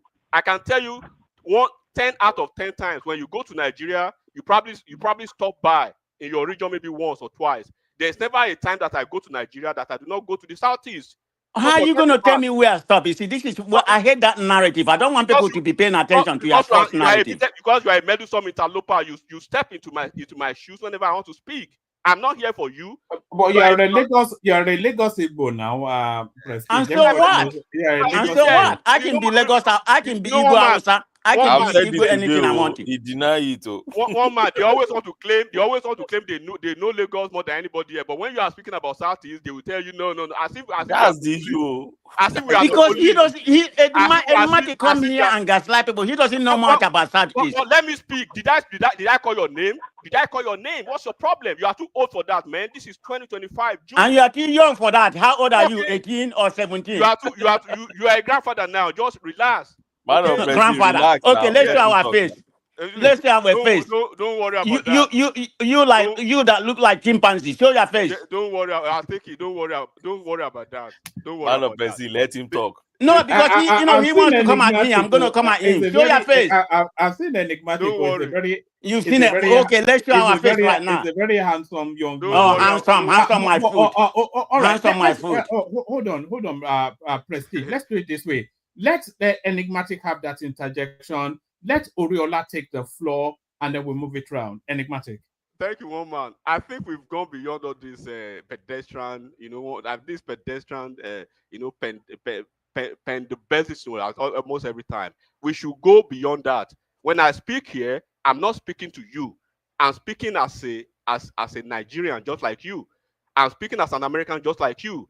I'm speaking like a concerned global citizen, just like you. So if you are so irritated by what I say, close your ears or reduce the volume of whatever you are listening to so you don't listen to my voice. Don't take it personal, dude. It's not personal, man. Okay? So let me tell you what it is. When you are talking about appointment or whatever, and we've always tried to drum it into your ears and the ears of anybody who wants to listen. Even Barack Obama stated it clearly in America. In every election, there are consequences, right? And when you go by the Ogbeni who is still practicing, right? He can fact check me. The Constitution, what the Constitution tells the president is ensure every state is represented in the cabinet. It does not say ensure every state has one or two or this number of representatives in the cabinet. So when you are trying to select people who will work for you, right? You consider the political angle of it, and you consider the economic angle of it, and you consider every other angles. So on the strength of the political angle, do you have representatives from your region as stated and defined by the Constitution of the Federal Republic of Nigeria? The answer is yes. You have one minister each from the 5 states of the southeast. If they are third ranking minister according to your own definition, or if they are whatever the way you want to see it, that means absolutely nothing.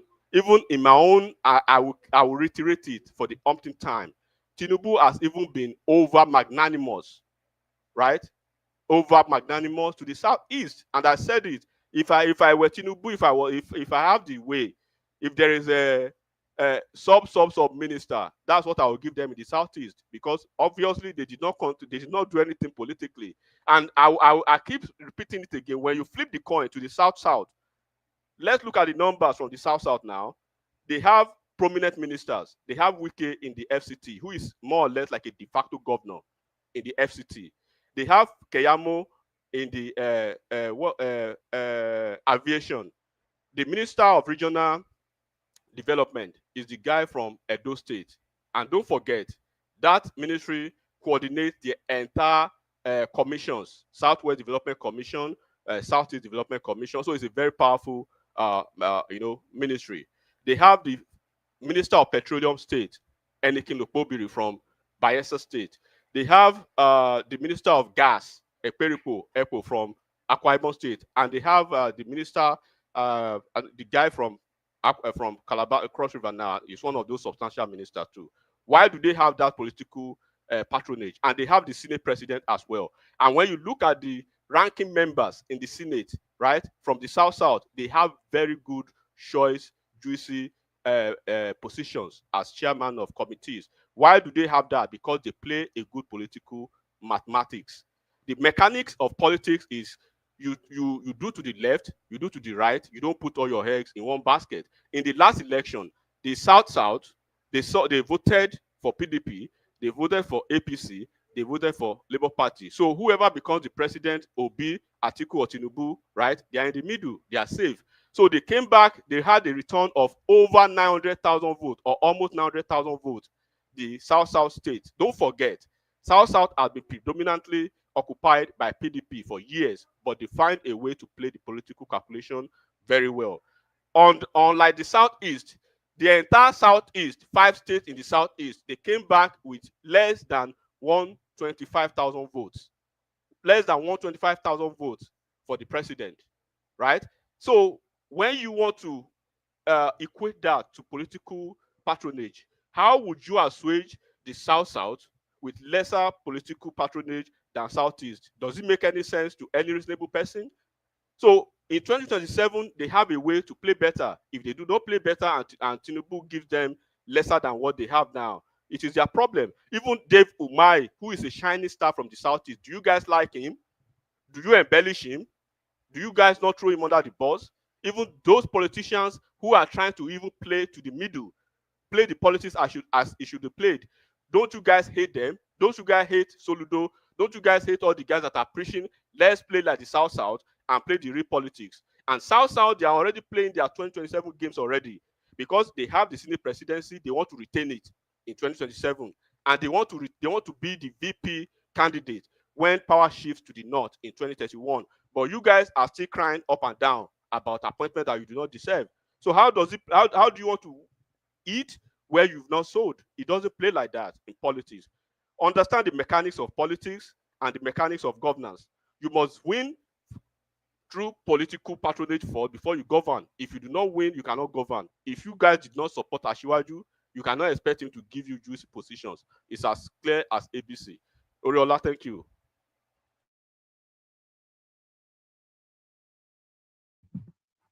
All right, Oriola, you're up next. If you're still there, Oriola, floor is yours. Yeah, I'm still here.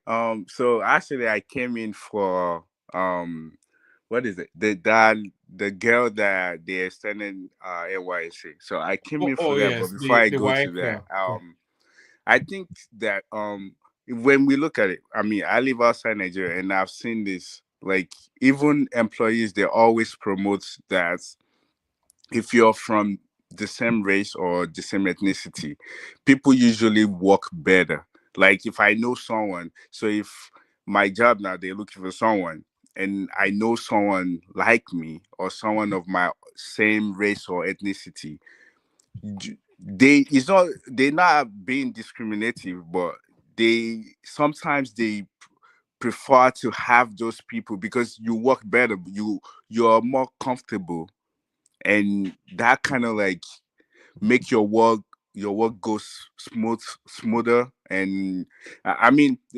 well, the point I'm making is the fact that I think this ethnicity thing, we take it like I think the way we take it, we shouldn't take it like that, because a lot of people are more comfortable with people they know or people that they've associated with or people of their own stock, people that come from their side. I think that's how but if that environment is not beneficial, there's no there's no success of having them together, then you might question it. But if it's there's something is coming out of it, I think I wouldn't I necessarily, I mean, as long as they're what's the word I'm looking for, as long as they're not only capable but they're good for the job, they fit the position, I think we shouldn't really bother. But I know like there's something about constitution that you have to go around and shop around and make sure everybody's involved, which is good. Diversity is always good. But when you look at Buhari himself too, like a lot of people that he hired, especially people around him, they're people from his side, and we can say that about all other past president as well. And when you look other countries as well, even countries that they think they're very race-wise diverse, you will see that when you look at people around them or people they work with, majority of the time, they just choose people that they're more comfortable with. Because when you have people that you're maybe culturally you're not fit, or maybe racially, or maybe ethnicity wise you're not fit, then there might be a lot of conflict because you have to work things out. So me, I don't really think a big deal about it as long as people are doing what they need to do. And I know like this power thing is not like you're there forever. If you Oriola, can I rotate ask to you a question? another, A second. huh? Can I interject? Yeah, go ahead. Okay. I mean, I like your narrative, but I think you have to look at the space where we are coming from. Like where I'm in America, Trump populated his cabinet. Where do I want to start? From the chief of staff to foreign I know. affairs, and to attorney general, populated with Florida. I mean, because he just moved to Florida maybe about 6 or 7 years ago. But he populated his cabinet with people from Florida. But that's different. In Nigeria, we're very tribalistic people. We have an ethnic narrative. So you don't think it's good to spread it around everybody equally, in terms of big cabinet or whatever you may. So you don't think nepotism Man is of not a bad thing in prestige. Nigerian space? Man of prestige. I don't support you in this part of this argument because Okay, you just can't go you ahead. can't give you can't give people's responsibility to people who have not invested in your project. Do you understand? You can't, again, because you need to be accountable for it. If you give someone a post and the person steals all the money, what will happen? You're still going to be responsible for it. Do you understand? So realistically, I mean, let's be real. That argument, it doesn't matter. At the end of the day, it's politics. What the Southeast needs to do is learn to play the politics and let's stop this. Do you understand? Play this politics. You still have an advantage. You have the South there. You have the Southwest there. Play this politics. It's easy. You can't be emotional about everything. And all the past, like for me, I think all the past is gone. It's past. Play it the way they need to play because these days it's gone double. Do you understand? So in this way, I don't think you blame Buhari or even blame Tinubu or They anybody will never, because if I have the responsibility, they will never be able to play that politics until they get over the Peter Obi phase. I think the Southwest will only come into politics post 2027. After they get rid of Obi, then they'll come into politics. But with Obi still in that's play, what I just think. they will never be able to, because Obi is an ethnic something narrative. So they need to get over that one first. But I don't think so that they will get over it. The fact that we don't have a proper documentation of single thing that's been happening. So history have a way of repeating itself. It might not be 100%, but we still, because every single thing that we're seeing today has already happened before. And the fact that they block us from knowing that while we're younger, that's the reason why it's happening again. And if our own generation continue, that our own kids will prevent them from knowing what's happening today, is always going to continue to happen. I just think the only reason why this thing we see it as a big deal is the fact that we we didn't read about it. It's not like something that you go to school early age. It's right in your face. You know every single thing. Like it becomes like a Bible to you. If it All right, becomes Oriola, you have 5 minutes. I want to try and move it around all right, quickly, so that we then open Please, it up. can you talk on this NYC lady? What happened? yeah, that one I want. So I think we have one problem thing in Nigeria is like we see other countries and we believe that just because they say everybody is doing democracy, and if they're doing it one way, that's how we should do it as well.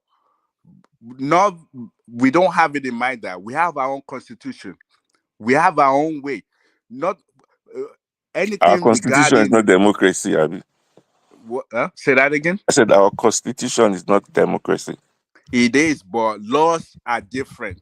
What applies in UK is not the same thing that applies in United States. United States have Bill of Right, like first 10, like 10, like once you're little, you know that off ed, you know what it is.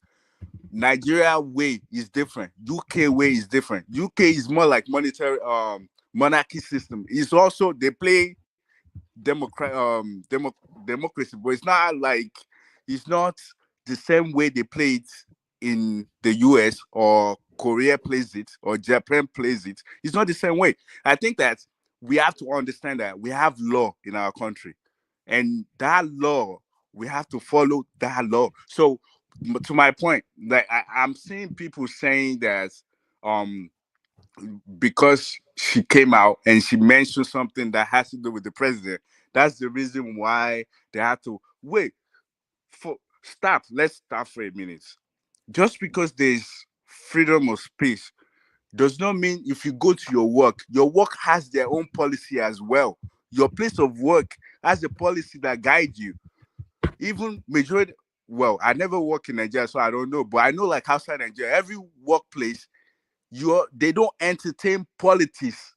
Anything that's political, you have to do it outside work. And I'm definitely sure Nigeria, some companies in Nigeria have the same process as well. So why are we saying anything when someone says something, we automatically make it like political? You see Not the understanding. thing, Oriola, is that during their orientation phase, they would have been told the do's and don'ts because they are representing a particular a parastatal, a particular there's somewhat of a government element to that space they occupy. The government have charge of them, and there's some when they wear their NYSC uniform, that's a representation of the state right there. So they'd have told them the do's and don'ts. So if this Yeah, girl so feels that's that why they have they can't, the handbook as well. They have the handbook. They know this is what we need to do. So I don't like the fact that we're making it everything we politicize it.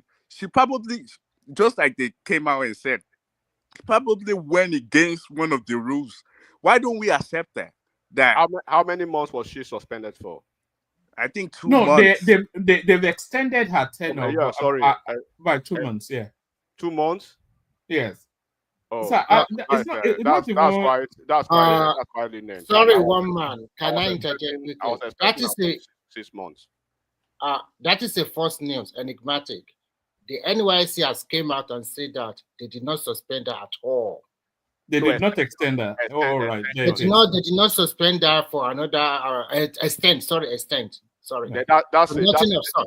That must be an awful dereliction of duty on their part, because they did not do nothing to her, so she'll be discharged accordingly with her mate. No problem. I think they quake into to the social media pressure. On a very good day, she merits nothing less than 6 months of extension. Even 1 year, even like 1 year, because as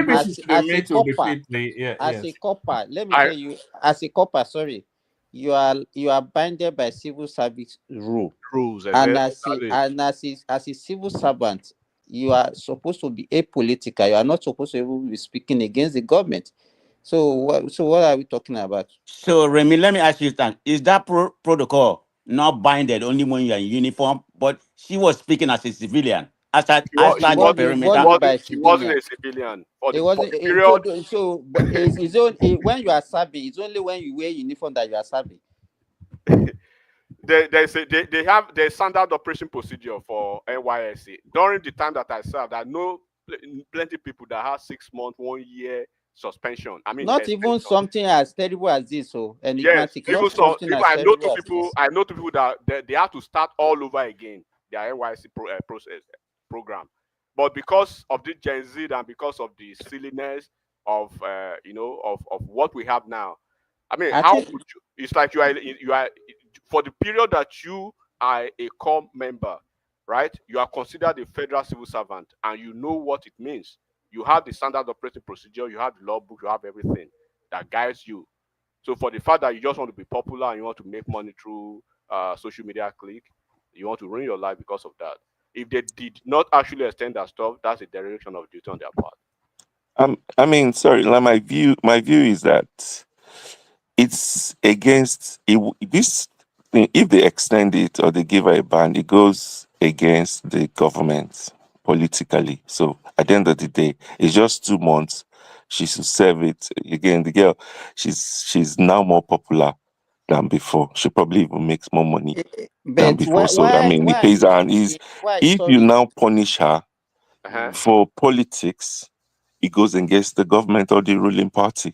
So I I- mean, like if they choose to do it, How did they punish her How did against if they punish how? her by extending 6 months or 2 months, which Uh-huh. someone said, you said it just now that they said no, they didn't because it goes against them. It No, doesn't. even if they do, It doesn't make don't any they have difference. the rule book? They have a rule book. You work Yeah, for a but look, place. as a government, look, there's me as a government. You choose your fight. You No, no, choose no, no, what no, no. You This choose is for this you is fight. why choose. The Nigeria kind is of going bad. You The choose for example fight you're with, giving to us, you you're choose for saying fight that with who? there's exceptions to the rule. Yeah, you choose to fight with who exactly? Who with who? Who are you choosing to fight with? With this you common choose, girl? like again, you want remember whatever she said. Is it Uh-huh. true or not? Realistically, don't be No, biased.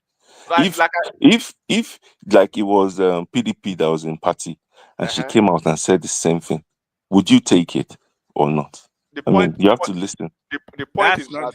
that the point Do you that understand? Sometimes you the can point have even the point is government.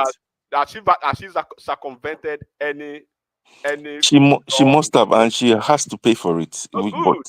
yes, See, that so we're not saying this. We're saying the same thing, but she has to pay for it, and it's but 2 months. But what is it? exactly you the that point. you are talking now? Sorry, let me ask you, Edman, let me ask him a question. So what do you Mr. want? Remy, you Do you started want with your us? Do you question. want us to follow So the sorry, rules? Oriola still has the floor, by the way. Okay, let him So finish. Simba Then you asked can ask your hold on, question, Simba, Mr. Remy, later. hold on. Simba asked that question. Is Simba not Remy? So Simba asked that question. Oh, Respond Simba. the, Okay, and then Simba. Oriola brings it home, and then we go from Oriola to Patoski, who is up next. Okay, so we are talking about rule of law. We have to obey the rule of law. We have to obey the rule of law. But when it suits our Gen Z, they want to, at least that law, they don't want to obey it. And when it doesn't suit them, that is when they will be shouting, "Oh, the government is not following the rule. Nigeria is a lawless."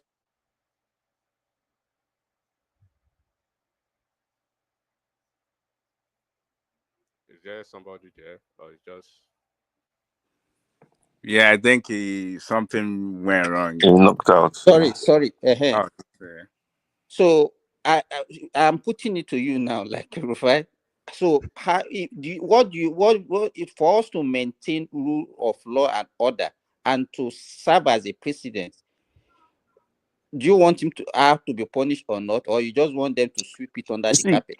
if someone comes to, like, if you have a company and someone is a whistleblower, I mean, sometimes I think as a whistleblower, you should give them something so that next time when there's issues, there's somebody that comes out to say it and not punish the person. This is my personal view. And Oriola? if I was in government, Let me just I say will this. not extend it. Let me I will just say not try and punish this person. If it was me, I So think this, if another person repeat the same thing next time, again, if it's for the good of the company that we're having, and somebody comes to but point this it is out, not a someone is company. You stealing money. can't be For equating a example, country someone to a comes out and company. say, look, some no, people are running a racket. that's a false narrative. Let me explain something to you. First of all, let me just say this girl, if she hasn't had any extension, she's the luckiest. Those days, right? in you can't even speak ill of the governor of that state that you are actually having your service. What your life will go through, you will never forget it. Let alone going to national TV and first of all, Nigerians, right? The problem with Nigerians, and we all want to pretend as if we are so righteous. They are like people who want to go to heaven, right? But they don't want to die. Imagine if this girl had been somebody like the child of somebody that they really hate, like somebody like Wike's son, has done something now, or whatever could have been the case, you will see Nigeria, they want to go to the root of the matter and enforce the law. But it's because of somebody, right, who maybe she's a runs girl in Lagos State, and then she's a Gen Z supposedly, and then she says something, and then because of the political backlash, once again, the question is against who? But who is she? Against political backlash against who? Even in a state against the present government now. Why are you talking like? Look at the way you're even calling her Ashawo or Gen Z or Lusho. Do you understand? And you're with the government. Do you understand? That's what she portrays herself. How do you know? But you see, that's how she portrays. But you can't be saying them kind of things. What should I say? I mean, you just call, like, you're giving just call her a girl, but don't, because you're biased. This your biasness. You cannot even hide it. Are we not all biased? Are we not? No, biased? I know, I understand. Do you get me? But you're saying this, and this is your own point of view. Now, does it make it? It gives what's called your opposition arms to fight against you, to say that look, you punish people. Let them fight. The thing is that when they want to fight politically, let them fight. Not all these subtle bias. No, but listen, now you have the younger ones that they're listening, because you're saying this. The younger ones, this girl's case is to the Gen Zs. The Gen Zs should go to where they belong. Okay. Sorry, as Oriola finished up, or are we I'm just gonna bring it. Because of Gen Z now will circumvent our laws for what? Well, but what I think is this: if she breaks any law, then she should face the consequence. That's what I think. I don't think they should bend the law for anyone. You work in a place. If you do what you're not supposed to do, they should do the right thing. And if like everyone has been saying that there's a rule and it seems that she breaks the rule, I think she should face something. If she's not facing anything, I just think we become a laughing stock. Just like we always, when someone do something, you bend the law for one person, but the other person, just because there's code of law online, people are making their own assumptions, and you decide not to let her face consequences. So my own thing is, if she breaks the law, just let her face the consequence. So that's what I think. Yeah. So the next person can go. All right, brilliant. The next person goes, but it's going to go under Chioma's speed. So I'm going to ease myself out, ease Chioma in. Chioma has the running order. Patoski is up next. From Patoski Enigmatic. Let me see. So Patoski is up next. Patoski, Enigmatic, Simba, Zeta, D, Remy. So that's the running order. So thank you, everyone. See you tomorrow. Super Chatters. It was Ayo, of course, as always, and Chioma a little bit as well. So thank you, everyone. See you tomorrow. I'll shuffle myself. I'll bring Chioma in. Thank you. Thank you, guys. Good evening and good morning. I am moderating, so I want everyone to be respectful, and if you have already spoken, just see your way out, because I have a special guest that is coming in the studio. So yeah, who's next?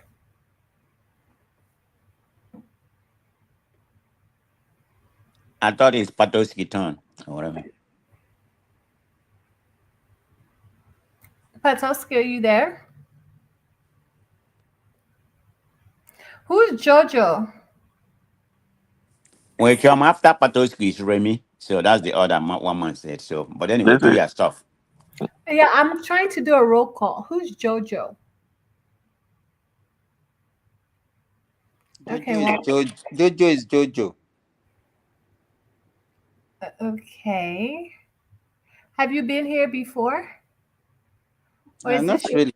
I think it is my first time of coming here. Oh, that's really? Simba. Okay, well, I would like for you to speak first, Mr. Jojo. Chuma, it's me, Simba. Okay, so Jojo is your real name. All right. Nice to meet you. So, Mr. Simba, you have to wait for your turn. You're no longer special. Who's next?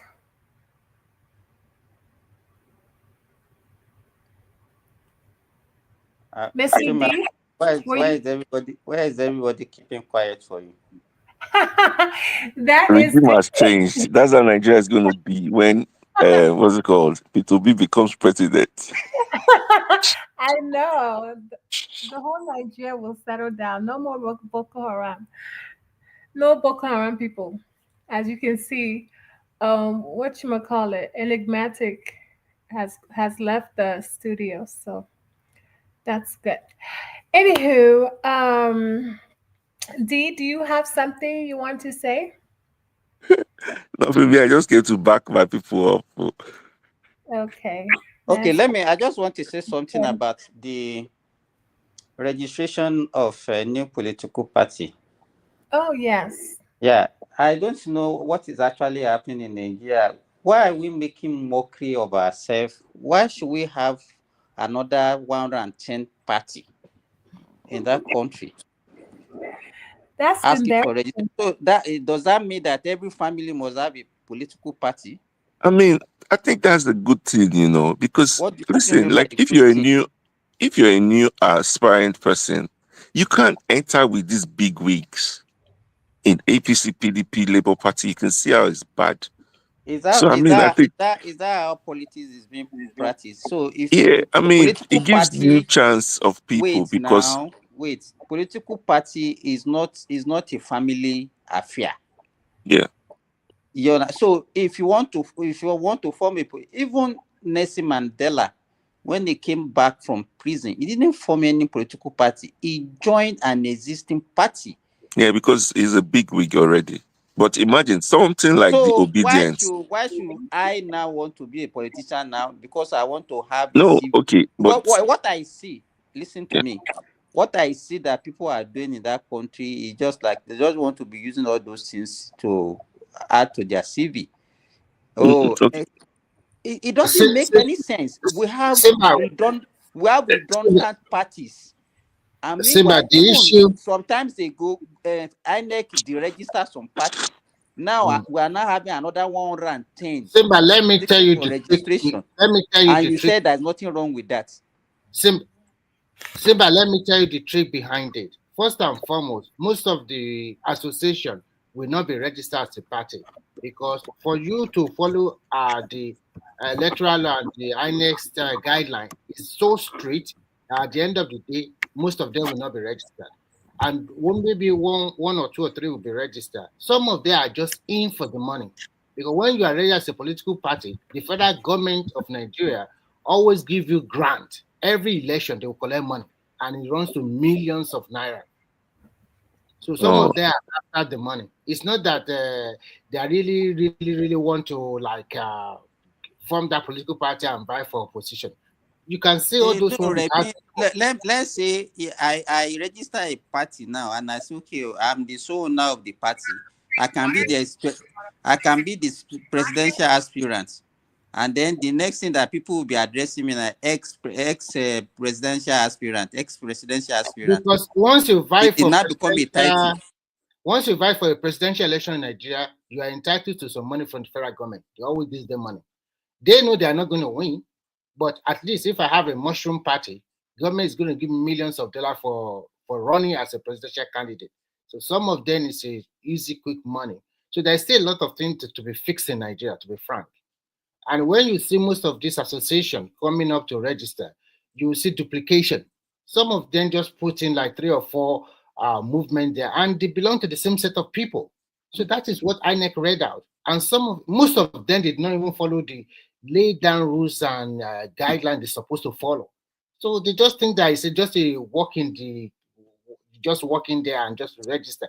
They thought it was so easy or something like that. okay, but excuse me, is it okay for the like big political movement to be able to, but it's fine for big political movement No, to be you are able not to getting register? it.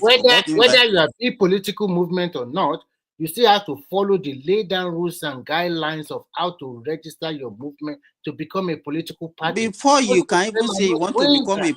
a Remy, it's not something that an individual will wake up one day and say, I want to register a party. Before you can say you want to become a politician and you want to form, because party in Nigeria is not based on ideology. You have to look for people that you have the same idea. You come together as a group. But this one now that every individual will just No, write but and neck. what about, so give example, something like the obedient movement? Do they deserve to have a party? What is the ideology of the obedient? Some people they think that the government is not doing enough for the people and they want to fight and they have authority to fight. You cannot say something like a movement they start to be registered. The point is that you thought you are a movement. Go and follow the lay down rules and guidelines. If you deserve it, they will register you. If you don't deserve it, they will throw you out. It's as simple as ABC. It's not about big or small. I think for me, in my own opinion, I think they should put a cap to the number of political parties that we should have. There was one election, I know, maybe it was 2019, that we have almost 100 parties on the ballot. What kind of nonsense is that? It's nonsense. And the ballot paper was so long that people exactly. Some of them they did not even have a secretariat somewhere.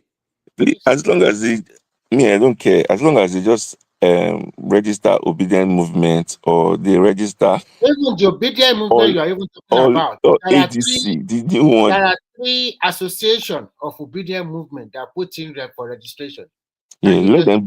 No, it's true. Someone has to be careful, because these APC guys, they'll go and register as obedient movement so that they can sabotage. Oh, come on, don't twist it around, man. I'm just telling you what is out there, okay? So you guys get your acts together. Sorry.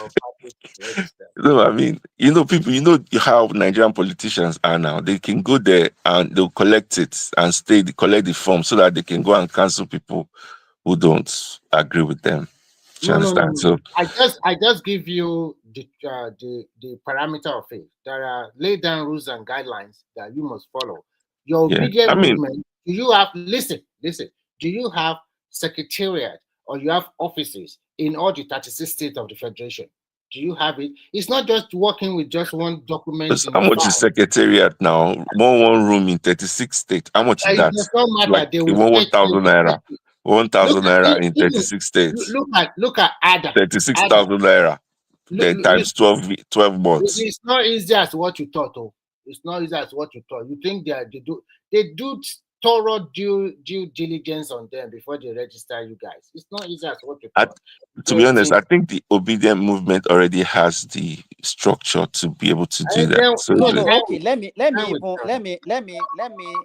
even ask you, because you that you are getting excited with obedience movement, why should you have a political party that is centered around a person? It's not centered around the person, please. So this is what I'm saying. Let me ask you now. Let's say Obi is no longer in that party. I'll still be in the. If it's me, I'll still be in the. I'll still support the party. And I think the best thing they should have come up with to get a new name. What is the binding factor for this movement? The binding factor is that we're all concerned with Nigeria to make it better. And I don't think so. No. So listen, it's not Obi. Is this same movement? Listen, is this same movement from NSAS? Is the same? Is no. You are wrong. Let me tell you the truth. If you want to hear the truth today, most of the people, more than 60 or 70% of obedient movement are from the southeast. No, I don't. Okay, continue. That is the truth. That's your perspective. Let me give you my own opinion. Those people from the NSAS and the rest they have find their way out of obedient movement. They have moved on since after the election, because those NSAS you are talking about. Remember when they were having that protest that day? Showore also went there, and they are like systematically saying no. We don't have leader. We are just doing our stuff. But luckily for Obi, he used that sentence. He played his game very well. It's a good opportunist, and he used it very well. And some people fought for him because at that particular moment, majority of young Nigeria, they are tired with the establishment, with the ruling party. So, especially in the southern part of Nigeria, that is why you see that the obedient movement is very strong in the south. But after the southern part, when you go up north, especially the northeast and northwest, you cannot talk about obedient. Who knows you? Nobody cares about. Yes. I mean, So, that's fair enough. and so that is the major. But after the election, a lot of people, I'm not calling you negative name. Some people just realize that this person they voted for does not want it, and they move ahead. Even if you don't be surprised, even if you get your obedient movement registered as a party, don't expect a huge flock of people to go there. Then you will not see. I hope I even like it that I want that party to be registered. I want Obi to also start from the scratch, and let's see how he can build that party and then go ahead and win that election. So Even you might see that even in the. Let me tell you. Hold on, Remy. Can I make a correction, please? Because of what you you just said don't about need to make obedience. a correction. Just say No, your let me own. give you a fact, a data. You can go and verify. Okay. Let's start about the obedient movement. Hold on. Obi receive about. Everything I, that I you thought say you is gave me a always minute to fact. speak. Just a minute.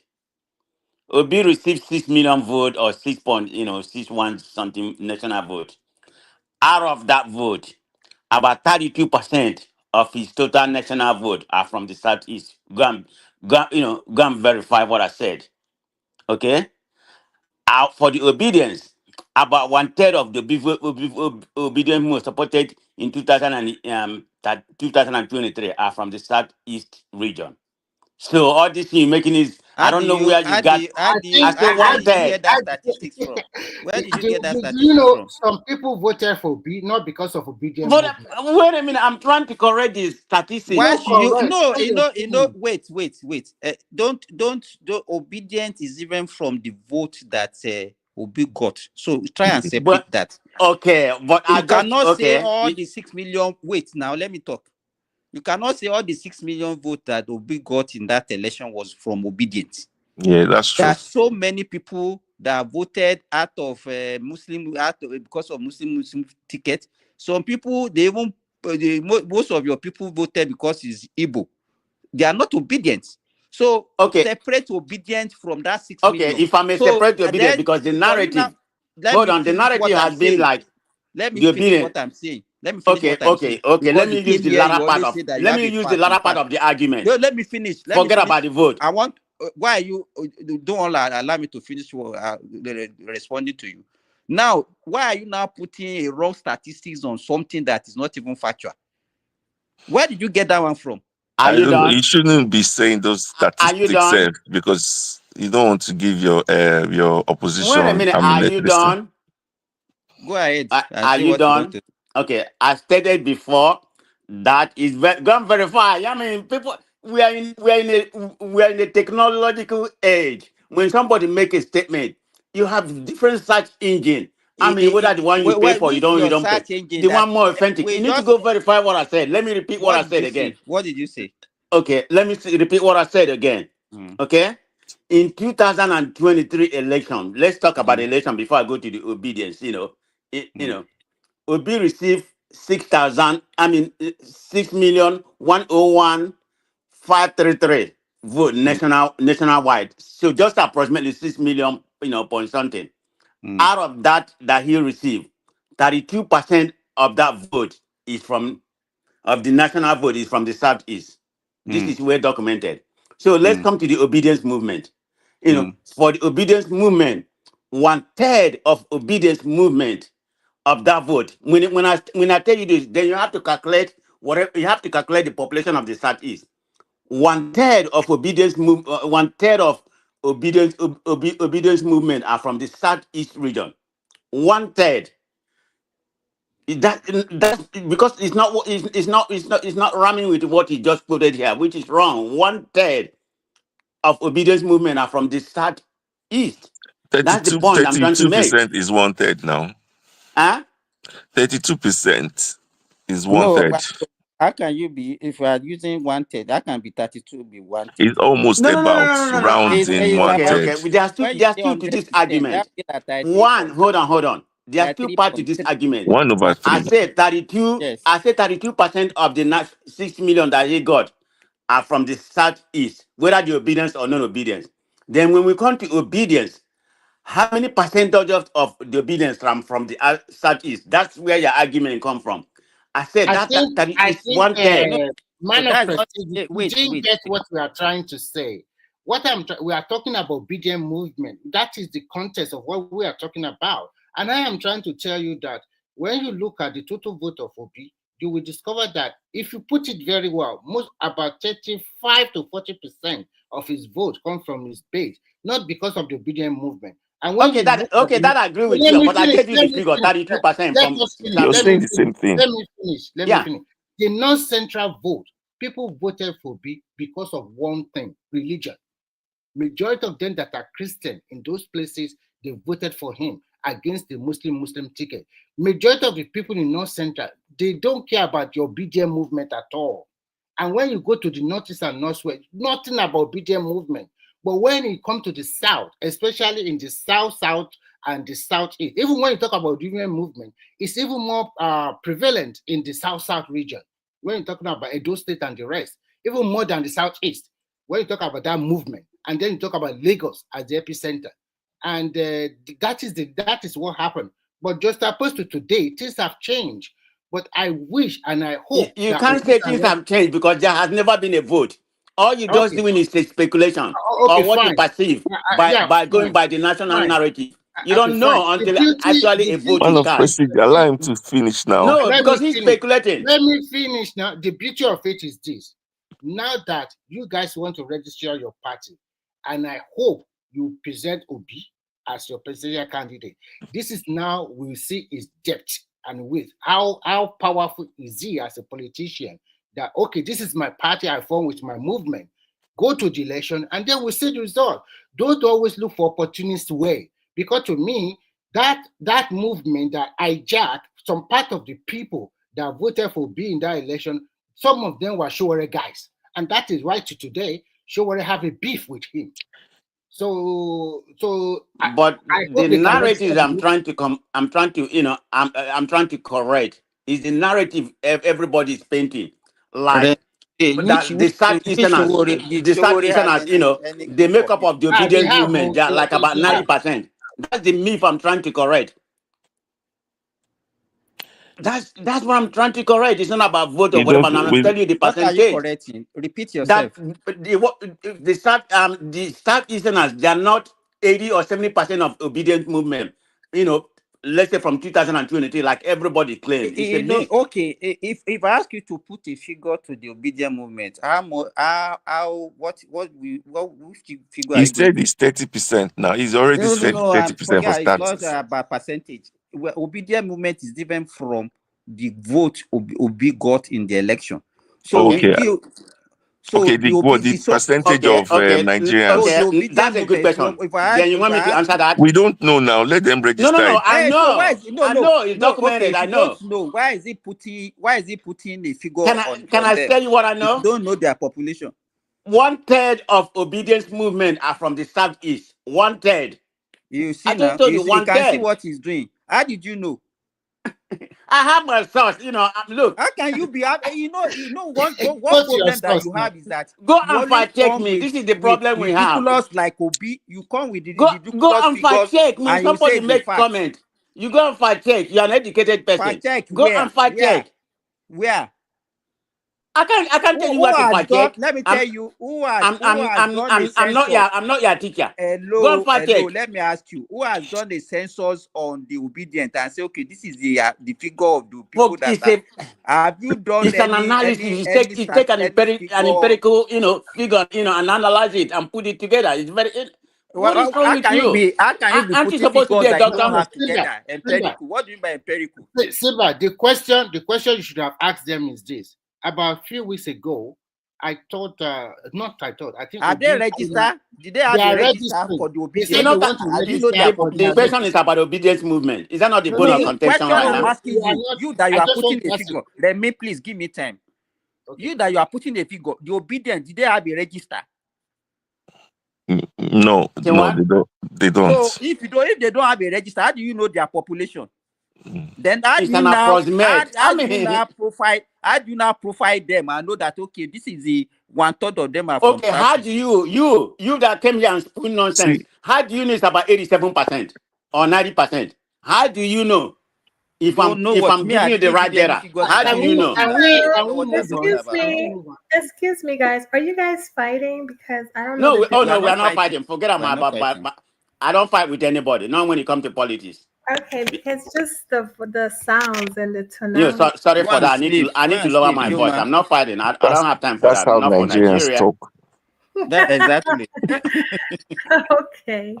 Go and sleep. So, no, I'm still awake. You know, I have a special guest coming in the studio tonight. So What is so special about the person? they don't always come in the studio. So I'm going to Oh, be okay. awake till my friend comes in the Is studio. that your boyfriend? No. So, anywho, what is Madame Zita there? Because you guys have not given her allowance to speak. Yeah, I want to hear from Madam Zita. I'm Like, here. Oh. Good uh, evening, Ma. How are you? yes, very, very, very. I love when Madam Zita speaks. Anyway, like she gives What us is so knowledge. special about Madame Zita speaking? She gives us special No knowledge, hard feelings, sir. high level. Be calming down. What do people want me to speak on? I'll be We are not even sleeping. inviting you to speak on anything. You can sleep. Let us continue our conversation. Madam Thank Zita, you. Let's go with our No, Madam Zita Madam speaking. Zita, speak on this Madam Zita obese will Madam family's Zita will house that speak they on broke what she doesn't want to speak. Ah, I say you will speak on what you don't want to speak now. She on the forgot what's to house, say. that? the obese She family's said house she that they don't He's want gonna to broke. speak say about the this. war now, Iran US. Nobody wanna hear that. He said, what happened, please? Speak about Obi that ADA party. No, No, Have not you heard about AGA, that? obese brother's house that they broke in Lagos that was targeted No, that one. Why would they do that? because they broke his house. look at Said the way you are even giving the story. Say targeted. Armed Yeah. robbers.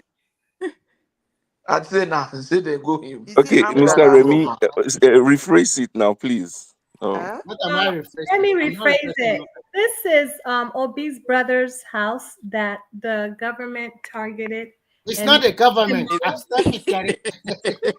let me It's not finish. the Look at the government. person that want to rephrase it. Is even worse than the first person. I say it first. The way let me finish my own rephrase. So the government demolished it, and Mr. Obeni here said that is Obi's property, and he's using his brother's name. Zita, let me give you the true story.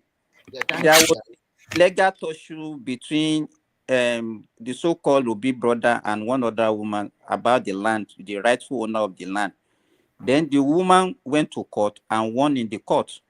So she took ownership of her property. That is all. It's not government that demolished the house now. It's the owner of the Remy, house. you are being economical with The the owner truth. of the land You're not has to Is speaking own that the not from what we house. factual discussed base. earlier? We are all listening now. You are there when I heard you people when you and Ogbene were discussing the matter now. So Yeah, what are you? we discuss it, civilly because you have to come with some fact and data. I mean, I didn't agree with what Obeni said, but I gave my own information because I have my fact to back up what I'm saying. I The always have fact. certificate, the I'm not like certificate some of of you. When you come here, occupancy. you just make up things. Relax. The certificate of occupancy, Obi brother does not have one. Oh, now you're wrong. It does Eh, not Can I have but can I you one. can I not tell be you? that you say you are the man Can of I fact. can I educate you? Oh, No, no, you wait, don't need to MOP, just say whether he You has don't or need not, so that your education. Earlier on, everybody in the social media, the certificate of occupancy of the woman is right there, out there. Everybody can see it. But What was the Obi's date? one is Wait a not minute. there. What So was the what are date? we Because talking? one man showed here.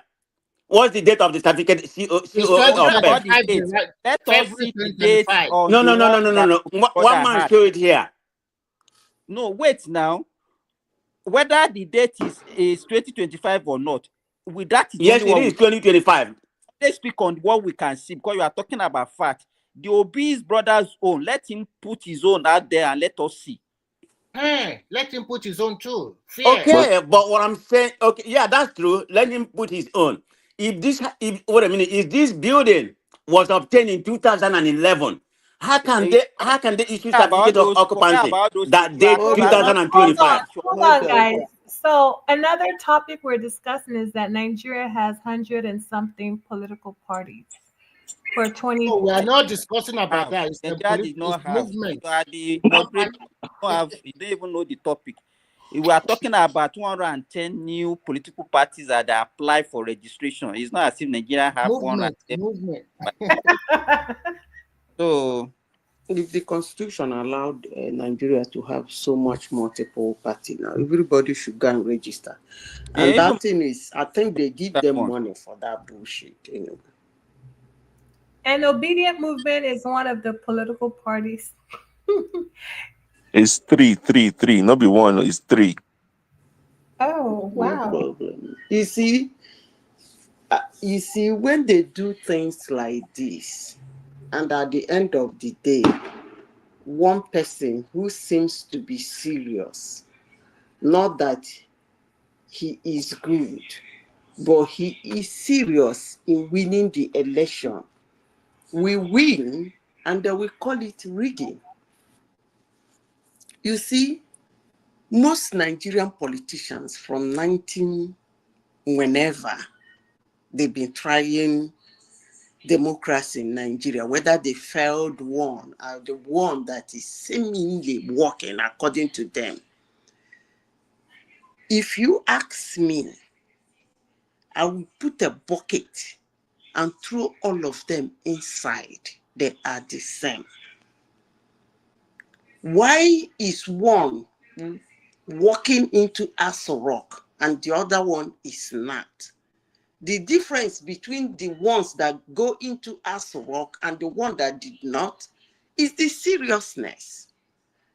Not that they are better or they're gonna do anything so fantastic or some fantabulous. As long as they are that same category of politicians, what distinguishes them is their ability to be very serious and organize either by hook or by crook their way into Aso Rock. So when people start registering 101 million parties in pieces, just like Mama's Akara on the roadside, and you think that your Akara, that everybody passing by will pick one, and somebody keep his own Akara in a big basket, you think with your one Akara everywhere, you will meet up to his. I don't know how that works. But coming to shout about how bad Nigeria is and how things are not working and how bad the government is, actually sometimes when I hear Nigerians speak on the deteriorating situation in Nigeria, I think they actually speak through their mind of emotions. Not that they really want Nigeria to be good. They're speaking through their mind, through their eyes of hate. What am I saying? I don't really like the person there. Hold on, Malazita. Can I ask you a question? Go ahead. So, what you're saying right now that we shouldn't complain. Okay. When you look at all indices of, hold on, you gave me the time to 30 seconds. When you look at all indices, of all economical that benefit the country, many areas, Nigeria rank at the bottom. And I'll give you one example. Do you know Nigeria and DNC, Republic of Congo? They rank the lowest among electricity assets in the world. And about 92% of the world, has access to electricity of the whole world population. But Nigeria and, Democratic Republic of Congo rank at the bottom. Is that not is that not something for concern? You want me to come here and use your lies about Nigeria, that they have all money, all resources, and they're not utilizing what with their weight. No, I'm not going to do that. So that's something for you to chew about. Is that your question? No, but is that the question pertaining to what question she is just that said? why do you want me to come here and talk good about Nigeria when we are not good? Listen to me. Listen to me. It is not actually a surprise or gonna be a shock to people like me. From time immemorial, Nigerians never speak good about Nigeria.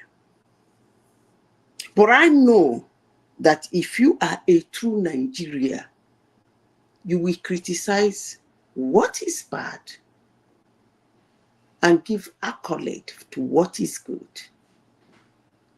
But from time immemorial, since I grew up, Nigerians are in this idea of going around the world saying that everything about their country is bad. You see, the way you speak, I begin to understand that I think you are using a lot of internet. And let me remind you that those things you see in the internet, somebody put it there. It will do you a lot more good when you use a powerful search engines that will actually be able to show you who put those things there. Do you know the search engine Let that me I use? finish, please. You just said something. Let me finish. Don't let me lose my thoughts.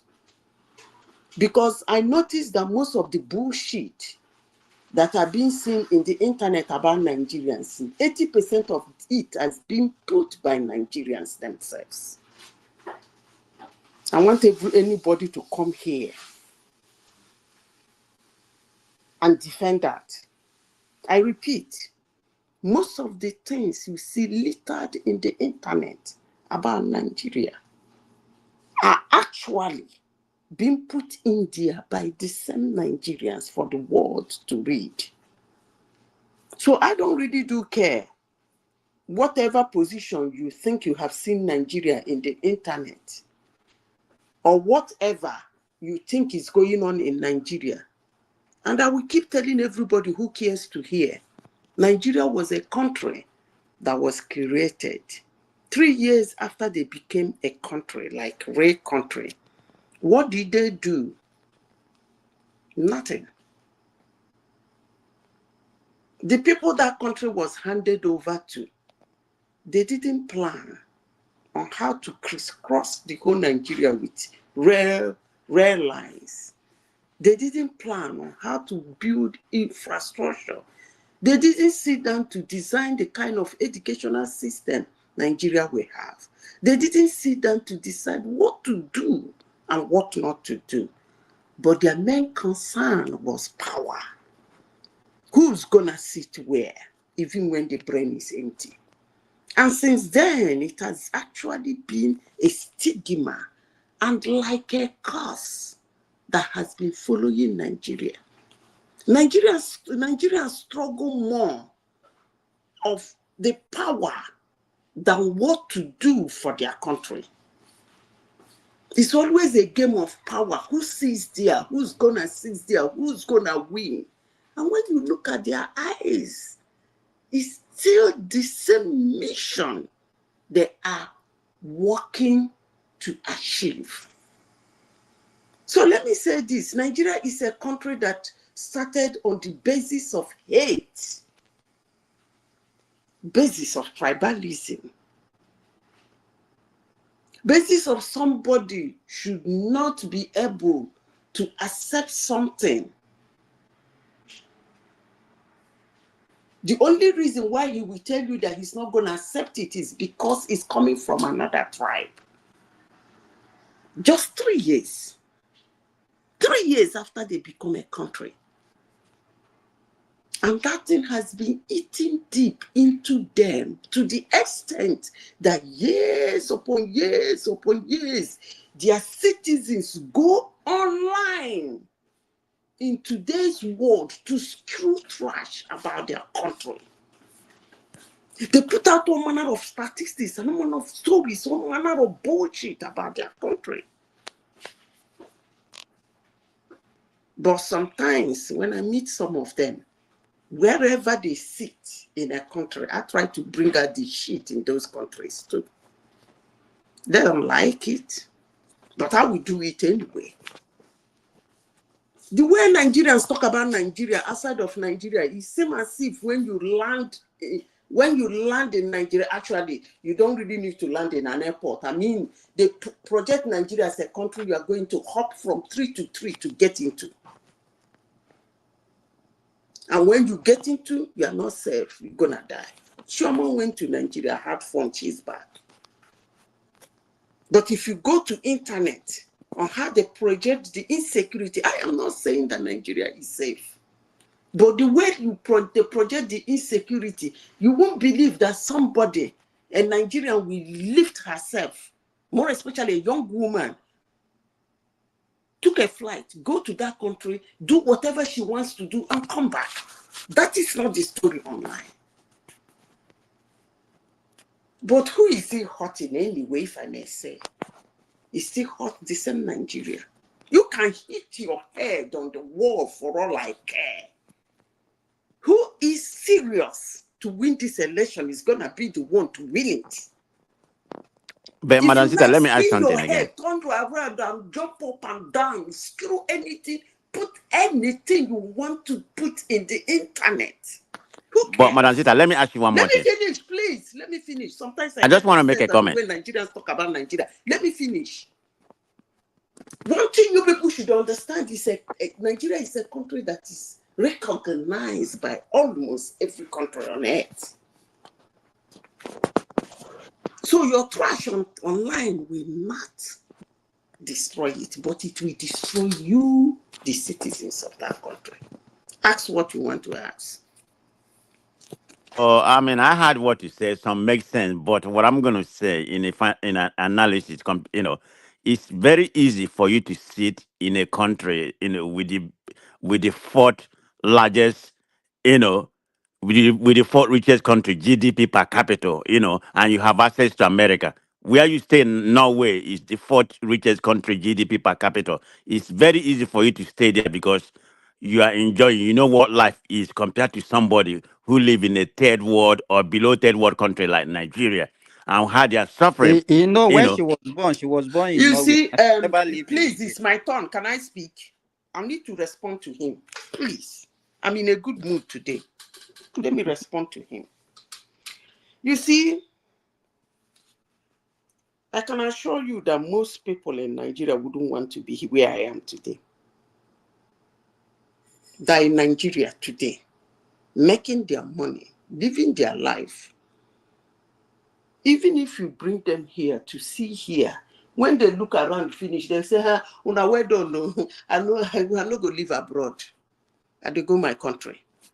So if you are going to equate it by the environment or the GDP of a country that will make somebody comfortable, that joke is on you. Because comfort and satisfaction is within a human, not in an environment. Otherwise, wealthy people in countries like here, our United States or Canada will not be committing suicide. People who have all that it takes in life from the outside look, you dream to be them, will not be taking their life. If what you're saying is actually how it works.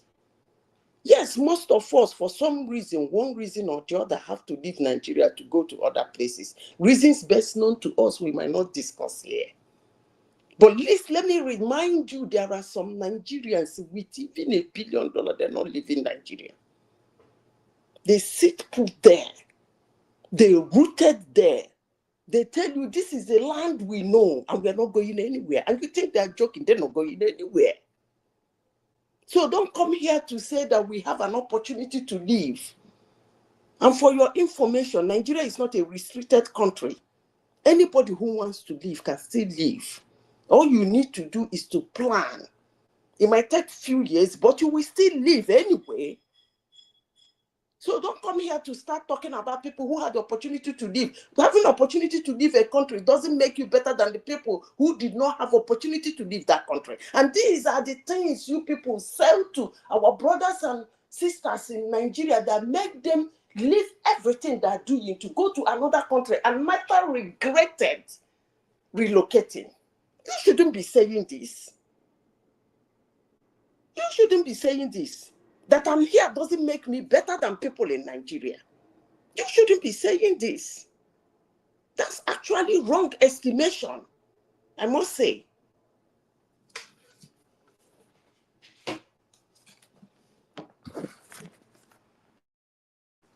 Next topic, please. I was going to say I've never seen anyone that regrets being in America. I have seen millions of them. Oh. In fact, some of them I have to give them counsel. I have to counsel them and tell them, look, you sold all you got in Nigeria. And you believe you come here, you have to make it. Let me tell you a story. Maybe because you are a very young girl. So, Madam, the people I know that regret moving to this country are like married people that are going through divorce. No. Having marital issues. There are. Okay, let me tell you. Since you mentioned marriage, let me go towards that angle. There are so many Nigerian girls and boys, the kind of relationship they wanted for themselves in life. Relocating, leaving Nigeria to relocate to the United States, erase that in their life. They can never have that kind of relationship. Never. They've lost it. So they are now in a position, living a relationship they don't want to live for some certain reasons. They're not happy. If you don't speak to them, or maybe some of them are not open to you, most of them are very open to me. I know a boy who has a business going in Nigeria. He sold all his business, came to meet his brother. And then I was that same brother that was giving him the courage that, look, that thing you are doing in Nigeria, when you come here, you will make money, you do this, you do that. He came here in the United States. 6 months after, he had a fallout with the brother because the brother was using him like a house help. That boy struggled for so many years. Today, he's a taxi Uber driver in the United States. So are you telling me that somebody who left his country, his home, his family, to go to another country where he's in between, he is not a citizen, he doesn't have green card, he's managing whatever he can lay his hands on? The difference between him and somebody who is in Nigeria is that there are some social amenities he pays money to get. And the money there is a little bit higher than the money, the currency in Nigeria. That's just the difference.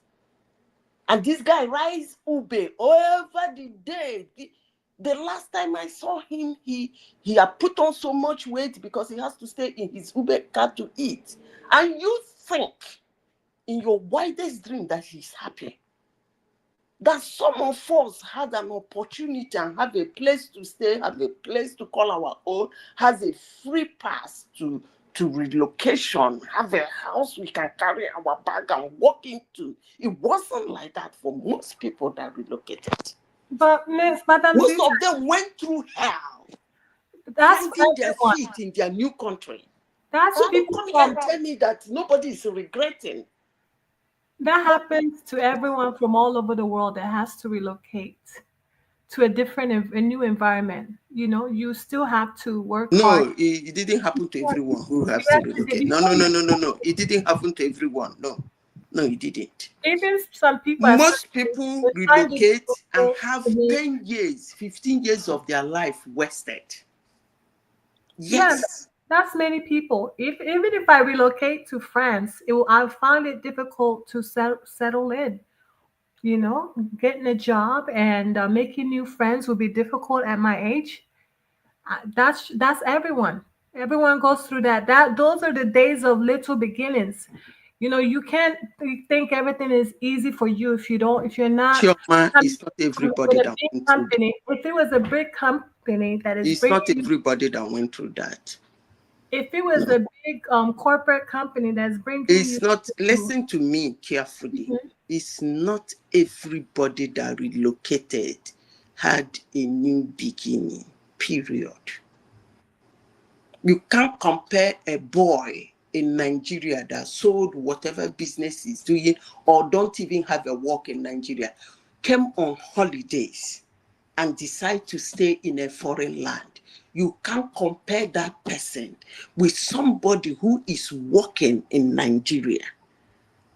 And then the company, the big company he's working on, send him on cross-posting to United States, gave him everything that comes with that job, and he's even living bigger than he was living in Nigeria. You can't compare the two people. So listen carefully. It is not everybody that go through stress. Madam Zita, I'd like to ask a question. I agree with you, but I'd like to. I know. So What do you class as hell? Like when people come abroad, or what do you call hell when someone will say, as you said, oh, the person's gone through hell? Like, let me tell you what you call hell. First of all, I have to draw the culture of the two places you are going into, okay? So that you will understand it very well. In Nigeria, I will call Nigerians enchanting people. We forget what is going on in our country. We are fun to be with. We are enchanted. When we sit together, we laugh. That's why we are kind of noisy.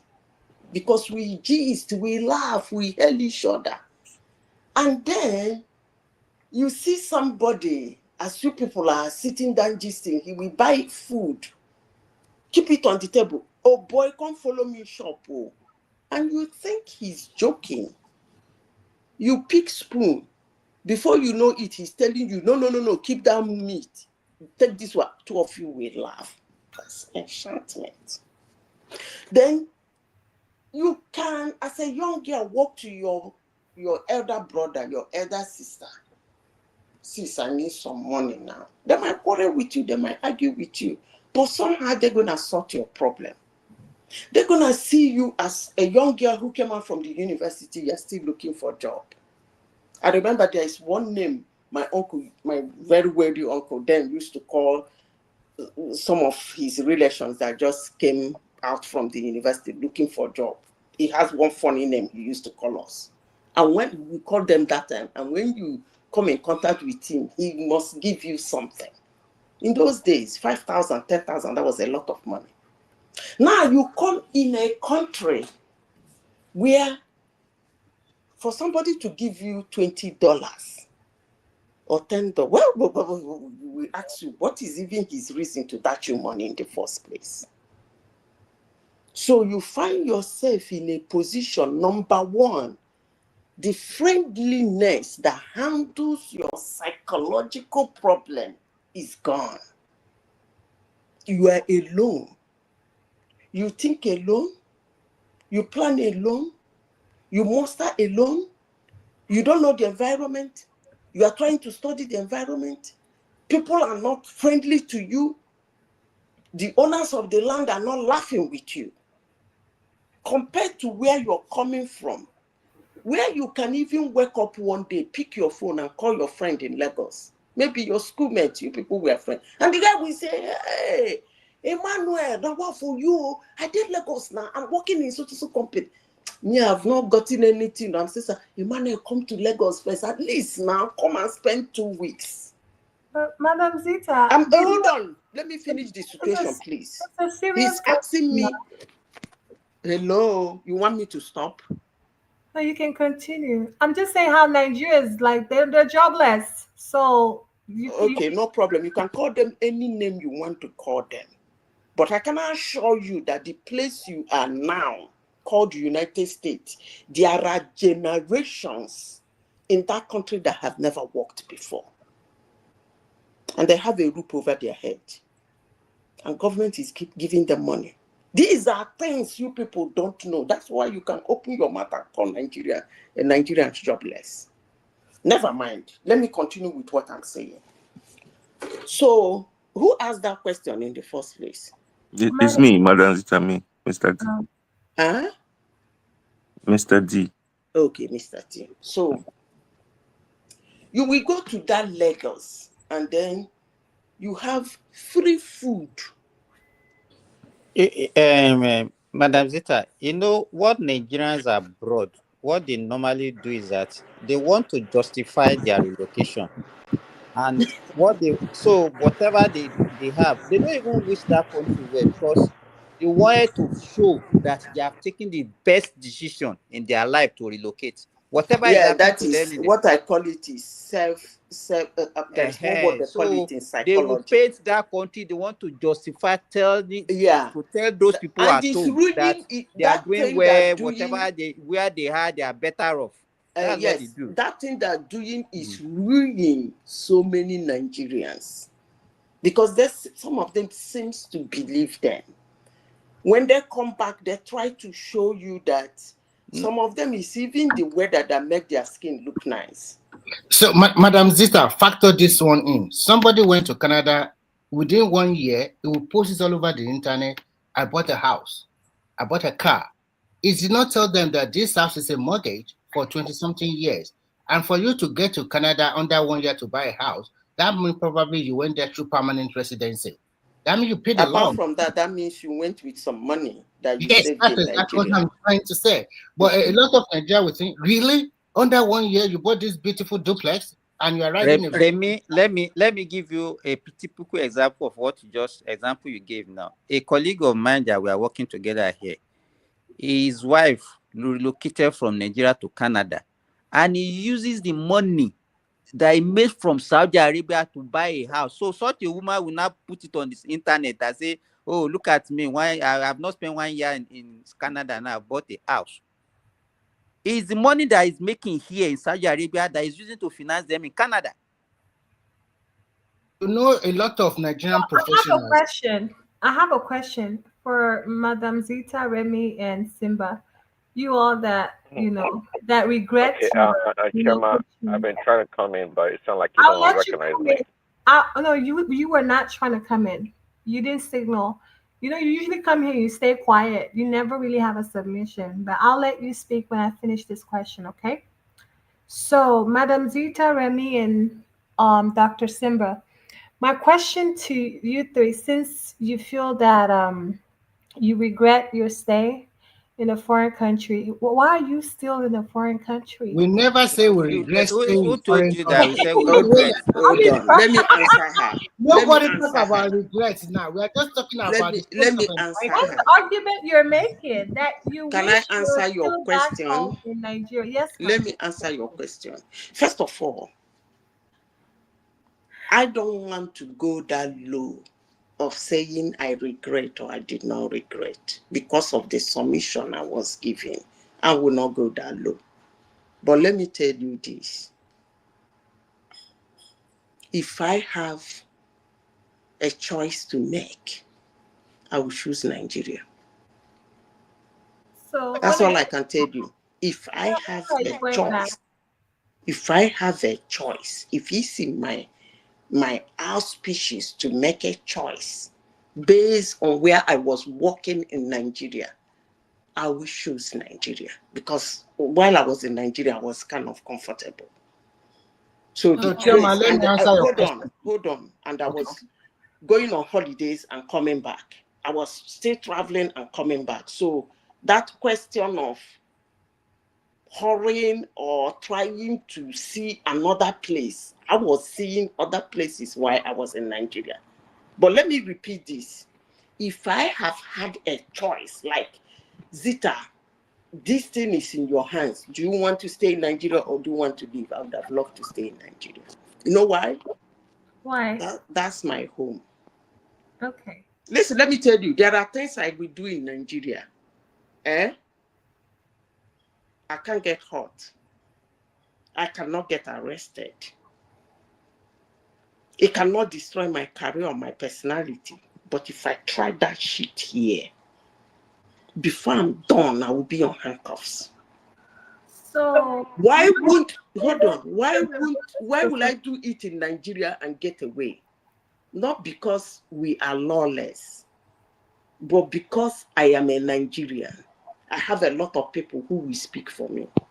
I have a lot of people who will understand that. Say, oh, well, it's a mistake. Well, let's leave her now. Oh, girl, don't do it again. Because it's my home. Madam So, Zita, is that not lawlessness? so Chema, let me respond to you. That is not lawlessness now. I'm not. That's not lawlessness. That is The lawlessness. benefits. So It's not lawlessness. There are it is. benefits that you get by being a citizen of a country. Okay, let me tell you So why. it's not, that's not lawlessness. Let me That's give you an uncivilized example. society where you Chioma, still can let do me give you anyhow. an Okay, example. can I Chioma, come let in me now? give you an This is what I'm example. talking about. Nobody's gonna allow me to talk. Let me Sorry. give you an example. Hey, Chioma, Free Daddy, go and sleep. Chioma, let me Yes. give you an example. If I am in Nigeria and I'm married to a Nigerian, I can quarrel with my mother-in-law and threaten her. Are you under? I'm not talking. You want to see it in the arm that Nigeria is lawless, but I'm trying to bring it to the nativity of Nigeria. But you people always see everything about Nigeria as being lawless. I'm giving you a typical example. But why would If you I say am in Nigeria, listen carefully, and I'm married to a Nigerian man, and the mother comes to me, I can threaten her. I Why? can leave. Let me finish. No, for no just reason. Forget about the reason. We can have a child match. I can threaten her. She might fight me. Let's assume she's 83. I might even shove her. I tried that shit here.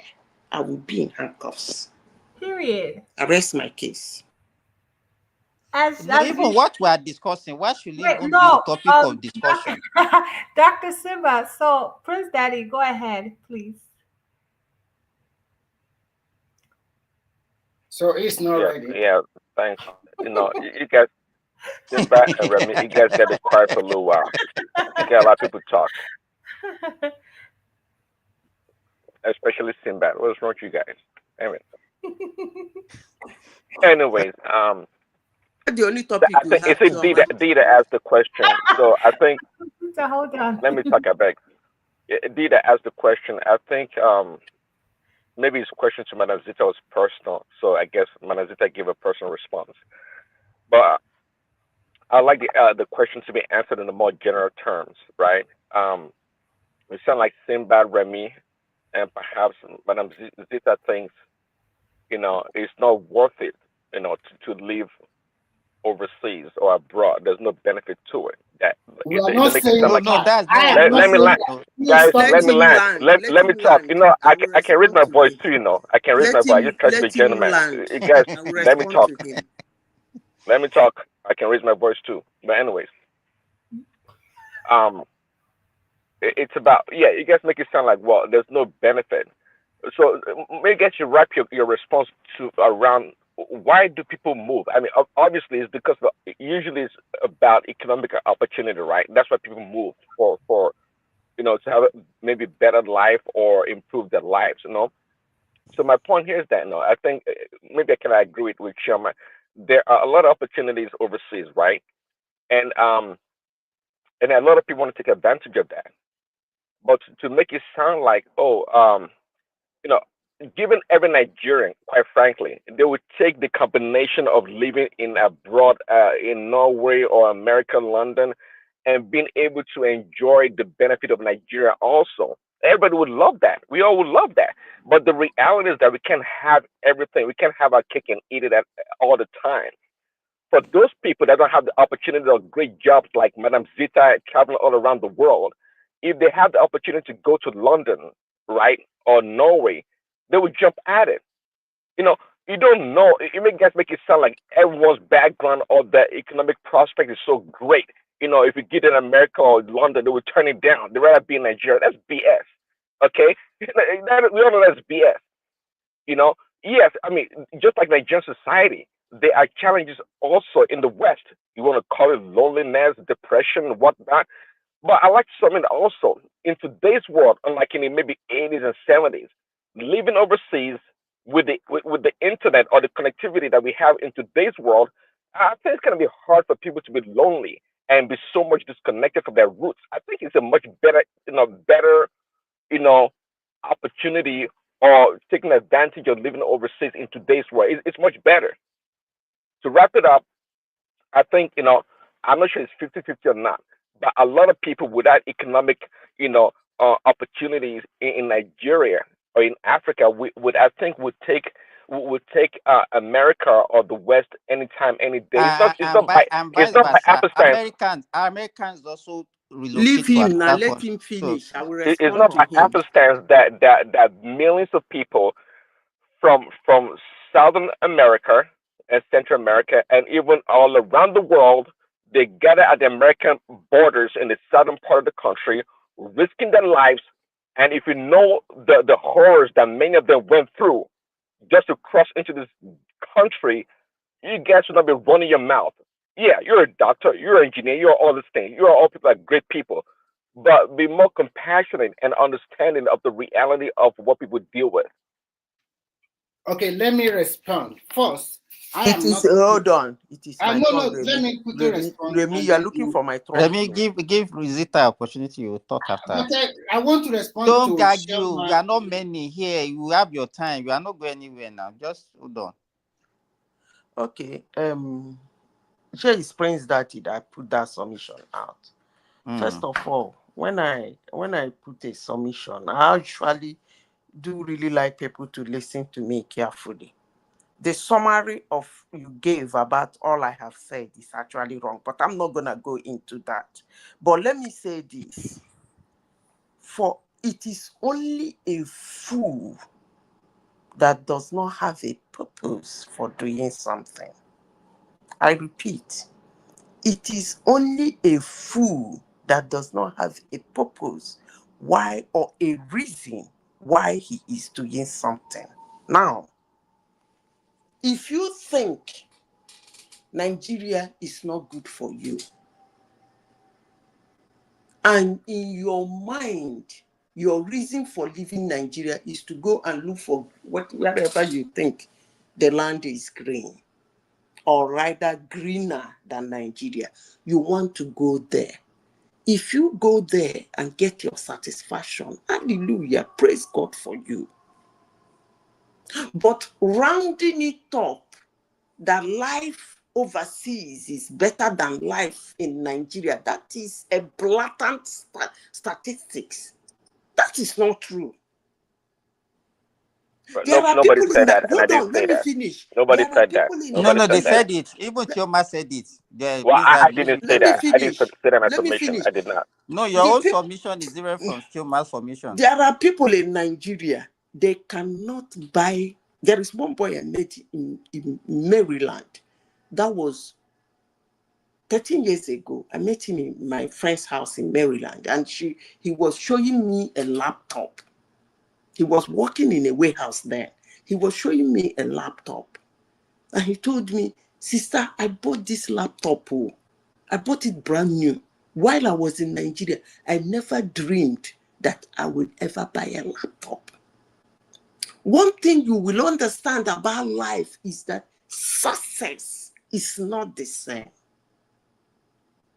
What you call success, it might not be my success. What I call success might not be your success.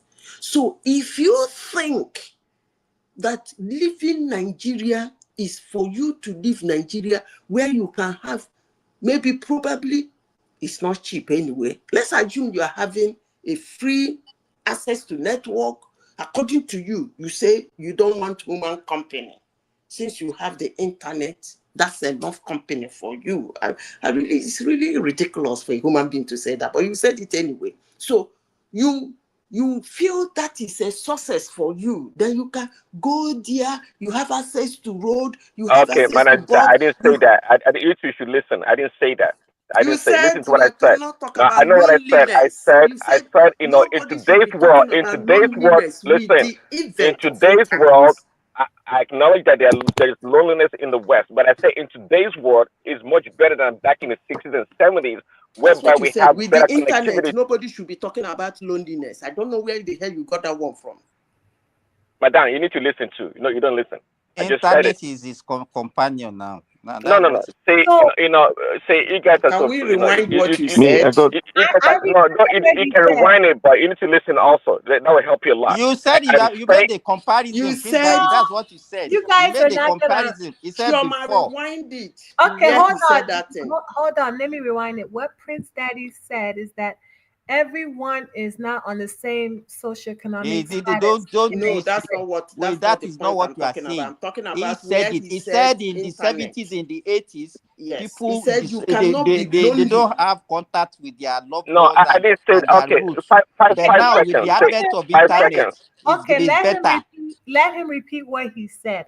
Because Zita and Simba want to be right, so they want to quote me out of context, which is fine. I don't care. But the point is that I do acknowledge the loneliness in the West, but I also said that given today's connectivity, people can even, if you travel abroad, you can talk to your grandmother or great grandmother in the village and talk to your friend. There's so many things you can do to be connected, Can I respond to you? compared to back in the days. So don't make it sound Can I like people don't respond? get lonely.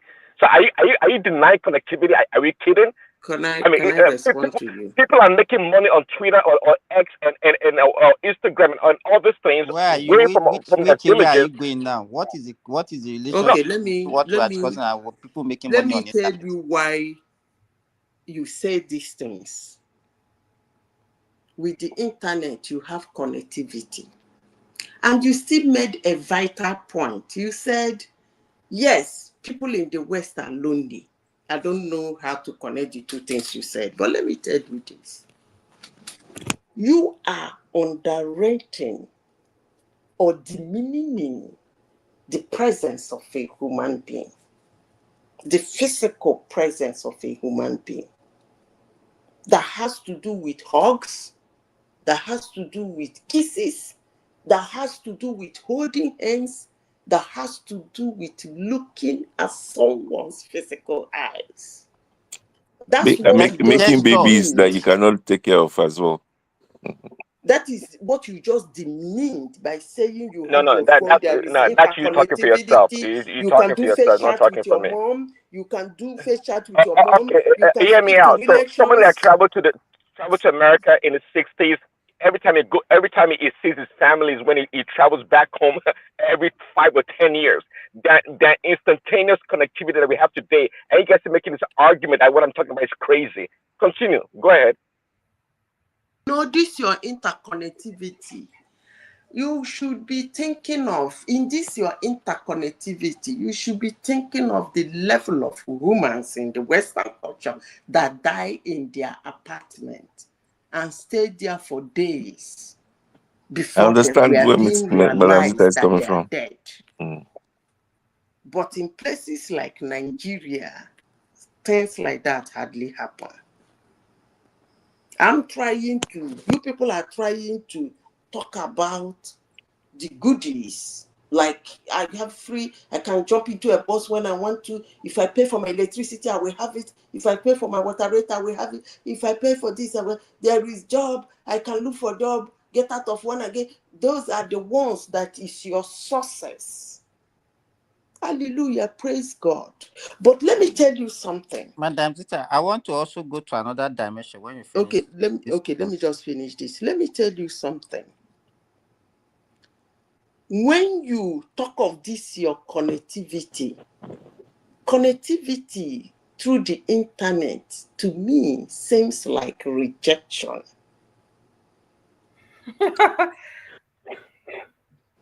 Whereby you have to wait for somebody to have time to talk to you. It feels to me like rejection. Whereby in my home country, Nigeria, I want to speak to my aunt. It's an emergency. I am hungry. I need her word. I need her to talk to me. I just drive to her house. Uninvited. And she will be excited seeing me. Hold on, let me finish, because you people are hold on trying to be so westernized. No, Try that's BS. That's BS. I've heard people on this show. Listen, I've heard people on this show. Hold on. I've heard people on this show. Panelists that come on this show. So, I thank God for this woman's platform because they love the interaction and even dealing with people, talking to people they never met before. Okay, so I don't know. I know Madazda is going to grind it to make a point. I mean, and go tangential to what I'm talking about. But what I said is very simple and straightforward. There's no complication to it. I'm not saying you substitute your affection or the need for human being. I didn't say that. Only if you pay attention to what I said, but continue to deny the importance of connectivity. Continue to deny it. So Can I continue? Madam I'm the one that asked the question the first time, yeah. Okay. I want to now go back to the first question. Thank you. Can you let us contribute before you go back to the next Mr. question? D, let me say this. Let's let Mr. Remy speak because he Okay. was trying to- I am looking at it from totally different angle. Going abroad also depends one thing. If you are a professional, and then you might find it more easier than you are not. You have to find your level. And if you are lucky, everything works out fine for you. Because to become a rich man is not written on the forehead of anybody. Some people will get there and then they will make it. But I am talking from the diaspora's entitlement. When they go abroad, they see the rest of Nigerians that they are nothing and they want to flaunt every little success. But one thing I've realized is this. Each time I went back home, I see a lot of Nigeria improving a lot. They are building houses, even more bigger ones. They are buying expensive vehicles. They are doing their businesses. So I ask myself sometimes a lot of questions. Staying abroad too long sometimes is also not good. Because whenever you go home, you discover things are changing drastically. No matter what you talk about that country, you cannot tell me the faces of most of the big cities in Nigeria are the same thing 25 years ago. So I don't like the actual sense of entitlement and seeing all those one living in Nigeria that they are nothing. No, people are really making it big in that country. So that is just the way I want to look at it. Going abroad, for you to even, if you are lucky, if you are really lucky to settle down, it will take you maybe 2 years. Because the culture, the food, and the environment is totally different. It's not the community way of life that we are living in Nigeria. If you are living in the street, all the parents, they know one another. And you can go and stay with anybody, and they know where they can find you. Here, you find nobody to talk to. Have you ever asked yourself, why are so many Nigerians in every platform every day? Because nobody to talk to in abroad. It's very depressing. But when you come to this platform, you can see your people, talk to them, abuse one another. Hold on, Remy. Are you talking about the importance of connectivity now? Are you giving credit to what I said? It sounds like I'm not saying. I said I'm looking at it from different angle. The angle I'm looking at is just diaspora entitlement. Telling people at home, not telling them the truth. You should tell them the truth. You are welcome to abroad, but lay all the cards on the table so that they can prepare very well. It's not telling them all those sweet ones. And when they get to that country, they see the reality. Remy, I have a question. Do you have friends? I do. Okay, so do you talk to your friends? Yes, I do all over the world. I have friends in all the continents. Okay, do you get so where you live? Okay. How can you be talking about continental? What do you mean, Remy? I have friends here, but unfortunately, because it's a triangle lifestyle in most. No, Remy, you travel every day to see your friend around the world, right? You travel every day to go see your freaking friends, right? What I'm trying to say is that in Europe, especially in Europe, most people live a triangle lifestyle. Home as the base, your workplace, and probably maybe you go shopping for food or whatever. You don't have that opportunity to get together.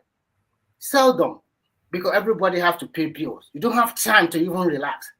There's so many things. What I'm just trying to say is that in the diaspora, we should tell people that is willing to relocate abroad or come abroad. Let us tell them the truth. This is how things are being done.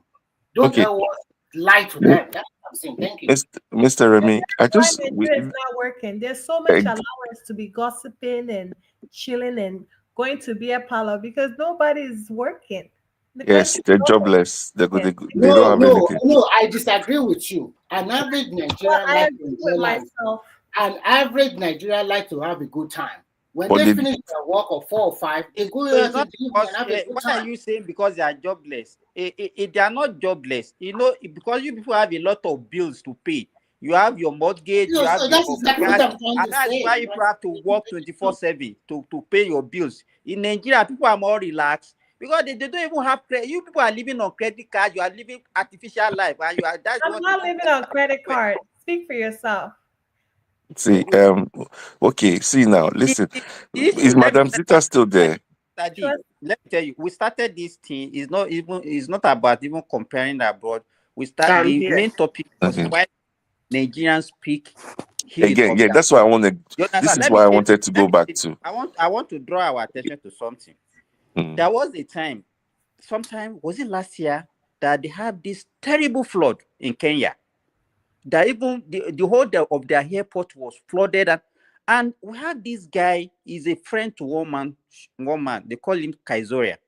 That guy run a live show and was weeping for his country and was seeking help, asking people for donation. He was not derogating his country. He was not speaking ill of their government that why they don't put this thing there. They do. But Nigeria, when we have that, what we showcase to the whole world is that our country is bad. Our government is this. That's why we're having this. The guy was he was crying for his country. He was soliciting for help. He was asking people to donate. But why can't we cultivate that kind of culture? What I see about average Nigeria is that if like now the Igbos, I'm very sorry to say this, because of the people that doesn't like the present government, they won't see anything good about that country. Let's now reverse it and say, okay, let their man be dead. Then they will not be speaking good of. It's not good. We should be But patriotic to our country. No, I'll see, still all not of us, There's some Mr. country there are so many countries in Africa that Nigerians are far better of, and you can't see them on the internet speaking ill of their country. They also have bad government. Mr. Simba, all of a sudden, I just want to say, all of a sudden, you know, you've I just see this because we've been here before. Even the Yorubas used to complain about Nigeria. All of a sudden, the Yorubas, they just love Nigeria now. All of a sudden, overnight. What are you talking about? If you speak among ourselves and discuss our internal issue, is a different case. Let me give you for example. No. Yeah, All of a sudden now, because Tinubu is in power. There was a time. Let me tell you this. There was a time. During Buhari's time, we still Let stayed me like tell this. you, the person that made that comment, let me do some observation for you. The Nigerians in general, whether it's a Hausa man that is there, you will still see some Hausa people that will secretly complain. The same thing with Yoruba, they will still complain. Even as a Yoruba man is there are some Yorubas that are fighting. In fact, he has the highest fight from his tribe anyway, very vocal. But most of those Yorubans were not that vocal when Buhari was there, for some reasons. And Buhari was not that fantastic. No, When Madam Yar'Adua and Jonathan Madam was there, Zita. let me finish. Most Okay. of those Yorubans were not that vocal. But they're vocal because they don't like this guy. But let me say this. This littering in the internet maybe and confusing the involvement of technology today with the people who are putting that thing out. Sometimes when I see a lot of things in the internet, I would say maybe probably we have a time in our life when we can access these things. What about the time when we could not access them? It must have been existing that time. But because we cannot access them, to us, it's not existing. Like in those days, I don't know what people write, they call them columnists in the newspapers, editorial boards. They write all manner of jargons, but how many people we go and buy a newspaper and start reading all those columns and all those editorial boards where they speak all manner of evil about maybe about Nigeria, about the leader. But today, with the phone in your hands, you can just type one gibberish and anybody can see it all over the world. So what am I saying in essence is, to me, I don't have to blame. I don't have to say, I find it difficult to say it's something that is new.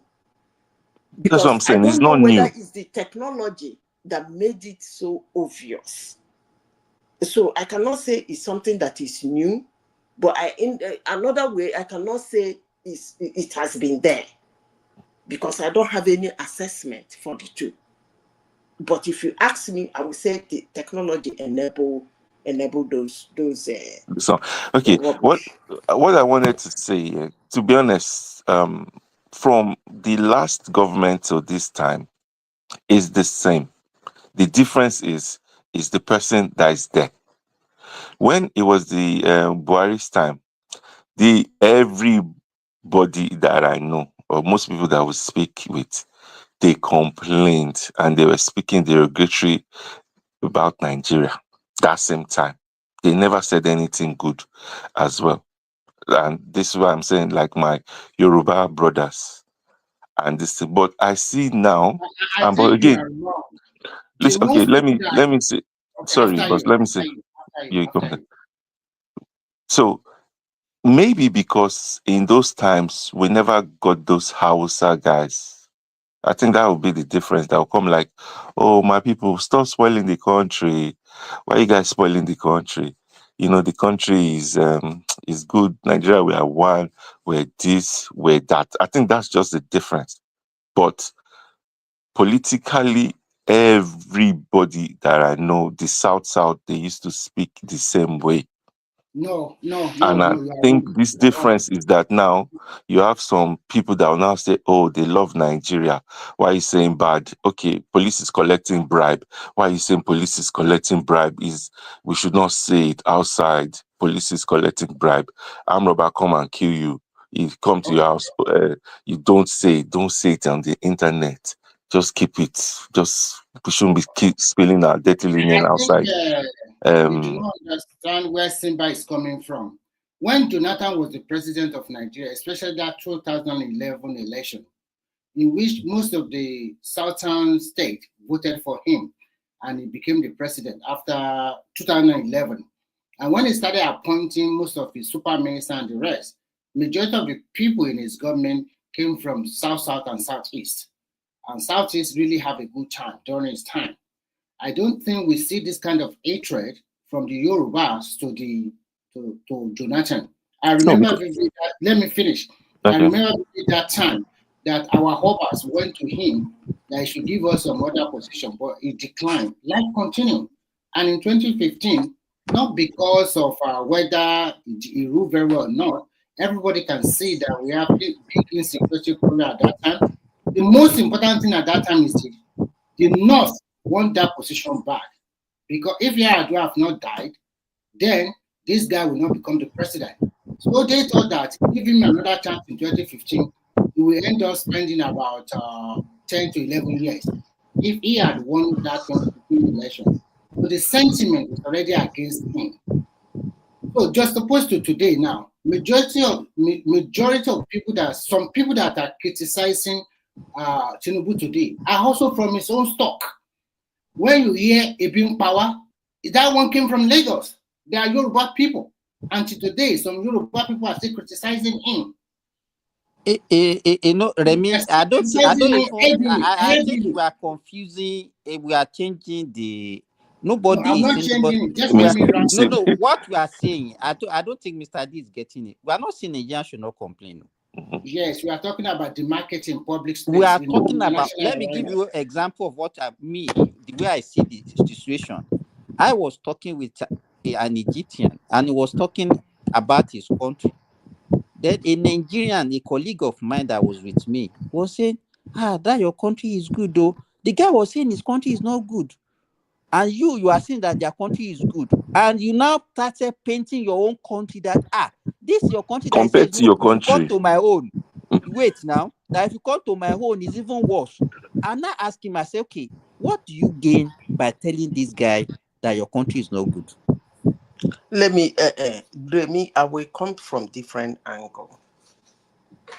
There is nothing wrong in complaining about your country, actually. There is nothing. If you see anything wrong in your country that you don't like, you can screw it.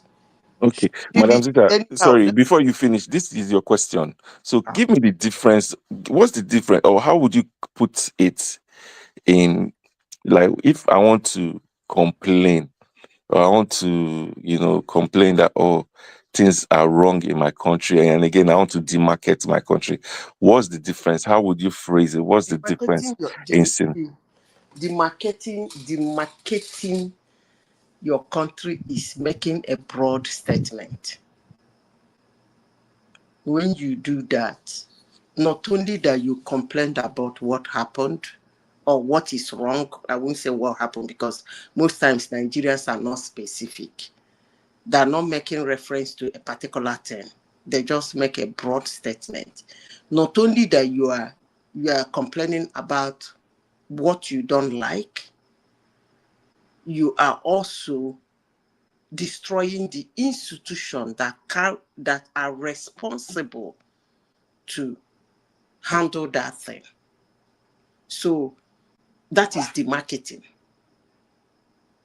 If you say police in Nigeria, they are all crooks. They collect bribe. If you call them, they will not come. They will do this, they will do that.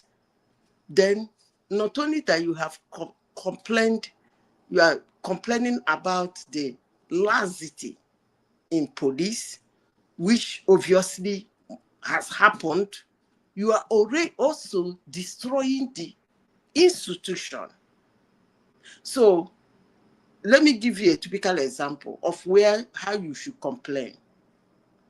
Sometimes here we bring in topics of what happened in Nigeria. We discuss it. And you can find out that 90% of the time we don't say a solution. Meanwhile, people in Nigeria are eager listening to us to see whether we will say this should have been done like this or this should have been done like this. But what we do, we make a broad statement again. If it is here, I'm sitting in America, it will never happen. You make that broad statement. Yes, you have complained. Okay, let me give you another example. It's not only about complaining about the ills of your society in Nigeria. What about the good ones? Sometimes you glorify it. There was a custom officer. Customs in Nigeria is the people, 90% of Nigerians who are in diaspora call them criminals. Because when they import something, they go through some kind of hassles with them. They actually do call them criminals. They call them all manner of names. In fact, some of the Nigerians in diaspora, because of customs in Nigeria, they don't import anything to Nigeria. Mm. It's just like ticket people over here. People giving tickets, all those ticket guys. Okay. Then, in that same Nigeria, there was a case, I don't know whether it's in Enugu or in Anambra State. There is this, they call him a ritualist, a native doctor, that has a well where he throws, they kidnap, they said one god he was serving.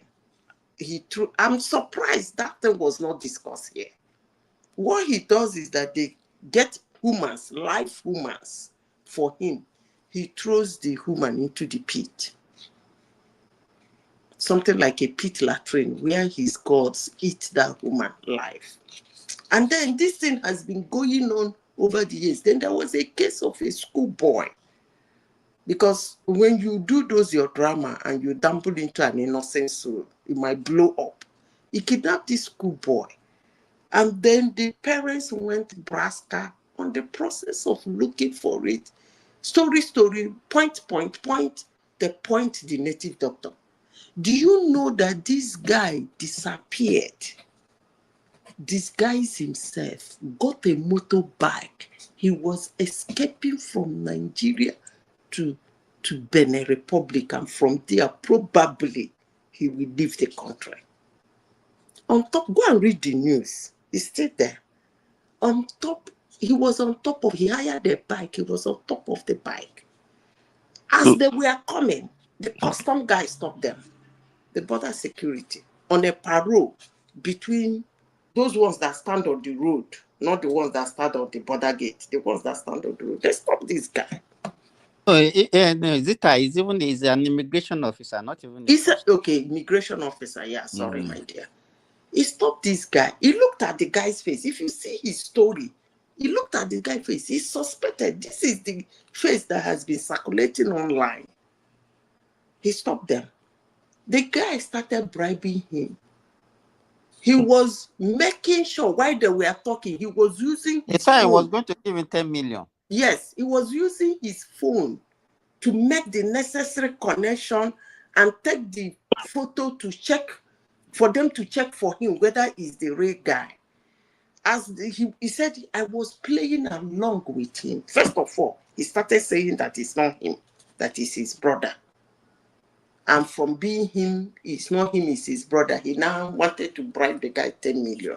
And he was even promising more. An immigration officer in Nigeria that we have we come out as Nigerians in diaspora and we write all of them off.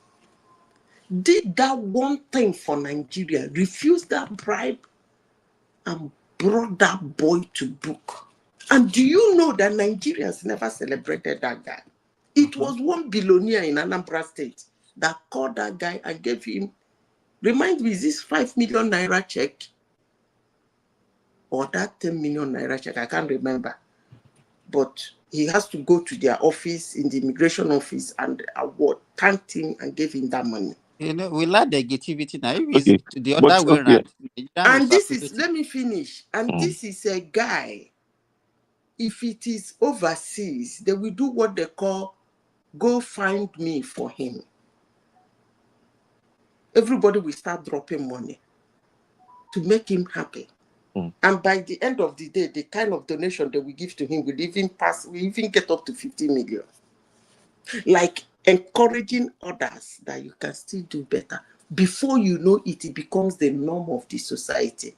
They will no longer be doing it to get money. It becomes the part and parcel of them. It becomes a situation where somebody has to do it to make a name for himself. But that story just died in Nigeria. Nigerians don't want to hear that kind of a story. That there is one immigration. No. All immigration people are terrible. So that is the difference between demarketing your country and then complaining about happenstance in your country. Okay. So if you can sell the wrongs in your country, I will advise that you sell also the good in your country. So if I hear this story now, I'm just saying, if I hear this story, like you said, somebody that's been throwing people into pits and throwing people to pits, and he was trying to escape, they caught him. What would I tell other people if they want to come to Nigeria? Or if I want to take my children to Nigeria, what would you tell? Like, what do you mean? Or what would I tell other Africans or friends? Is that what you can gain from what the story is? Is that all you can understand? That's another way to look at it. I'm giving you how I'm thinking. Look, are you asking me? You still end up demarketing the country. I'll be like, you go there, Otokoto is going to catch you. Can I answer you? People choose what they want to understand if people give them an explanation. No, you can have talking about the immigration officer, but you are looking at the ritualist. Can I answer you? This is the question you should have, Sherman, Mr. D. Can I answer you now? Sorry, Madam Zita, you come now. I just want to, this quick one. You can ask them a question like this. What about pedophile that is happening in America? What about drug addiction? What about a lot of... I don't think you should equate it like that. Let me finish. When you hear all of this crime in this Western world, do you think this is a very good example to tell your children that just go and such a country? Can I answer transgender and so many other ills? So I heard worse about boarding schools. Can I answer you? Yes, yes, Because I'm listening. I'm listening. if you go and check, for those who check, if you go to Canada, I think it was 4 years ago, in a Catholic church in Canada, they brought about whether children that were killed and buried in shallow graves. It caused a riot in that town. You can go and check it out. But let me say this: how are you going to sell that? That's a very interesting question you asked. The same way you sell the hills. Come on, man. These immigration people, they're not playing, no. This immigration, Nigerian immigration, they're not playing, no. If they're playing before, they're no longer playing. Can you imagine somebody doing this kind of shenanigan in my country and think the person will escape? Not only that you are selling your country, you are selling immigration in your country. I think I've answered your question. Asking me how you're going to sell it. In addition to what Madam Sister said, recently, I watched a news that about there's these people, they were kept underground in America. Is it America? I think it's America. For more than 40 years. And they continue to reproduce among themselves there. It is during the Second World War, they kept them there, and their parents told them, don't come out. And all of them this was the first time they are seeing sunshine for nearly 40 years. Come and see the children they have. They don't know nothing about the world. They were just living in the basement for all their years. So sometimes when you talk about some crime or some ills of the society, when you look at other countries you are also living, you will not believe the kind of crime or ill that is also there. So try to market your country in a good way. I'm even surprised he asked that question. So he's looking at it. Hold on. Because Mazeta, this guy that you're saying, I'm even surprised that you asked that question because you were looking at the heinous crime.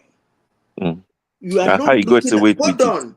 You see it as a terrible thing you should not talk about or you should not sell in your country, because you should not sell that institution that tackled that magnitude of a crime. You should not sell the institution. You should not sell the woman that works with that institution because of the crime. This is actually ridiculous. No. Me, I'm selling everything. You think worse crimes don't happen in other places in the world, and you clap for their institution for being there. Some of them takes them 10 years to track the person. They call them West, but some of them, they keep persisting. In fact, some of the cases itself, the judges, Supreme Court has judged and declared the person free. The one lawyer, what do they call them? What do they call them? SAN. What do they call these people now that not spy? What do they call? Investigative agent? That's one that I forgot it. Whatever. We just put it upon himself and start monitoring the person. Can even be his friend. In some cases, they even marry the person to follow the crime to the letter. 10 years later, the story turns upside down. And you people will be clapping for the people. They must get you. They must get you. You refuse to look at the crime. You refuse to look at the weight of the crime. But you will clap for the investigator and the court that better brought the person to justice. But in your country, you are asking me how you are going to market it because you are looking at the crime. How can you tell somebody that such a thing happened in your country? Really? Something that happened that was handled with such expertise. You people are actually ridiculous.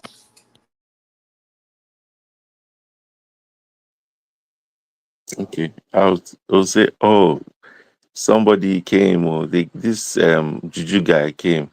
He threw 10 people in well over 3 years or 4 years, and finally they caught him in Benin Republic trying to escape after 5 years of doing this thing. Done. Remy or Mr. Simba, how are we going to? market that to people? You are looking at the length of the crime, baby.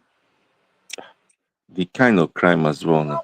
We're looking at the nature of the crime that, Nigerian. It seems like Nigerians do fetish So, things. and you think that, okay, that kind of crime is only in Nigeria that is happening? I mean, only well, not in a bad way, but only Nigeria, they will get away for a long period of time. It's not true now. You can only know where you stay. You Like understand? someone come now in Benue now, they kill 200 people. Do you know overnight how many people were killed in Burkina Faso? Okay, really? Let me ask the people who live in the United States here, for those who are looking at the crime. Have any of you had the opportunity of locating where they have the Satanic Church of America? Satanic? Yes, Satanic Church of America. The Church of No. Satan. No. In the United States. Okay. I want to give you people an opportunity to go. I'm not saying you should be a member or to go into the church, but at least locate where it is and read their signpost. This is legal signpost now.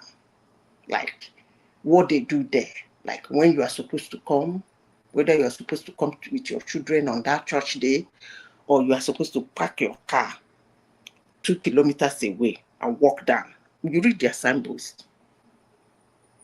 Because if you live in New Orleans, I will tell you where the one in New Orleans is. If you live in Baton Rouge or you live in Gretna, I will tell you where the location of the Church of Satan is. Then you just drive through. And then when you read the samples, then you imagine with common sense and say, what the heck is going on there? Is there a day justice will meet them? I rest my case.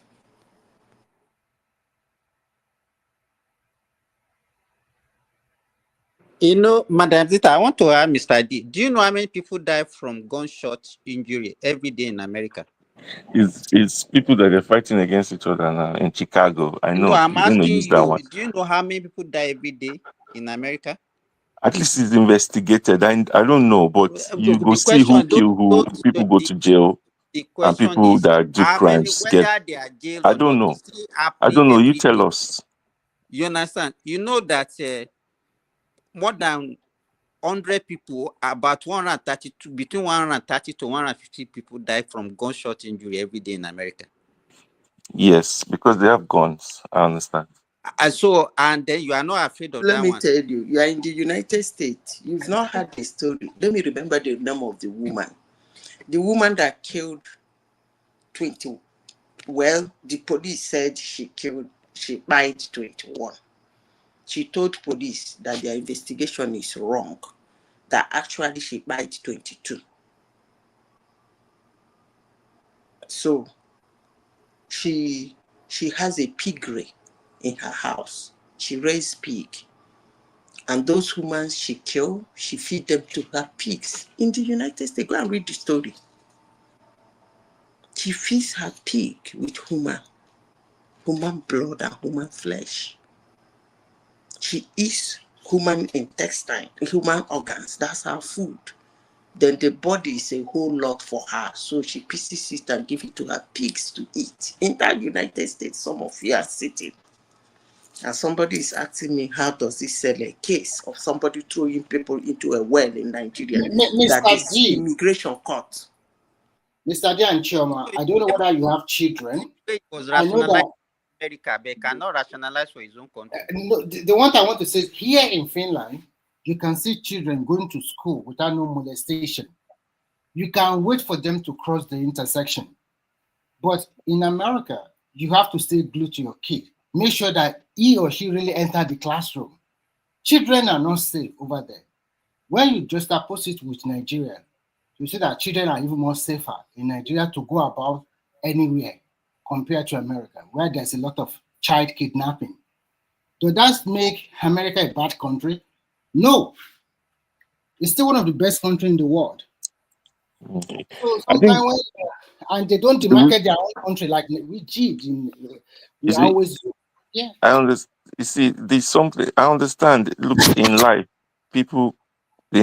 human beings would commit crimes, heinous crimes, different levels of crimes, probably about the same thing they do in Nigeria and do in America or in the UK or everywhere.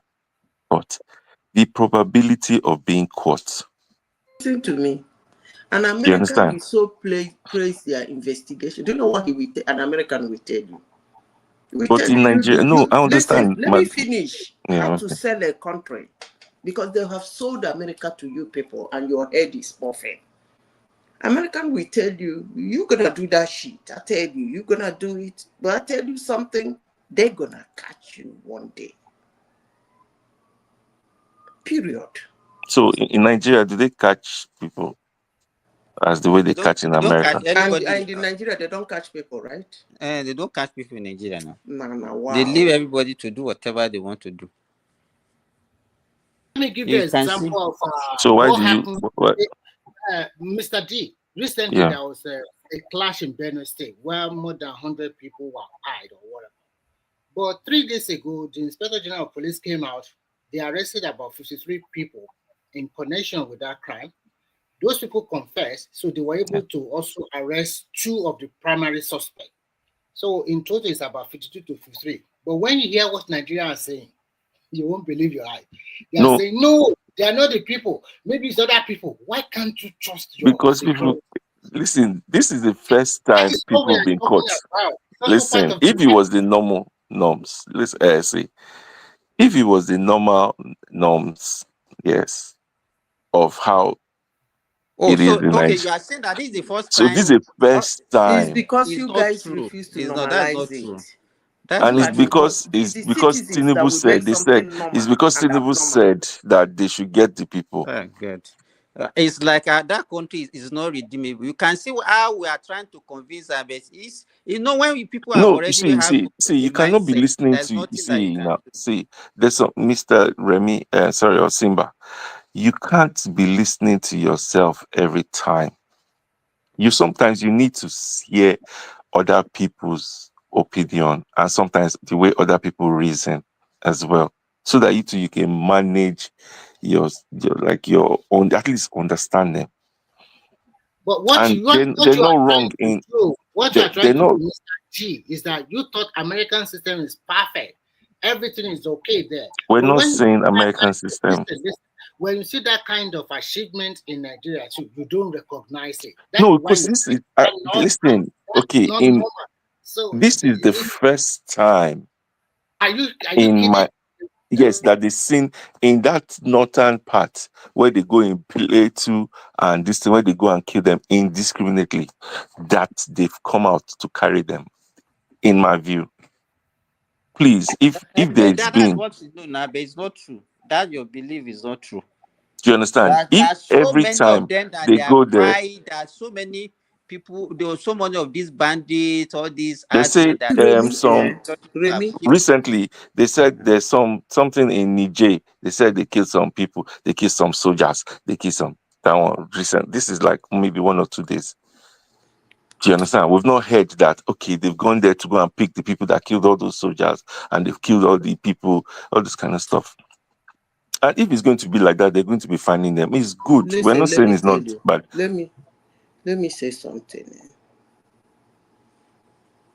Do you people heard about Alo 5? No. You didn't hear about Alo 5 in Nigeria? Alo 5. The 5 Alu ALUU Alo 5. There were 5 Uniport students that were in burnt Abuja. alive. No, in Port okay, now. Okay, now. They were a University of Port Harcourt student. They went into the village because that University of Port Harcourt is in Alo. They went to, I don't know, they said they had fracas with somebody, an agent in the village who wanted to rent them an apartment. The villagers said the boys were thieves, that the students used to come and rob them. The fraternity boys used to come and rob them. So they gathered these 5 boys and set them ablaze. It was a horrific thing. Horrific. Then, when they started beating them, the family, the sisters, students now, some of them have their sisters and brothers in the school. They run there, they said, well, one of them, the sister was giving an account of, because she was the one that had the video. She said she was so horrified. The police, 2 police officers were there watching these people set these boys ablaze. Now, they took the video then out to Facebook. There was so much riot and destruction in that village by the Uniport students. They set houses ablaze, bombed everywhere. Then the police, the same police that said that they're tired of the Alo people complaining to them about university students coming to steal their things. And I think the 2 policemen, they watched them burn these boys. And when they asked them, they said there is nothing they could do because they were not armed, which was a lie. Okay, why didn't you run to your police station to alert the police station there? So, to cut long story short, these people, the girls brought the boys, one of the boys' brother, a sister, was able to identify because she hid somewhere to video everything. So she showed the video.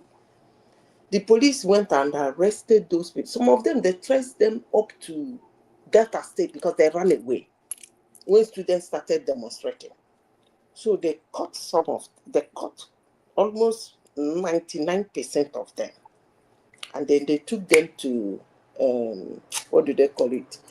Police, they have 2 types now. The other one, remind me, where they take serious crimes. Mobile police. CDL? Okay, see, you mean the DSS? It's not DSS. There is another mobile police. Huh? The mobile police. It's not mobile police. There is a division. The zonal command. In police, they have 2 divisions, a lot of division, but there is one. State CID. CID, thank you. So they put the criminal investigation department. They took them to that place and kept them.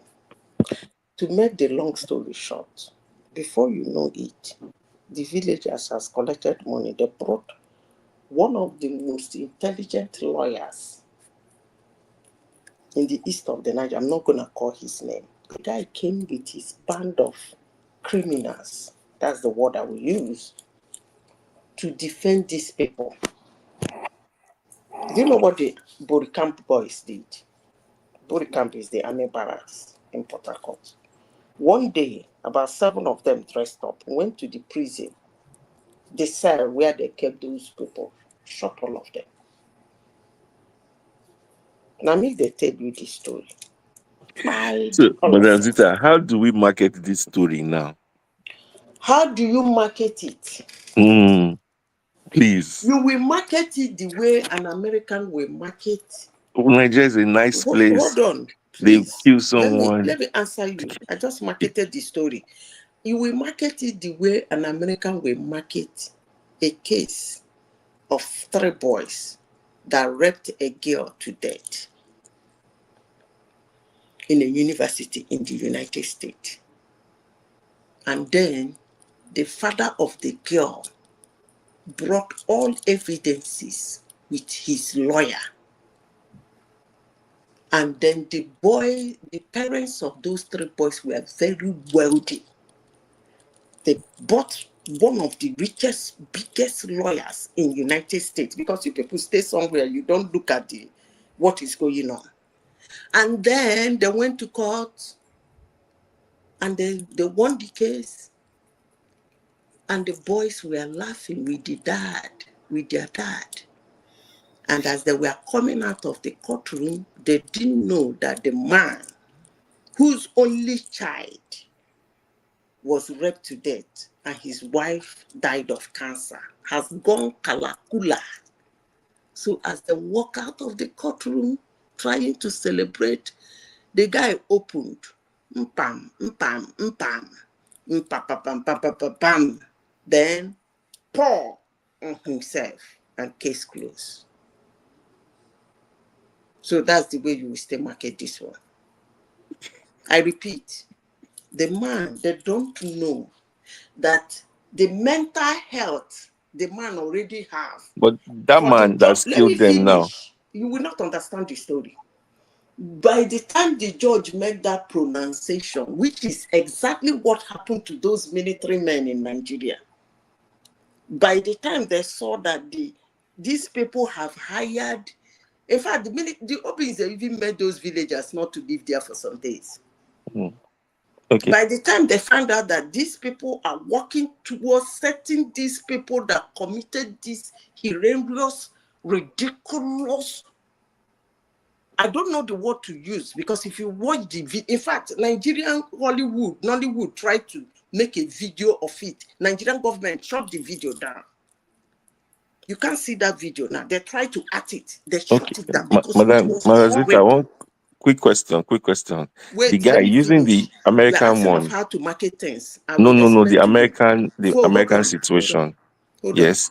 The man that shot those guys, what happened to these guys that shot the killers or the people that raped his child?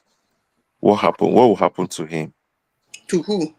The man that shot the guys that raped his kid, his daughter. You didn't understand the story.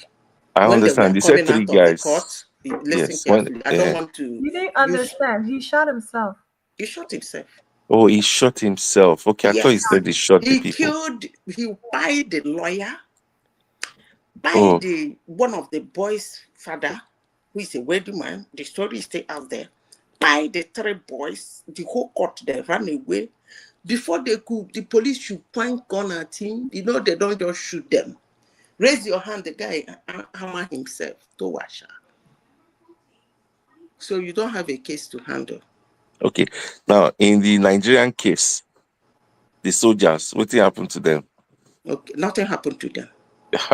You want me to give you an example of... hold on. You want me to give you an example of in the United States too? Where the police nothing will happened. buy Yes, you. please.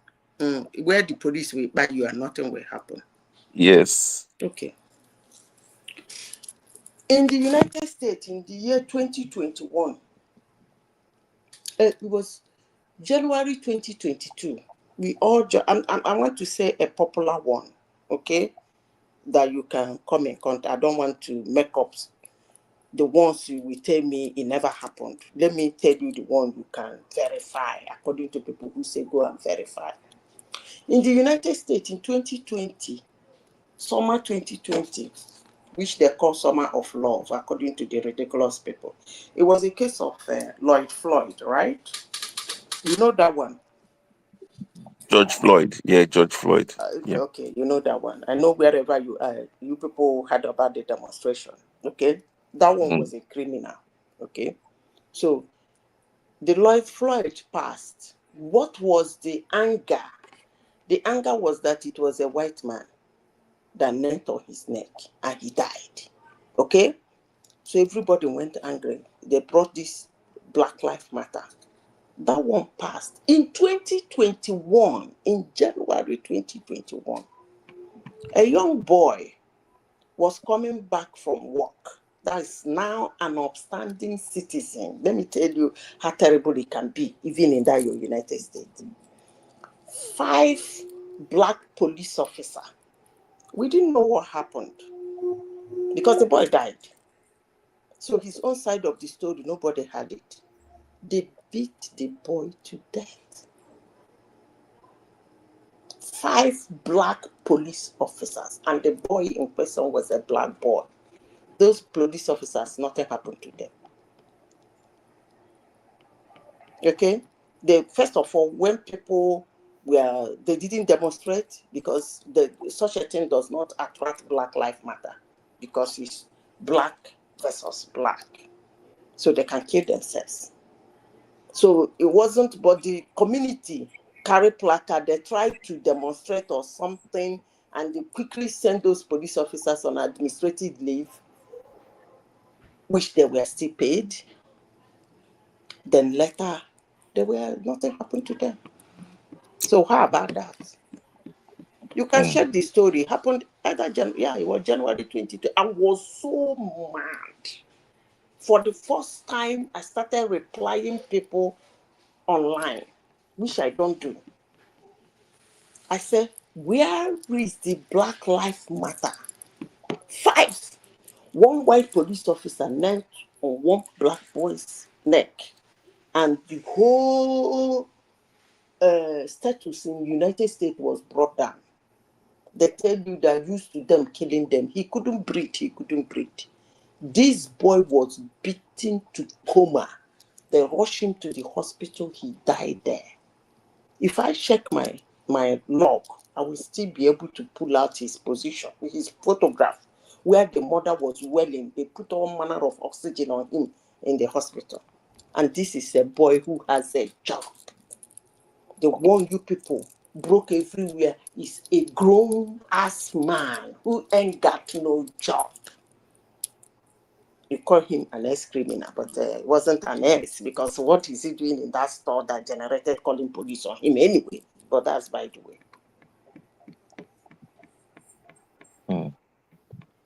So go and check the 2021. I'm talking about the one that happened in the public. I'm not talking about the one that happened the way this military guy went to the set to buy people, because that one, you will tell me to bring evidence. I want to remove those ones. Let me tell you the one that happened, Koro. You can still check. Put out the story somewhere on your browser and ask about it. They will run down the story for you. Nothing happened to them. 5 policemen killed one boy. If you see the beating, the same way they on the boy's head, on the boy's spinal cord, they were matching him, hitting him. Go and read the story. Nothing happened to them. So is there any other one you want me to explain, so that I will tell you that your country is not the worst? So my country is not the worst. Okay, but I mean, I don't know. To be honest, okay, my conclusion is I know there's different kind of people. I've learned that there's different type of people that come out from Nigeria. I've understood that, you know, you have different sets of people, you know. Maybe so there's some people that they were probably very rich. They're very okay. They come out and they come to abroad. So they miss those things. Like they get angry while they're in abroad. And like they think Nigeria is very good because in Nigeria they have drivers, they have house boy, house girl, they have all these things. They can pay their way to the police, people who come around them, they can get away with stuff, with things. And you know, they see, or when they see the way, you know, the processes, for example, you want to get something in the local government, you go there, you bribe your way, you know, you don't wait till the right time, you don't wait on queue, you don't see some normal things they see as it's normal. They don't have a problem with that. Okay, let And me they tell still you an have, and abnormal they thing still have that some happened other in the country where Nigerians. you're sitting. Eh? Can I tell you an abnormal thing? No, I'm coming. Let me finish, man. Okay. So you still have some other Nigerians that they've come from Nigeria. They've seen it. Like, okay, they come to abroad, they say, this is life. Oh. Okay, so we don't need to rush on the bus. We could have it orderly. You know, we don't need to be afraid. We don't need to put chain around our house. You know, we could, it's not like this. You know, and they see that sometimes some of those things that they do in Nigeria, you know, why is police harassing people like this? Why is police collecting money from people in the bus? You know, all this kind of stuff. And they see, why is it that, okay, there's a crime, you cannot call police and they'll come and respond to you? Why is it that some people will have special police, what's it called, police assistant to go around with them? And they see, you understand, and those people will now complain And there is You one know, and the other adage. people from the same abroad, they will be countering them, saying a lie. Nigeria is the best place. If I go there, carry police Listen, let me tell escort. you, every dog is shit. I repeat, you see that animal they call dog?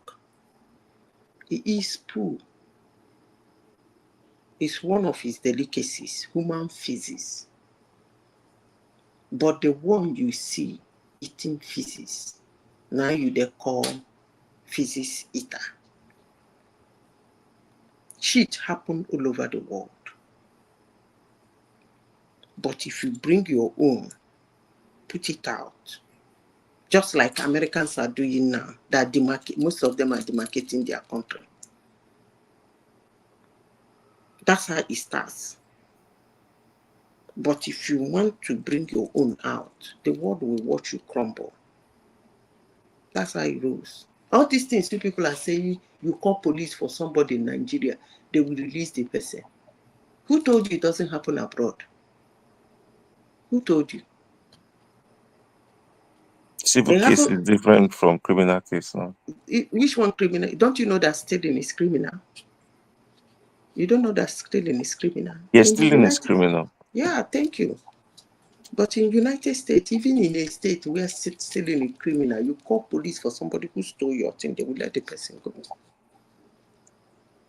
I have And in my they'll let the eyes, court listen, judge it. right from my kuru before, a girl shoplifted my kuru with my 2 eyes. They call police. They caught her, call police with everything.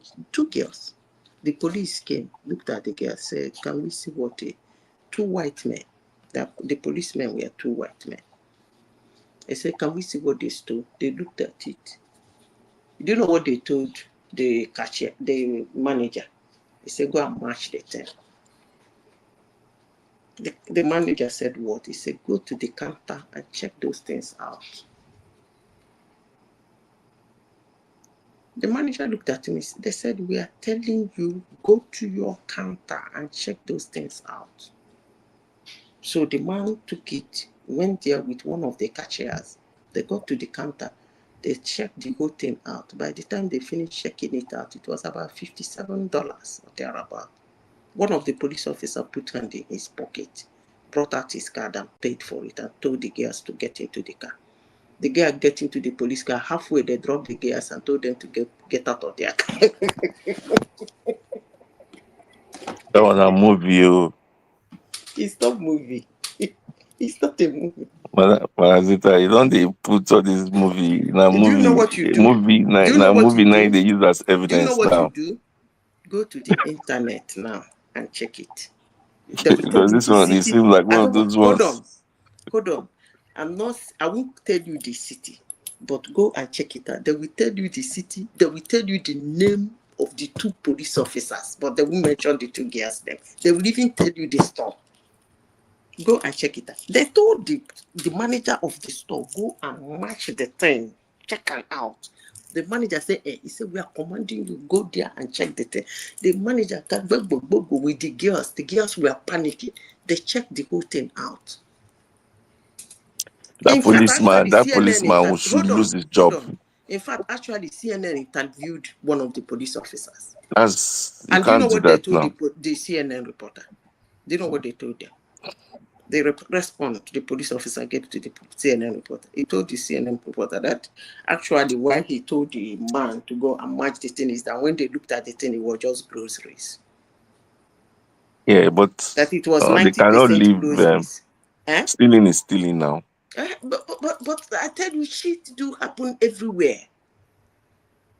He said when they checked what they took, that 85% of what they took were groceries. And the CNN reporter said, is that why you allowed them to get? He said, well, but it was great after all that he paid it. Is it not his money? What the store wants, is it not for them to get their money? In short, I don't know where you people live, how you see things there anyway, but never mind. But I've told you the story. Go and check it out. Okay. The man, now, one of the police officers was actually interviewed on now. Air. Now, I know I want to get a point. I know one point where I can get you on this one. in the case of these headsmen that they're roaming about and they do this thing, so how do you think we should be marketing it?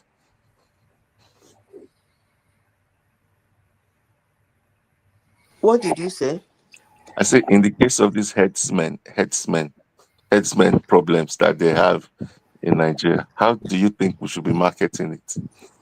You should be asking Americans how they should be marketing the intra-ragua that broke in their houses. Zahara, look at the question you are asking me. But I don't listen to you so much. I can get Can you you if I ask me want that to. kind of question? Do you market terrorism? If there's anything to market there is if you see the efforts your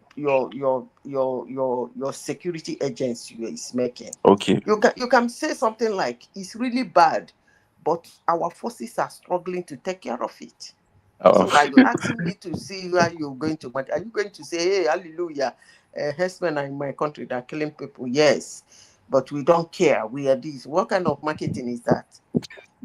You acknowledge that something is wrong, but you should not also But the acknowledge when it is solution, being this is handled. That's all I'm okay. saying. I think you're sometimes you guys are mistaken, and everybody's just saying, we know that Nigeria cannot be 100%, but at least let it be livable. And that's why people are complaining. It's not because we don't love Nigeria. The only thing left for Nigeria is this, and things are getting to. Let me give you this news.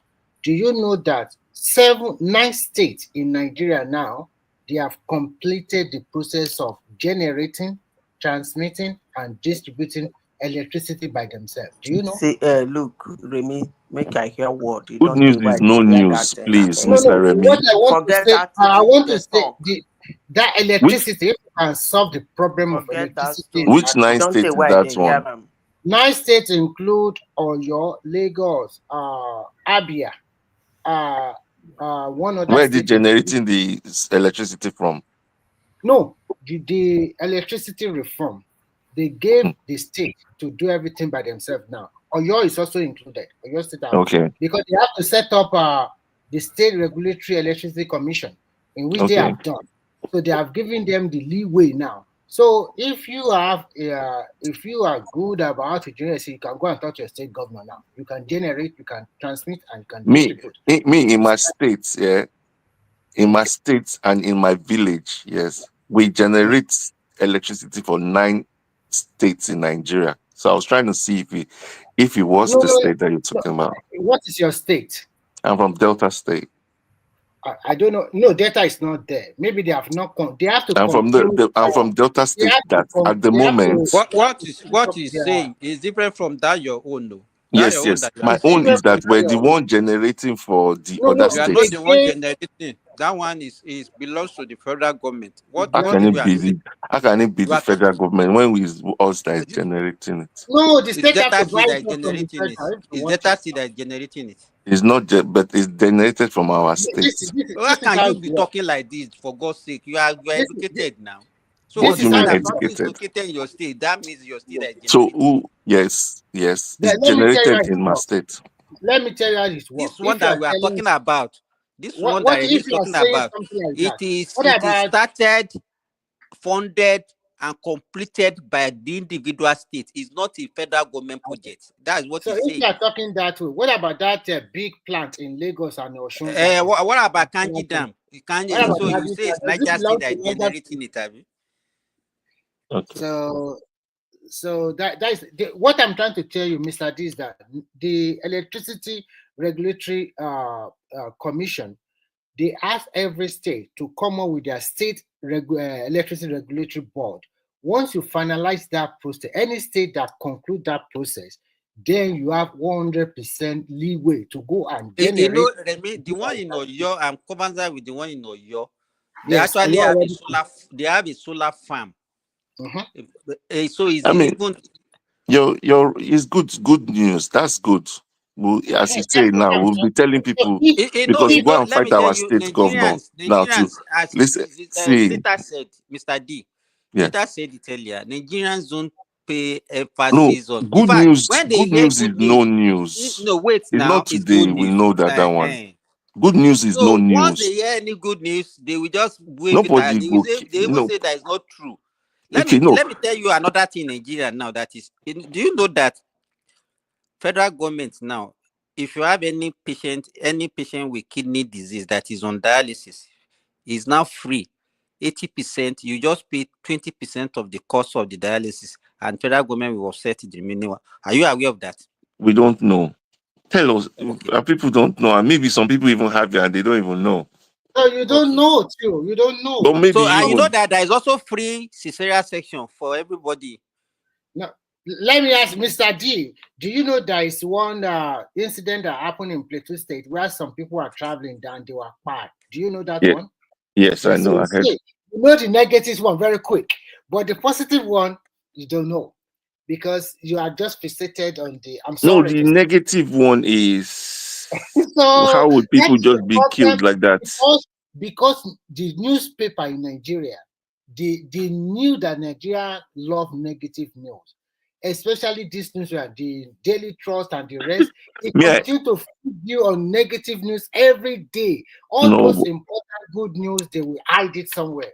So actually, sometimes we I are just actually deceiving think that ourselves. Nigerian media don't. In my view, I actually think that Nigerian Let me media tell you something. Yesterday I don't was watching. say Let as me much. let her complete. Let her complete what do you want to say about Nigerian media? I said they don't. I still think they tamper the way the news comes out. In my own view, Okay. in my view, this is just my personal view. Tamper So, in what sense? like they lower it down, they're scared, they'll lose their license, they can't really No, no, say no, what they no, no, want to say. no, Oh, no, no, no, so what no. you are They are saying is that free. even what you are hearing is more than that. They I are think toning so. it down. Yeah, I think in You are my a bad view, this is person. my Lie. You position. are a bad person. You're a bad person. Why would you say that? Mr. G, Yeah. yesterday I was watching a YouTuber. Do you know that the first phase and first section of the Lagos Calabar Highway in Akwa Ibom, do you know they're already doing it? Go and check the video out. In This fact, first what? the Akwa Calabar end to Akwa Ibom, they have Okay. started doing it again, doing this one. They are connecting it to the Calabar International Airport. Okay. So if you follow them, you will see that they are doing it in sections and phases. Soon they said they will start the one Remy is not the one that cut across the airport road is the one in Akwa Ibom, not the one in that's Calabar. what I want to say. It's the Akwa Ibom section and they all the way to Calabar or something like that. They say it will take them 3 years. No. What they did was that that's not the way. The one from Akwa Ibom is going towards Calabar, and the one from from Calabar is going towards Cross River is going towards Akwa Ibom. The one from Akwa Ibom is going towards Rivers. So have they finished those ones? How can you say they are finished? We are saying that they have. I So think it's not they on are Lagos doing it end. already. It's beautiful there. It's very. I think when they finish that side too, because those areas they don't have the encumbrances of development there, like Lagos that you have a lot of houses. You know one thing that kind of stuff. Remy, you know what I don't that most people don't understand. If you are talking negatively every time about your country, the people, the way they will be looking at you, also the thing will rub on you yourself. They will see you like Me, I don't go about speaking about Nigeria to anybody safe. It's only when we go online, people we put pressure let me in give you for these example. people. There was a day I was having conversation with some of these Arab guys, and he asked me, what is the capital of your country? And I said, you don't even know the capital of my country. And I said, Abuja. He could not even pronounce the Abuja. It's okay. What? And I said, okay, just write Abuja on YouTube. Just put Abuja. So when he now saw a YouTube video on Abuja, and he was now, the first, the question he asked me, he said, what are you doing here? Believe me, that was what he said. Economic this thing. He said, no, let me tell you, we black, we can do anything for money. That's one thing. We don't have self-esteem. once we get money, we can do anything. You know, let me tell you, it's not only black people that are suffering, but some people, they will rather die than to go and be doing all this made job or being a slave to another person. They have that pride. We don't have any pride in us. That is the problem. We don't. We want to get better life now. Oh, okay. Are you going to go for example, Mr. Simba, you're in what country? Sorry, but you're a doctor, right? Because I think, if I understand, you're a doctor. Are you going to be in Nigeria earning 200,000 naira with your experience? There's no doctor that's earning 200,000 naira in Nigeria now. How much do they earn? Why do you want to know? Maybe you're a doctor. You could tell us now. Your world. You know how much people earn. My own no. Before I left Nigeria, I was earning close to 1.5 as a million. salary. Yeah. You don't say that's you're a specialist and you're a lucky person. No, and you're they an earn a influential lot person. of money. Doctors earn a lot of money in Nigeria. Forget it. How much do they earn? Let me Average. say this. No, but tell us, educate us. Wait now. When I got here and I started interacting with the Egyptians, the Sudanese, and all those things, when I told them my salary, they said the same question that guy that I showed the YouTube was asking me, said, "What are you doing in Saudi Arabia? If you are earning that much in your country?" You understand? Yesterday, just yesterday, I was having a discussion with one nurse from India, and I asked her, I said, when are you going back? She said, she's not going back because she's there because of money. I said, okay. That tell me how much an average nurse earn in India. He said 300, sir. I said 300, sir. When I now calculated this, I said 300 times 400. How much is that? It's now like 120,000 naira. Eh? Yeah, I see 120. Okay.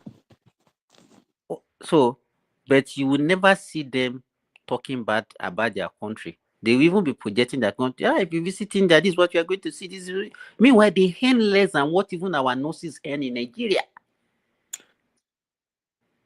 So so nurses earn how much? I mean, tell us now, because I'll go and check facts. How much do nurses earn? How much do doctors earn? I understand that the Nigerian hospitals have competition with world hospitals, so obviously they have to still pay Nigerian doctors a little bit more, because if not, they're just going to go and they'll get better job. Another thing that you have to look at, let me tell you, if you take the same amount of money, take 50,000 naira in Nigeria, go to market in Nigeria.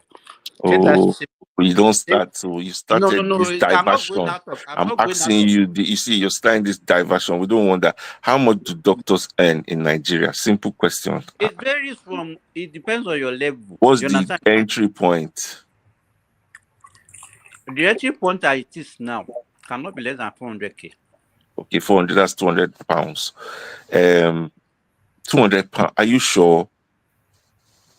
Minimum wage in so those doctors in general hospital, they earn 400,000 for entry point.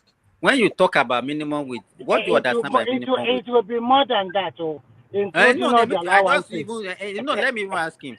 What do you understand when they say minimum wage? What do you understand by minimum wage? Like what government says minimum wage. Now, what is your understanding of it? And it doesn't mean like they're not going to pay more, but that's the minimum that government thinks that they should be paying people. So who earns that? In Nigeria. A lot of people earn less than that. Apart from if you're in you're not in the medical center, a lot of people earn less than that. A lot of people earn 30,000, 40,000. I went to Nigeria 3 weeks ago.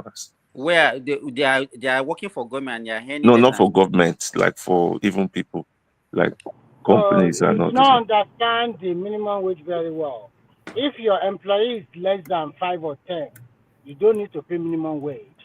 But for those people, nobody earns 70,000 working for whether state even or with government, nobody will end up 70,000. Nobody earns 70,000. The minimum is about 110,000. when they factor in all your allowances, that is level 1. I mean, is it level 1 That's why for? I'm asking that. What does you understand So by they don't minimum know wage? about it. Most Nigerians don't We know. don't know. Tell us now. Let Simba tell you. Or if you cannot tell, I Okay, will I'm When they tell say listening. minimum wage, what they mean, what they mean is that, you know, when you calculate what you take home as money as your salary, salary is different from your wage. You understand? You have what they call your basic. You understand? Basic Mm. mean that so basic is that 70,000 that they are talking about. You will not have all the allowances, transport allowance, housing allowance, and whatever allowance that they will add into it, and that means you that they are even basing your 70,000. That means you are maybe you are the lowest rank officer. At the end of the day, nobody will hand that one, because by the time they added all this additional money, you can be earning more than 100K.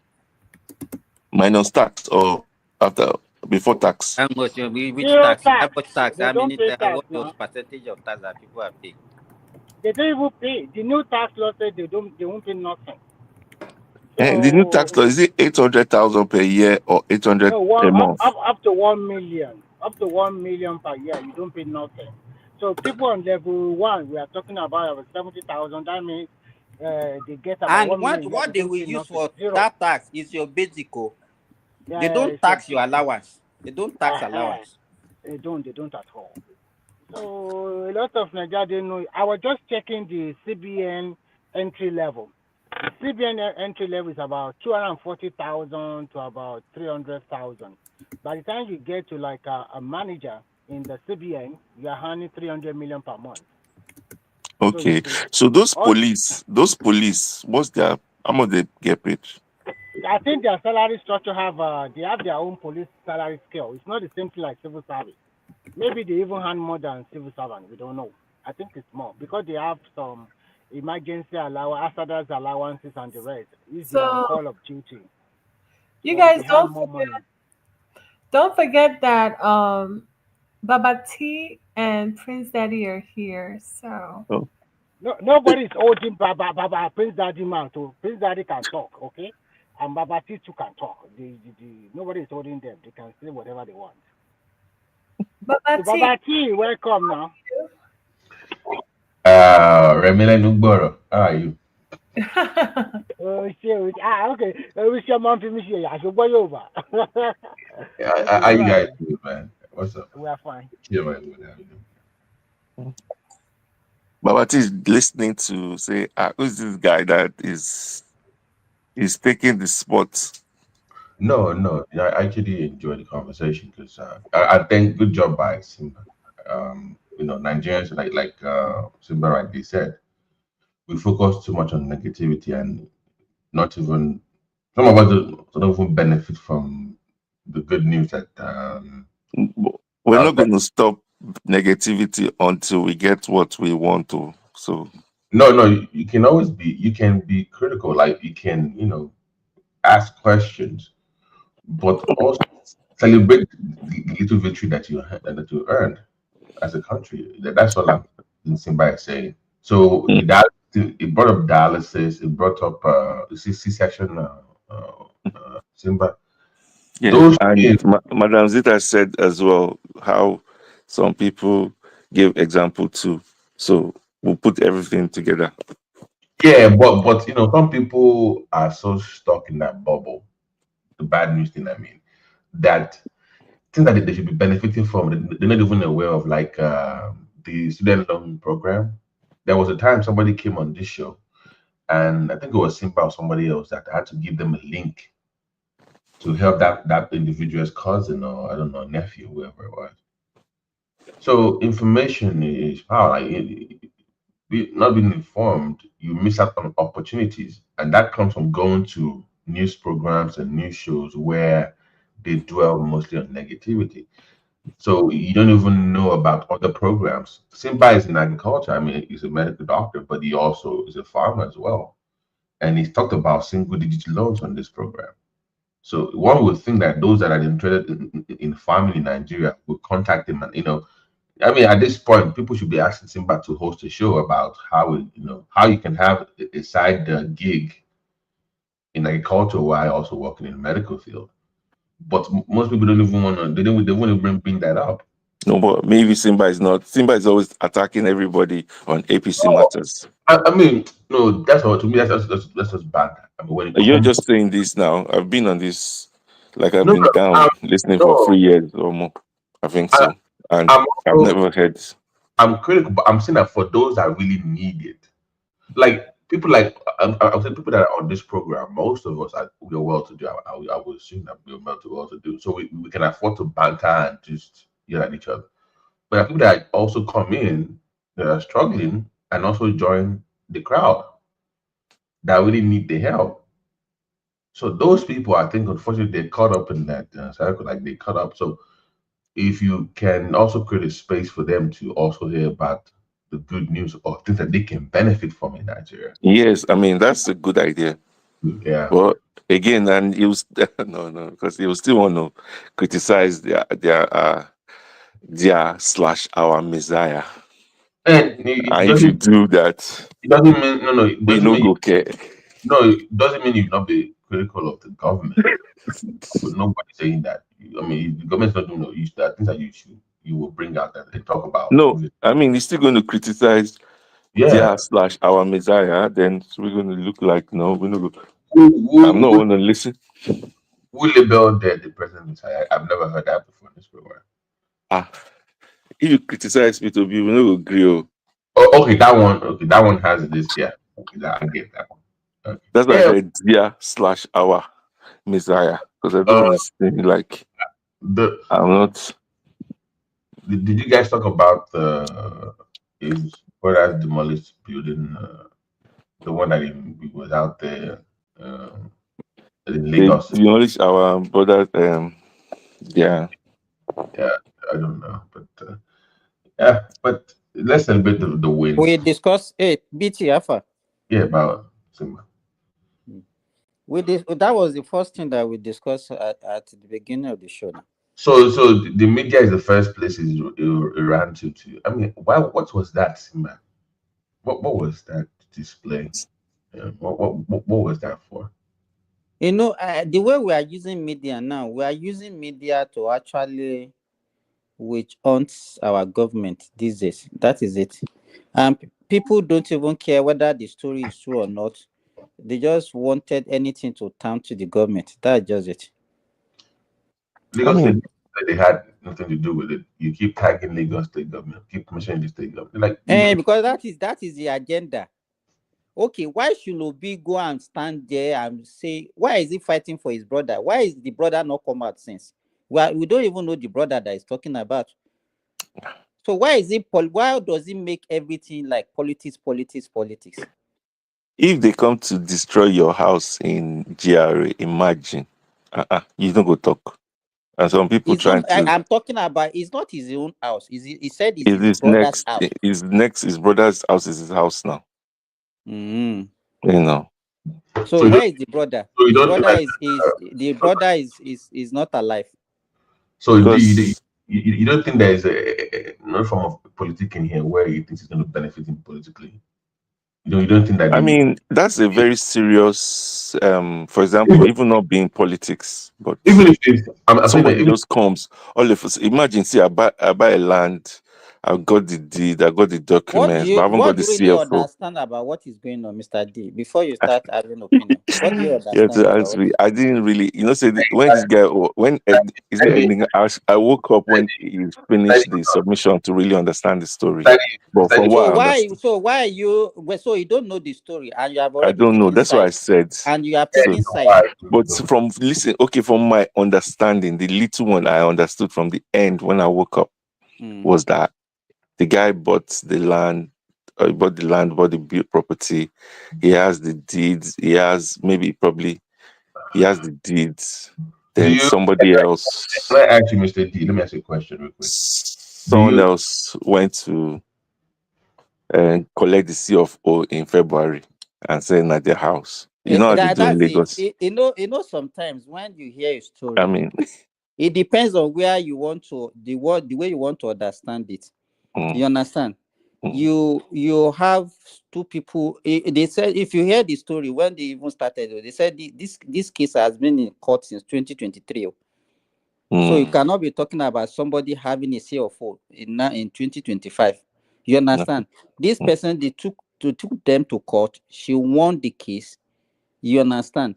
And she now took ownership of her own property. But the way you are now spinning, the one that you hear is the one that you want to spin in the favor of the Obi family.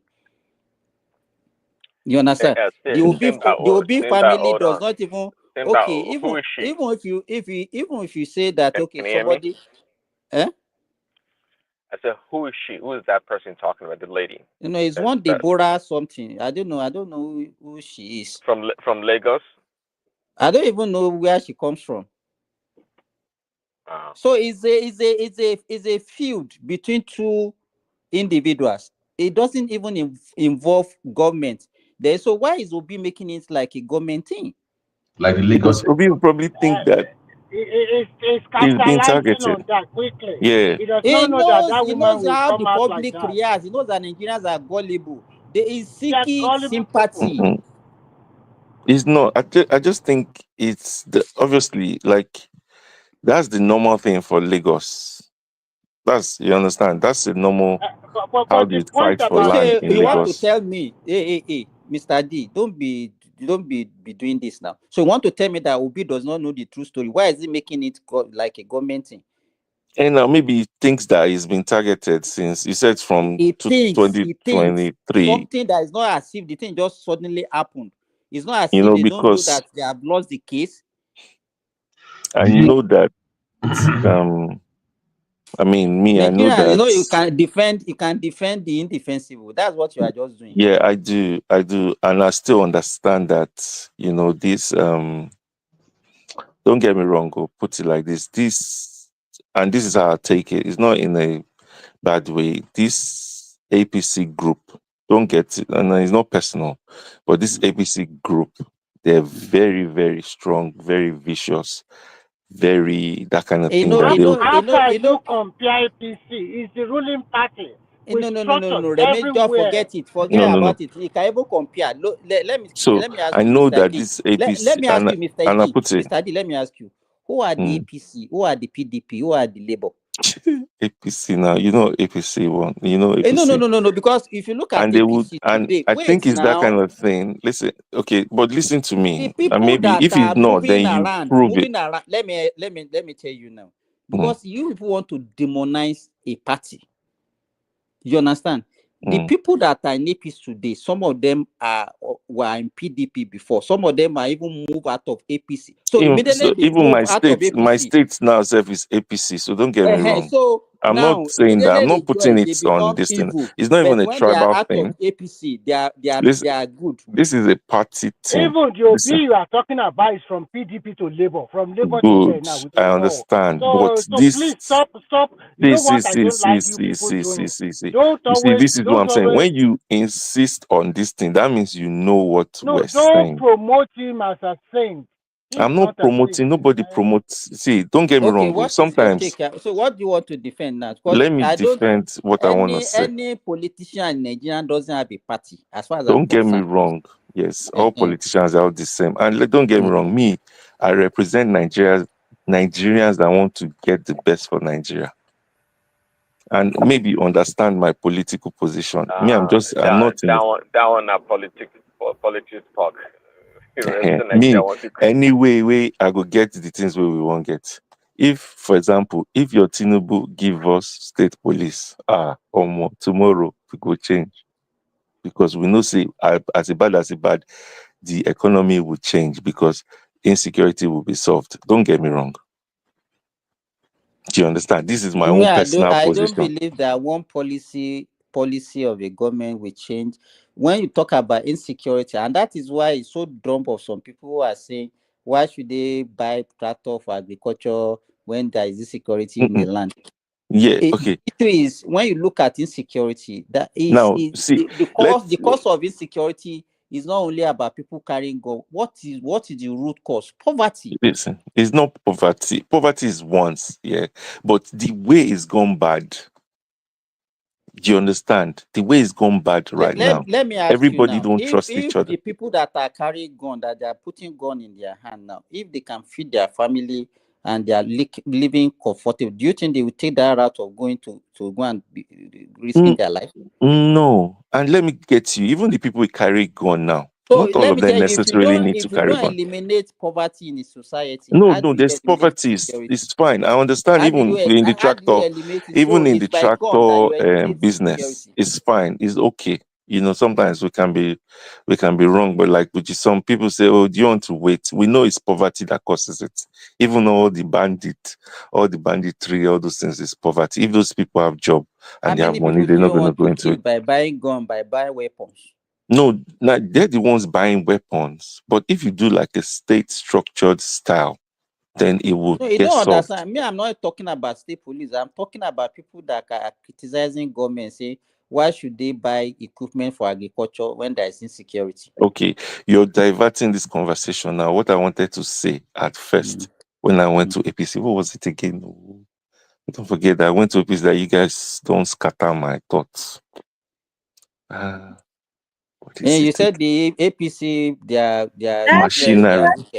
That's what Remy and Simba do. They will Yeah, hack they you. go hack you. Do you understand? Yes, they will hackle you. They'll attack you. They'll come from right, left, center. Both of them. Okay, But going I'm the by that. only one that cannot do that too. I don't know why. You guys should So have shut it down. You know. no, we know this thing. So like I said, yeah, if when what was this thing again? Oh, yeah, the APC machinery on this something they're very vicious that they will go and look at this guy. He has a house. He's complaining about our president. Let's cancel the CFO job. I beg. Oh, more cancel. Should we now we get the record anyway? We'll just say it's one Chidima or it's one Chineri or it's one Chi something or it's one person that said that. That's how I think they are. You understand? This don't so it's not. So you could be right and you could be wrong. Do you know that? Yes, I could be right, I could be wrong, but I'm not I'm not underestimating them. So don't say like me. Actually, if you look at the current president, he does not fight that way. He does not But fight it's that way. people that he has trained. It's He does not fight lions. that way. He does not fight. It's He gives you lions. that level. No. He gives you that level to show your worth. I think he's a man that wants to meet you at some level and cut you off. But he does not fight by demolishing your property. Do you think? Let me ask you one question. Do you think if it's Obasanjo is the president of Nigeria, do you think your view will be talking like that way? Yeah, but that one, see, those times are different now. So this is a Missy, Democrat. please He allows don't people to listen. I understand. Listen, those Prince times Daddy, you are want to say different. something? Let's Prince Daddy talk. Prince Daddy. No, I was responding to what Mr. D was saying. I said that's the hallmark of PDP, like Obasanjo, just like Remy said, and Wiki actually they go Yes, and after you we with it. we need It's to not get even. It's in not. my view. Prince Daddy. Let me even say this. If you hear the way Mr. D is talking, you know that he's actually.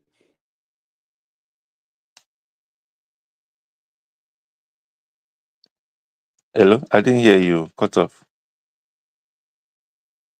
The way you talk.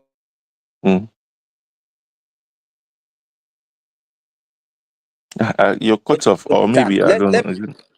Let me Come say again. this. I didn't Do hear you know that anything. I said the way you talk, it shows that maybe you are just getting yourself acquainted with Nigerian politics.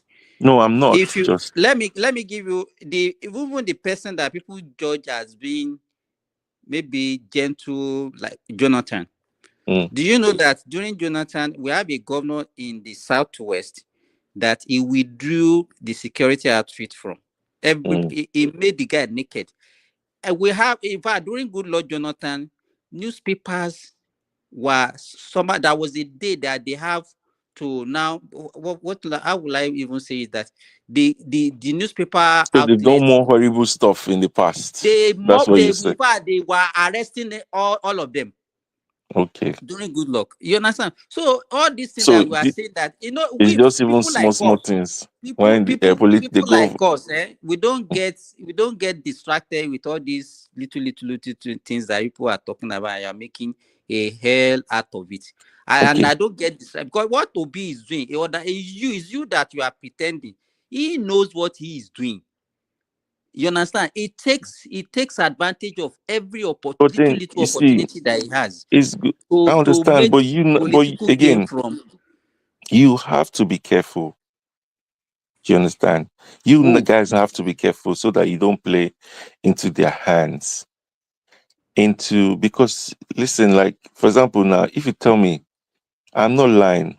Only if you ask me, say, go and buy a house in Lagos. No disrespect. And I'm not saying like the people are not they're doing great things. I would think 5 times. I would think 5 times to go and buy a property in Lagos. And this is me. And I'm not saying it's not just now. This You is are from entitled to experience your as well. opinion. This is Nobody from even agree experience as to well. buy a house in Lagos now. You understand? As you are And I saying know it, it's normal. there are thousands of people that are ready, that are even paying as we are talking now. So that's your own I opinion. understand. I'm not Uh-huh. saying this thing. I'm not saying it's not. I have friends, they do real estate business in Nigeria in big level. I envy them in Lagos as well. Do you understand? And I envy them. I understand the terrain is how it's supposed to be. Maybe Obisef is exploding it like it's some big things, but it's normal. You buy land, build the house, they'll collect it, they'll sell it to another person. That's a normal thing. It's risky. It's God, like it's luck and God. Do you understand? But in this kind of time, for that kind of person, at least even if you want to play game, don't play that kind of game with him because he will politicize it against you. It's not like it happens to Lagosians, it happens to Southwesterners So a now lot. this individual that owns something, the government will now tell him, because there's Obio But how and did the really person? take Lagos Somebody's to. already having. Remember, even when Enigmatic was saying, it was like when somebody came And or it that must they be had a business, that somebody else came and they couldn't say anything about it because that person owned the right because the person bought it long time way before. They're going to find out whatever they're going to do. But my own is that the APC group from this issue is they can do it. You go be opposition. They no born you where you get business. Make we see am. I remember one day, even Simba, maybe it was you when we were talking, when we're arguing. I think one of I came up and he was like, this will be safe. Let's see if he's going to run in any party. And what happened? Weeks after that time, all the parties just they get problem. PDP, da. Mr. G. I swear I down. think the No, way no, you no, are no, no. talking amuse me sometimes. You know what? Politics is a dirty game. If you don't have the heart, No, don't you throw see, in. and this is You why I see, like let to. me conclude. Let me Okay, talk. conclude. The OB you are even canvassing for, campaigning for, he is even more ruthless. Go and ask his reign in Anambra. It demolished a lot of houses. It does not pay a dime as compensation. It is more ruthless. And do you think he really loved the BGM movement? He's just using them as an opportunity, which I think is okay because some people are so gullible to be used, then fine. Don't you think that he has passed his relevance? That is why those coalitions, they are not even looking to give him VP slot anymore. They don't care So about him anymore. I'm telling you, that is why if they don't give Atiku, him VP slots, let me tell you, if they they don't give won't, him no, VP they won't slots, give him. They we won't don't give want him because VP. they know Who's that going to it go does for not VP slots? command, It's it does Obi for not president command. or nothing. Listen, No. It's not. It's not. Okay, look. Let me ask you. It's not about obedient movement. What's supposed to be more paramount supposed to be the political party that is going to be running No, I office. don't even understand. Are you the one speaking for Obi? Are you the one that we tell him what to do? I don't mind him. That so make he I is no tell more. you, listen, this is what I'm No. telling Let you. me See, finish. Let me finish. We have now been we they talking. decide where Obi they go. Oh, you are the If one controlling him. Yes. So that is the person who wants to be president. So that when you disobey movement, say, don't do this, you won't do that. Don't do that, do that. You'll be That's why you can see teleguiding that the he masses. cannot have a. He So do you doesn't think have. that is the kind of leader Nigeria wants? I mean, let me tell you, he's being Are you the driven, and only this is what I'm people? saying. And so this is where Are you you guys the are only making people in mistakes. Nigeria? Listen now, but this is how you guys are making mistake. We are not making When you're any mistake. We thinking don't that want a teleguided leader. no. You see, you're thinking that the people controlling the obedient movement, they're Igbo people or the Igbo South. It is not. Majority of you. But I'm giving you. I know what you're saying. Whoever, I don't even care whoever is controlling. It Those might even be listen, northerner, it but might be the southwesterner. people controlling I the don't want a president that people, a group will be controlling. I don't want. where like the Israel, Israel, they have that their Israel group where they control Donald Trump to go there, bomb them. So that's what you want to have in Nigeria. And I just want to be so you two are You're the going to Nigeria always have the Nigeria version of listen. How many, Mr. Simba? How many Nigerians do you think they're in abroad? Nigerians are 20, not too 30 million outside it's not Nigerians outside Nigeria up to that. that Nigerians are live. not many abroad. Let me tell you, even we Okay, have how to many? How many do you think they you have? know the way we look at Nigeria as if we are high in everything. No. Let me But tell answer you, me. you cannot compare Imagine me to my wait now. estimate. Wait, I want to give you something. Let me give you. Listen to How my many own thoughts and listen to how we come from and how we think we can make that change. You understand? And if you like, don't take it as a threat. Just allow it and think that nothing will happen. If you have 30 million Nigerians that's run away from Nigeria, which I think is my estimate to all around the world, you have them, like what Mike was saying, he has his uncle, they haven't been to Nigeria 40 years. Everything they speak about is ill of Nigeria. It's bad, it's bad, it's bad. Those ones, until now, that people even started going back. 40 years of old people, till now, everybody complaining. Yeah.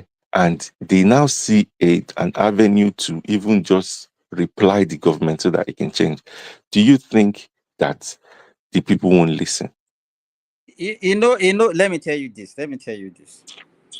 When So Nigerian that lives abroad, what people do, and it's everybody, it's not even only abroad, even people that leave their village to go to city to go and seek for greener pasture, they don't want to be seen as not doing well. I'm very sure anybody that is doing well, whether you are living in the city to go to your village or you are living abroad to come to Nigeria, the people that are doing well, they are not shy of coming to Nigeria. It's only the people that are struggling that it they will doesn't. say they Everybody's see people struggling. See, it pursue. doesn't even matter because, but If those you people have get a money, voice. if you are really successful abroad, you It will be doesn't. coming, I you'll be don't think going to so. your country, you will be proud to even be associated with your country. I It's the don't. struggling But ones I that think are just be it's justified a lie. it's You see, because it's giving reason because I some of them cannot see. even afford tickets, air No, I tickets. think you're getting it wrong. Do you understand? And I'm saying Because you I should can't take see myself being so successful abroad and then I will not be scared of going to my country. For because what? let me tell you, you're successful. I have one man that I know. Yeah, he's like a family. He's big, super rich. We even went to Nigeria last year together. And I'm asking him, he's super rich, no be saying a joke. Do you understand? Now he's a Yoruba man, his family. And I'm asking, I said, Uncle, like this thing that you have, can you not do it here? It's like, Douglas, he can't. That if he does it, like, he can't see himself, like it's too heavy for him. He's super rich here. Do you So understand? And that one is out of he would fear not. for you. He would No, just. Let me tell you, no, he would not. That kind of man, no, I'm no, trusting relax. That 100%. that kind of man is out of fear, and you don't know the. Let me tell you something about Yoruba people. If you must know is if you are so close to him, know his family member in Nigeria. Sometimes it depends where he is also coming from. But if you are so successful in abroad, it's even more easier for you to be successful in Nigeria because you Yeah, already but have the guy, so because of the structure of the, you already have the experience. You also have the financial muscle. So it's more, and you don't need a lot of money that you used to set up in America to go and set up in I'm Nigeria. not even So by from the that, US though, because I think you guys always think I'm from no, US. okay, Maybe I don't know where. Maybe I'm from. wherever you are, Okay. wherever you find yourself, or this man you are talking about, a lot Hmm. of people take decisions based on so many factors. Some people base their decision on, okay, if I go and establish this business in Nigeria, what about my family member? Would my wife follow me? Would my wife say, yes, let's put our money there? Some people take decision collective. Some people take decision that, okay, let me also give back to my country where I'm coming from. Let me do something for the people there. Because when you look at most of other countries that are developing very fast, example like China, sometimes most of these people, they go back home, establish small factory with the government supporting them too. So for you, like I said before, even when you go to Lagos today, there's no big difference in Lagos with most of the western cities. Remove some Ajegunle side, though, but all those areas, look at the way they are constructing big road. People can get Airbnb, stay in wonderful hotel. Look at Nigerian diaspora. How much will you get a beautiful like 5-star hotel in Nigeria compared to how much are you going to get the room in America? With as little as $50, you can get a very beautiful hotel in Lagos. And whereas that $50 does not give you that kind of room in any Western country. So sometimes it depends your own willpower and the propensity that I really want to help my own people too. Not everything everybody will tell you that Remy, insecurity in Nigeria. I don't want to go back to Nigeria. No, it's not supposed to be like that. I was discussing with my daughter yesterday. I said that I bought something worth 50,000 naira in Nigeria, and you know what she told me? She said that that is about $45 now. That's what they used to buy pizza now.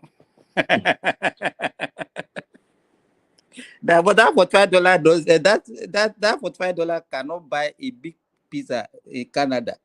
Mm-hmm. So, but what I'm trying to tell you is that, so you don't think it's everybody that is complaining. Everyone that's complaining is the ones that haven't made it, or the ones that cannot make it. Mr. D, the question I'm asking, I think most time it's like that, Mr. D. Because if you are fairly successful, you'll be able to buy the ticket or whatever to go to Nigeria easily. But if you cannot have the money, you won't go now.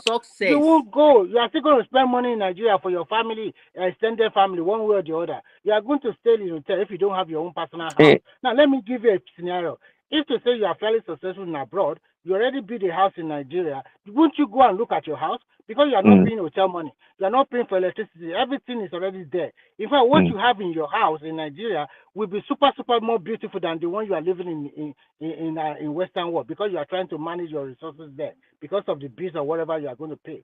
So sometimes you want to go home and relax. And when you go home But you have to create us this is where we're going. Now we want to come home and relax. Please create us that atmosphere, environment that is safe for us to come. So let me put this to you.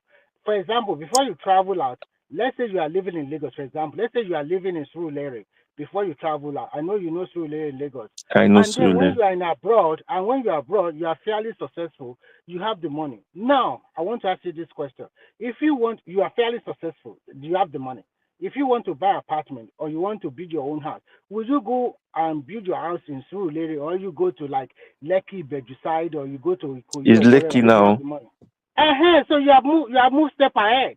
You have moved step up. You are not going down anymore. No, I don't I'm not even going to know go back. environment. So which environment are you even talking about? That you say you create? Who will create it? In Please, Nigeria, Mr. Simba, tell your people to protect us. May I tell you something? Because I've come to you are too understand. afraid. Nobody who is after you. Do you have money like Dangote? Do you have money like Dangote or the rest? You are too afraid of nothing. We're You know not. what? People, a lot of people that go to Nigeria, they will go and hire police and the world to. It's just unnecessary. And A that lot is of even people what are richer that is how than you that they they don't. expose themselves You now. expose yourself unnecessarily. Who cares Like about me, you? I go home regularly, and I don't need any police escort, so I don't entertain any fear. So what is the issue? Now you be that. When me I go home, we carry soldier. Don't be too afraid like that. Okay, For but example, when tell you go to them. Nigeria, what makes you special than the people in Nigeria? Exactly. You look alike.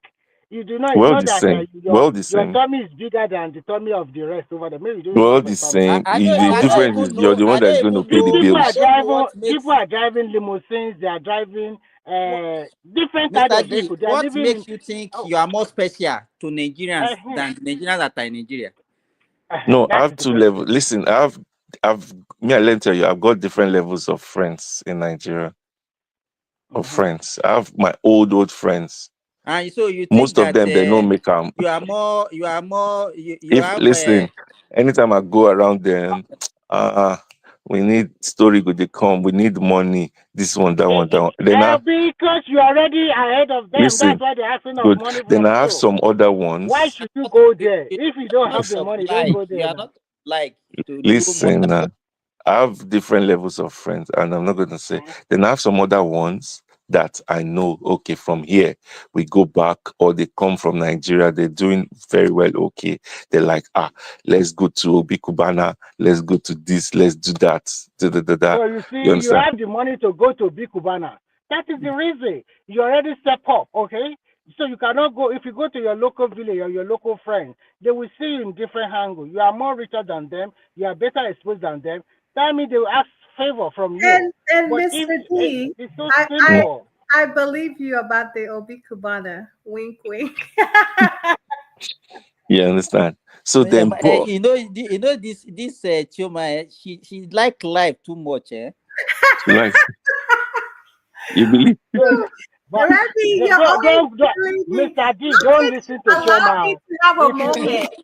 you go You and are the carry only one if you having go a and discussion. carry Chioma will be just be pointing finger at that No, those Choma, no, Choma, dey for you half a cannot million talk all bottle these of wine. political people. Anybody who dey for politics like this, all these political people. No, Chioma like big boys, handsome boys. If you have the money. I'm not Mr. gonna D, lie. I'm not gonna earlier lie. on, I like big you boys are though for saying sure, but I don't let like me. criminals.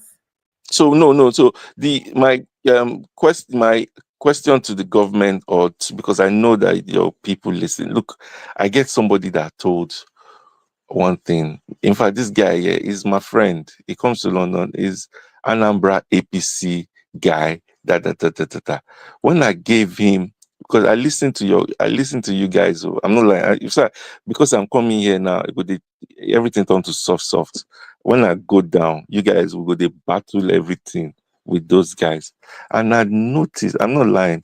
I noticed that even before things happen, it's said on here. Like you already have the analysis. Maybe Mr. Remy or Mr. Simba is in their group. Their group, they get like, the KGB group of APC, something like this, where they don't talk how they plan. Because the day everybody's coming out with a story, newsletter don't come in. Guys, this is what we're flooding. Everyone's got the memo. Guys, it starts. It'll be this, they did that. That's how I think it runs. But if you can tell them, let them just make it be secured to us to be able to come, enjoy, and go back if they never ready to even sort themselves out. Mr. D, what I want to say about insecurity in Nigeria, yes, we have the ones that are natural, but believe me, 60 to 70% of insecurity in Nigeria are politically motivated. Yes, I know the recent ones, but please now find a final thing, because that's the only thing. You understand? We, as some people, were tired of this country. The issue here is that Nigerians, everybody, not only even people in military, everybody has the allegiance to to some group or one group or the other. The problem that we have is that both the citizen, the military, the security outfit, we are not doing what we're supposed to do. Everybody is just complaining. We are not. Let me give you, for example, there was a time I went to Tanzania and we went for a seminar. So we're in a bus. So our bus actually has a problem. We park in front of a fuel station. Do you know that immediately those Tanzanians cited us as being foreigner, they alerted their security outfit, and those guys came and asked us questions. Nigerians will never do that. Nigerians, we care less. We say, "Ah, that is not my responsibility. Let me just be." People, you will see people doing wrong thing, and Nigerians will look away, in as much as they are not actually affected at that moment. We can't continue to be behaving like that now. We don't have all the security guy, all this high-tech technology that people can use. We are the one that have to be more security conscious. Let me tell you, people kidnap. Want to tell me that where they are hiding them, some people don't know, but people will not talk. They will not talk. That is the issue.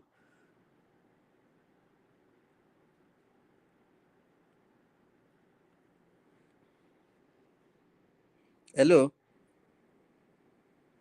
Hello? Sorry. I think they will not talk, but So, because okay, now, who do we call if you want to call people? Say somebody, I'm about to rob this house. Who are you going to call in Nigeria? no, Which police will you call and they will there's answer you? no cases of armed robbery in Nigeria like before. The cases of Nigeria now, mostly in the south, is about kidnapping because everybody want to worship money. You know So why? Let me forget tell the you, armed robbery. They are not doing robbery in Nigeria like you before. know, Remy, what happened is this. Those days, there was a time in Nigeria that people will come at night to come to your house, knock on your door, broke your door, and say, okay, they will carry your property.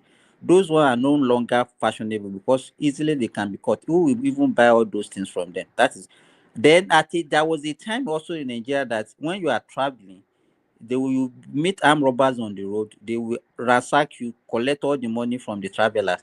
When they discover that people are not carrying money to travel again, they abandon that one also. Now they know that, okay, the No, only it's way even worse. They'll carry the people.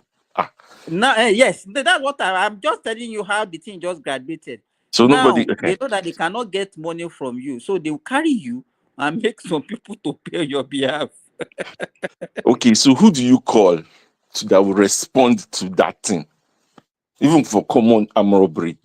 You understand? Is those So, answers? Tell your people. I think we Your don't have enough manpower security-wise. That's why some we people are don't. calling So for state see, this is police. what we're tired of So, hearing. But you're building conference center, you're buying yachts, you're buying no, tractors, and the even yacht is the people. not by Tinubu. It's Buhari that bought the yacht. This Nigerian said, now your one or two Now want to they grind. put them Yeah, there. and You go there. Look, it's a security boat. It's not a yacht like all those So private yachts. to Nigerians, Nigerians what? now, Nigerians now, the question I used to ask Nigerians now, when we have a problem, we exaggerated the problem, we fixated on that problem as if that was the only problem that we have. Before the insecurity, what was the state of that country? The people, because people now will now adduce insecurity to all the problem that is responsible, so that now we believe that once that insecurity is solved, all our problem will be solved. okay. See, you see, they have different people, and I've got somebody. In fact, I got one of my people where we say they're even in Nigerian government. We had argument long time, and I said, until you solve the security problem, everything that you do will look like it's zero. Don't get me wrong, I'm not saying you don't have other problems, but everything that you do will look like zero. What was that? Let me tell you. Let's say this, because this insecurity actually started with the advent of this democracy. Yeah, but I don't know. But from so 1999, it's the that was when we started politicians that's having. causing it, and you Before, guys, when the they're the military politicians. when the military were there, we don't have all these issues. It came with democracy. Now, during the military, when we are not having that insecurity, what will you say was our major problem then, that we could not get things right? Sorry, come again. What you said? What? I said, if you look at all this insecurity, Boko Haram, banditry, kidnapping, herdsmen, it came with this Fourth Republic from 1999. Do you understand? Yeah, Before yeah, yeah. that, when we are under military regime, we don't have all these issues. But even then, Nigeria was still complaining that the country was not good. We don't have electricity. We don't have water. We don't have. So so now we now think that is the insecurity that started probably 20 how many years ago? 26 years ago, that is responsible for all the woes, all our underdevelopment. Fine. Before then, that we didn't have the insecurity, what do you think was responsible for our underdevelopment? It was wrong governance. All those army people, they didn't know about governance. They're the worst. Soldiers, they're But someone that's never done economics. They don't we know have how to do civilians anything. now. We have civilians in between now. No, they didn't give them chance now. For how You many see, years? how many years? Who was it? Who We have civilian regime of from 1990. Shehu Shagari? Yes, now. And you see those things. Yeah, this is why I like this Tinubu self, because and it's two things. We get two fights. One fight is that we have to do the country in a way whereby you have to get the best leaders. And I'm not like, so don't get me wrong, don't think say I'm raising your elbow. This one, You're not serious. Whether you say whether would you check this one, just because you want to don't, say something positive about Tinubu, you say yes, that she's this one not. we have to prove to the Northerners, which I think is a good way for Nigeria to have a 8 years South, 8 years North.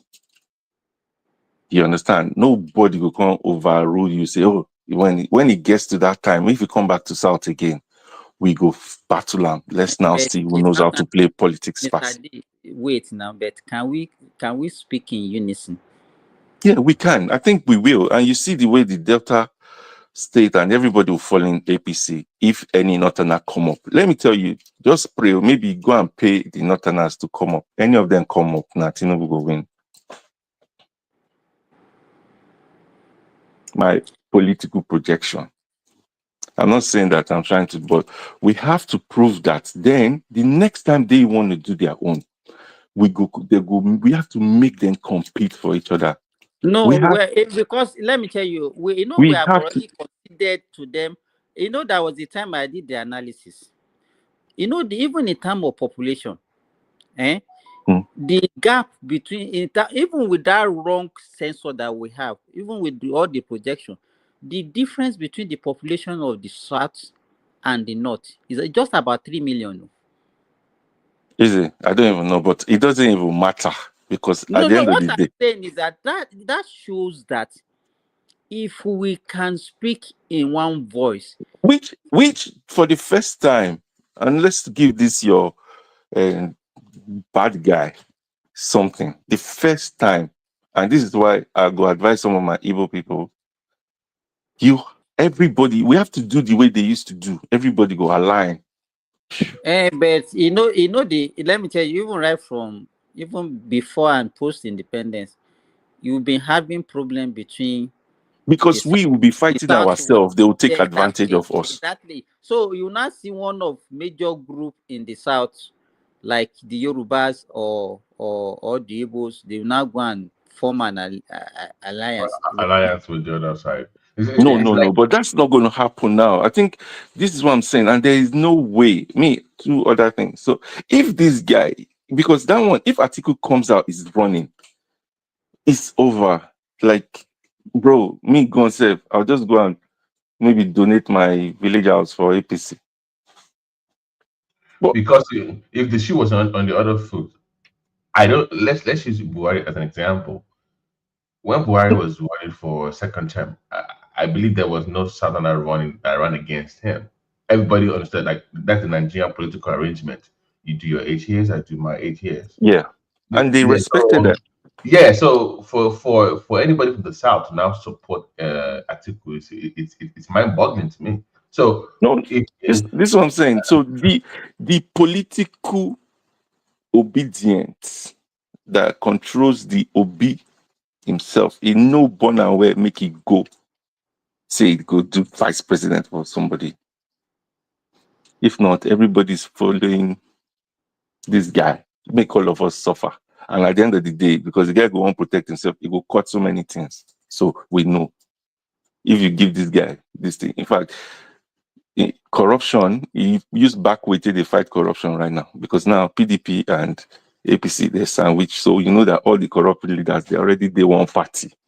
I like it. So if for example Tinubu loses, they do election, presidential election, Tinubu lose, all the governors are going because you know go agree me they help them mago anything. So it's good for Nigeria. You understand? But it has So and who are the who are so that's your assumption. So the people that are coming, you think they'll be different? no. I think they'll be better. No. Let me tell you the people If you wait now. listen, Tell me any of the governors that are ruling Nigeria today. How many of them do you know before? which one? No, let me tell you my projection and my idea, like what I think will happen. Yeah, for example, if they allow ADC to register party, maybe ADA or ADC? ACD, Amechi. ADA. ADA, sorry. Amechi. That's cutlass now. And that means different things. For Igbo people, it means woman. So for Yoruba people, it means cutlass. So different thing. But if they did that, that means Amechi and Erufai. No. It is no. Let Atiku Remy just say no. Let her even hear his own permutation. Oh, yeah, continue. This is me as a novice. So novice. I'm not political prophet, but Amechi and Erufai. Because if they want to win, they need what's it called? They need militant something. If you want to win Northwest, you have to be militant. Even Tinubu don't run from them. You need somebody that's hard. So that's the only way they can win.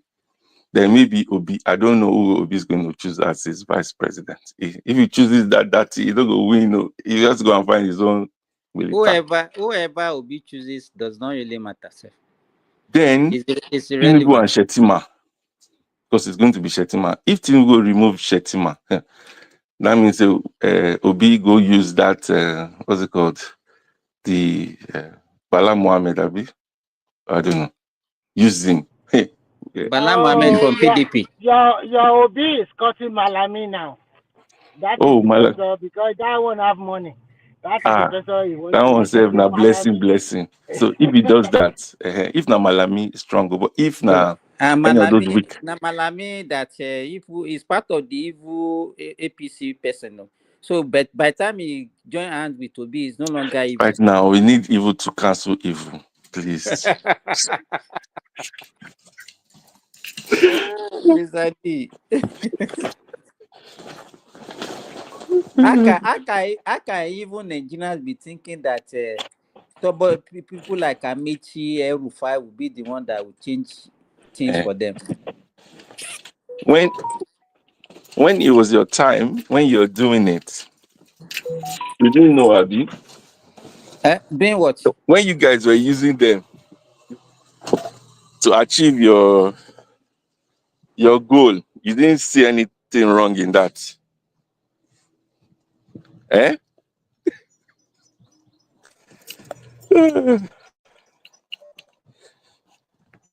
You know, sometimes if mean sometimes, apart from making general discussion, I just look at Nigerian. I have to go to work, you know. Nigeria political situation. That's why we're complaining. If Nigeria was good, we would have been in Nigeria now. So. Okay, bye. If Nigeria was good, I don't necessarily think everybody would still be there. Like, I mean, you say what? I say if Nigeria was good, it still doesn't mean people will just sit there. Because I don't care how good Nigeria would have been, it still wouldn't have been better than the United States. So people will still travel to places that's better. So even United States, where they think is a paradise. Mike is here. United States now. Yeah, he's here. He just got here, Abi. Yeah. You said if Nigeria was good, what would happen? It doesn't mean people will still know. It doesn't mean it would have been better than United States. But at least Mike, you see, I said, I just want, I don't even want, like, I don't want it to be as good. Nigeria will never be as good as the United States anyway. But let it be that we can just come, enjoy ourselves, and go back, bring our family. But people do that now. People that have money, they Not go lie. come and I go mean, back. not for everybody now. And You I in can't be for every, Southwest, even it's if easy Nigeria is for doing, you. even bro, Listen, you in even if Nigeria, Southwest, it's okay, easy for right. you. People like us, I'm from South. There's police everywhere. It's dangerous. I can't. If I want to go, no lie. I will not take my kids. So police is the police as your problem. It's not your people. It's the criminality. Hey, hold on. Can't even hear me. It's sounding a little bit far away. Maybe he I accidentally, think he's talking about, he in accidentally those touched on his areas, mute volume. South, they have a lot of gangs and a lot of trouble, try to collect money by force or whatever from their hand when they go home. But it's totally different from the Southwest. If you go home, your neighbor might not even disturb you. They don't even care that you're around. So it's different. I know where it's coming from. Because Yeah, that that part their of region. I don't know. I haven't been there, but yeah, they And are don't get me notorious for wrong. that.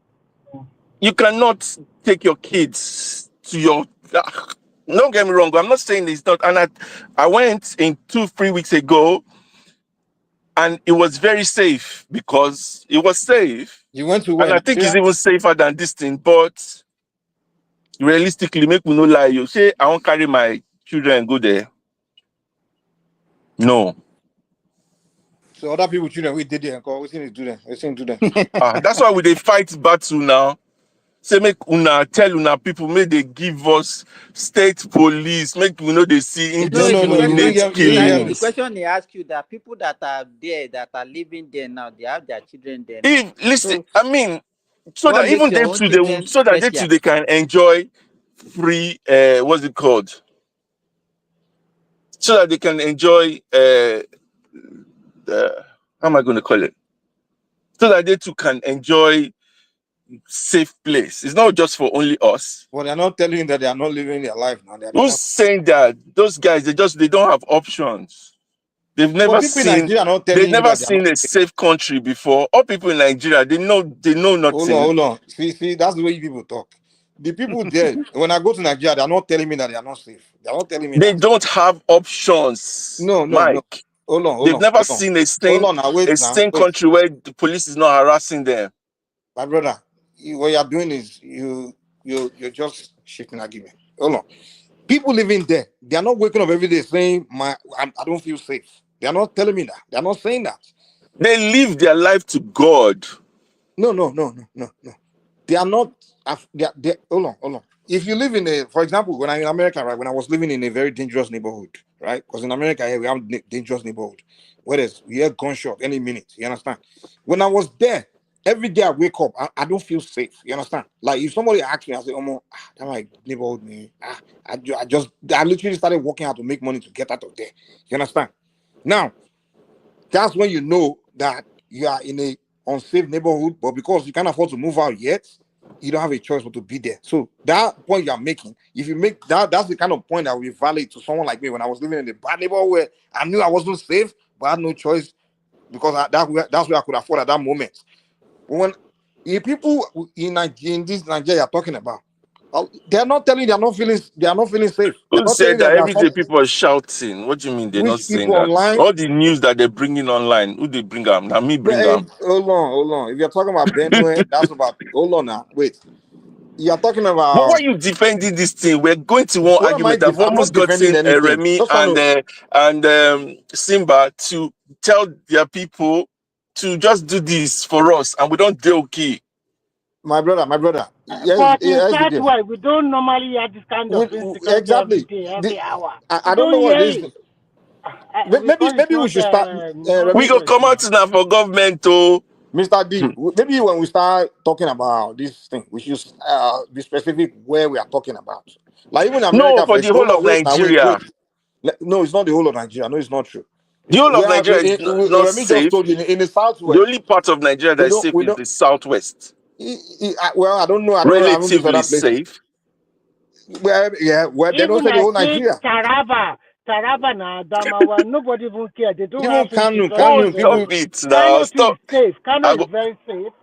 Kano okay, is I know safe. what I'll do. Anytime when any of those news come, 56 people killed in, I'll just bring it. I will send you the link. no, but you're talking about the same. cases. Hold on. You're talking about a specific area where they have issue. Like it's always Benue, and then once in a while maybe in Plateau. So what about the other 30? We have 36 The states. Niger Hold State, on, they wait just now. do Wait, something. you have to Can you allow go people to to land. Hold on. Kano? Borno State. I have a My friend. brother. I spoke to him yesterday from Okay. Borno State. Calm down. Bonu, we know that one. That one is How kind of many you Boko. can they count? But a lot of people talk now. Calm down. We all know the situation in Bonu that that's a Boko Haram land, the epicenter, that kind of thing. We know that. And Benue, we know there are issues there.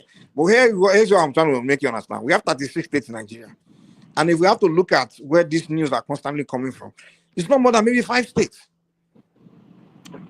It's not more than 5 states. If you look at all the news, the so-called killing, this and that has happened, it's usually particular same area, same states. So now you can't say the whole of Nigeria because this news you are hearing. Even It's Mike, always look at River Benue or State. Maiduguri. That's River about State it. is relatively peaceful too. River. Even very No, I peaceful. Edo don't. If I not State, don't. Edo because of State. No, Now courts they get. Edo State, Mr. Even Edo D, Akwa State Ibom. courts. Mr. D, my own family are in Kwara State. My own children, everybody. It's the Nigerians there's in no diaspora. They are wahala there now. always they don't know what is it. Even Kwara, my post said. Kogi, no wahala at all. My post every time I go Even Nigeria, my post Rivers, they tell me I Akwa not go. Ibom, We're opening their Cross River. eyes. I don't Mr. know what D, it what is. about Cross River and No, I don't. I think it will be a futile effort trying to convince. Whatever anybody wants to No, believe, Sima, what can it is believe. when this Western world and this Oyibo people, they know how to like paint Africa as this one bad place. So after you've been around there for so long, they kind of condition your brain to just be afraid of where you come from, that kind of thing. It's what it is because even me too, I first came to America. Just the way they present news about Africa is so bad. The way they present news about black people just make us look like some kind If of the number of people that die in America every day dies in Nigeria, I don't think Nigerians will go to Nigeria again. American at 25,000. They still waiting for the day that number will be reduced.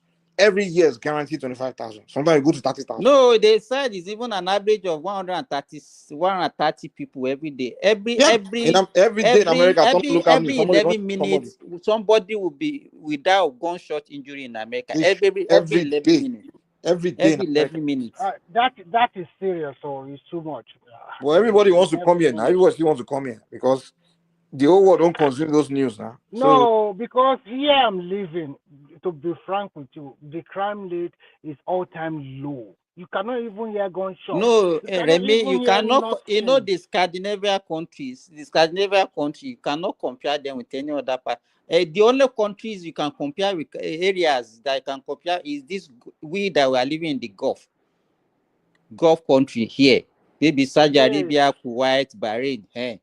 You can leave our door open. You understand? It's so peaceful. The sun is so blue, shiny. The trees are green. Everything's so organized that you cannot even think about your prayer point is different. No crime at all. You can you have to understand the Scandinavian, their culture. They first of all they have a socialist. It's one of the best. It's the best area to live. So everybody is taken care of. But in America, they get poverty here. I tell you, American are capitalists. Shebi Sherma is saying that everybody is on benefit. The same thing. No, it's not everybody. No. Everybody is on benefit. This is where America works, right? I said everybody's on benefit. I said that we're serious. I'm pulling your leg. I'm just pulling. I want you to say I know. Remy, you like to bully me. One day if I catch you, I'll just shangle you. The poverty in America is strong. Strong. I tell you. In Europe, you guys have socialist. It's more of a socialist society. Yeah, America. Yeah. In Europe, European people, they are somehow controlled somehow. Yeah. Everything is a controlled society. On your own, man. Yeah, they are controlled, and they don't want anybody to disturb their peace. Do you know that I often go to somewhere that I just wonder that why did this man build a house in the middle of the forest? and he has about, I think the line is about 2 or 3 acres of land. Everywhere is so serene. I just wonder, how come you come and stay here alone by yourself? When What you they like what's quiet the life, man. ah?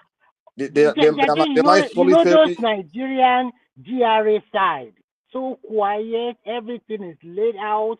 Now let's consider the city are like that, very organized. No way you can run away. They use the social security number to control you a lot. Anywhere you go, the first thing they ask is your number. It's just like you're a number, not a name. With your number, I think they also do the same thing in America, but here it's very rampant. Just your number alone, they know everything, where you are living, what you have done in their country. So many things you can't escape. In fact, I think they perfect the system very well. But it's good in a way that you live a peaceful life. And this Scandinavian, they don't want to go into international politics or talk about war. No, they don't want it. Just take it away. We just want to be our simple But lifestyle. Remy, there's nothing that has an advantage that doesn't have disadvantage. You are right. That is a dull life. The life is so dull. It's so dull. It's very boring. It's very depressing. Uh-huh. You cannot even. Your neighbor cannot even say hello to you. You don't even know your neighbor. In fact, it's a kind of depressive kind of lifestyle. But what can you do? You just have to live by it. You get used to it. So if you want to live in a very free society where you can do a lot of things, have why that you can kind be of crazy. there's so many things. So you have to trade one thing for the other. So you can't eat your cake and have it. That is it. In fact, here I can't remember the last time I even locked my door. You understand? But at the same time, the kind of life, regimented life that you live, is it something that you wish to continue for long? No.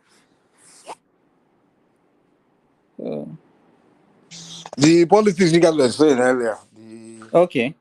The election, 2027.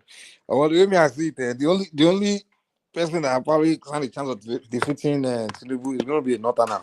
Because I don't see if Obi should just give it up, man. The guy, I don't see that guy winning 2027. Like, so Mike, what do you think about him showing up at his brother's to demolish property, trying to spin it? he's trying to play his politics now. They are organizing. I don't see that politics. That's one move politics, because first of all, that kind of politics is doing right, that they demolish his brothers. He's playing. It's more like trying to tell his people that okay, they're against us, so vote for me. You understand? Because the only people that we take that kind of news serious are Southeasterners. But why are you playing politics to your people when you already got your people's votes? You understand? This auntie is already voting for you by default. That's why I scratch my, because I'm like, by default, like you rightly said, it's going to. You already got your people's votes. So how do you expand your basis? What you should be? What you should be focusing on? It does. But he has been dining and whining with the Almanjiris now. Is that how to win their vote? That's what he thought he can use you now. say he's dining and whining with them. Rice with them. The guy is Mumu. First of all, if you want to get the Northern votes, first thing first, you have to ask yourself, why are the Northern not voting for me? Right? That's the first you're supposed to ask. And then whatever the reason is, that's what you're supposed to be dealing with. Not by you can just sit and dine and say you are all this dining. It doesn't mean yeah. First of all, every time your people, first of all, your supporters, obedience, they're always insulting Northerners. If you go online, they are insulting Northerners. They're attacking Northerners. They're attacking Westerners. That's where they play politics. They believe politics is a civil war. Now, Mike, let me tell you. Sorry, it's like even we don't understand how grassroots politics is in practice in Nigeria. Let me give for example. If you go to my village now in the southwest, in my village, how many people knows Obi? Even up to now. I'm talking about southwest. Now talking about the north. The people that vote for Obi are the people that are somehow enlightened, that are on the social media, that knows him. And the way politics is practiced in Nigeria, let me tell you, few days before the election, there are people in those areas, those local government, those villages, that the people will go and ask, who do we vote for? They It's don't not do anything. those people, they don't have opinion on their own. They don't even know who is who. They don't know the difference between Tinubu, Atiku, or Obi or Kwakwaso. They will. Some people are there that will give them that. Okay, this is the way we are voting. That is the way election is done in Nigeria. So if you don't have all those people, how will you win an election? And The election this don't idea win that, on the pages on the social media. I mean, Simba, we are all Nigerians. And you know, if a Nigerian comes out and tells you, oh, government did not give me any notice, he just showed up yesterday. We all In know most that that is a cases, lie now. they've been warning you for years, you've been stalling, then you get out of control. That's what usually happens. But for him not to even, BT, I mean, you are. Is it me? Did I he can't hear you. did he address the reason why they demolished his brother's property? no, he did not actually give a reason. He said unknown He person. didn't say he was just scrambling. Do you know that is that guy ever coherent in whatever he's talking about? So basically, what he's just telling us is that they He will just went just on be and demolished my saying, brother's look at the property. government. Yeah, it was even accusing Lagos State government, and Lagos State government said we had nothing to do with it, but he kept saying Lagos State government, and the guy and someone who said we had nothing to do with his brother's property demolition. Who demolished his brother's property? Nobody knows. But I'm saying that, Mike, shouldn't you investigate that before coming to the media? Yeah, That you're way you supposed to just investigate, get don't. the police, get the facts. So Then once you that's get the even facts, and then you present the facts. so you're just pointing at accusing figures as the state government, somebody did this and that. No, you so I don't know what the game is with You'll him. That's probably accuse Southwesterners and create a division between Southwest and Southeast, and they expect to win votes. in that same Lagos. I don't know what's going on with. I don't know. I'll leave Obi alone, man. Actually, article I was watching articles, articles interview that the guy said, he talked the story of how he ended up picking Obi as vice president. He said when the party picked him as a candidate, he said he went to Obasanjo and told Obasanjo that he's a chosen candidate that he wants, running. And then he said Obasanjo, asked Obasanjo that who should he pick for vice president. And I was like, I think he said Obasanjo asking, so has he chosen vice president? He said he told Obasanjo like, yeah, he has to pick somebody from either the Southwest or Southeast. He said Obasanjo now told him that no, he should pick from the Southeast, not the Southwest. And then he now asked Obasanjo, who do Obasanjo suggest? Obasanjo said Ngozi Okonjo-Iweala. Atiku now responded, no, she's not a member of the party of PDP. And then Obasanjo's next name was Charles Soludo. And then Atiku responded saying, no, Charles Soludo is not a member of the PDP. And then Obasanjo now say, what about Peter Obi? That's when I was like, yeah, Obi is a member of the party. So that's how Obi came about too. So if Atiku would have took Obasanjo's first two choices, either Ngozi Okonjo-Iweala or Soludo, right now, I think it would have been a whole different. I don't think Tinubu would have been president because one of those guys probably would have. That is totally different from what Rena Moki said. He said it's Atiku that contracted him to look for VP.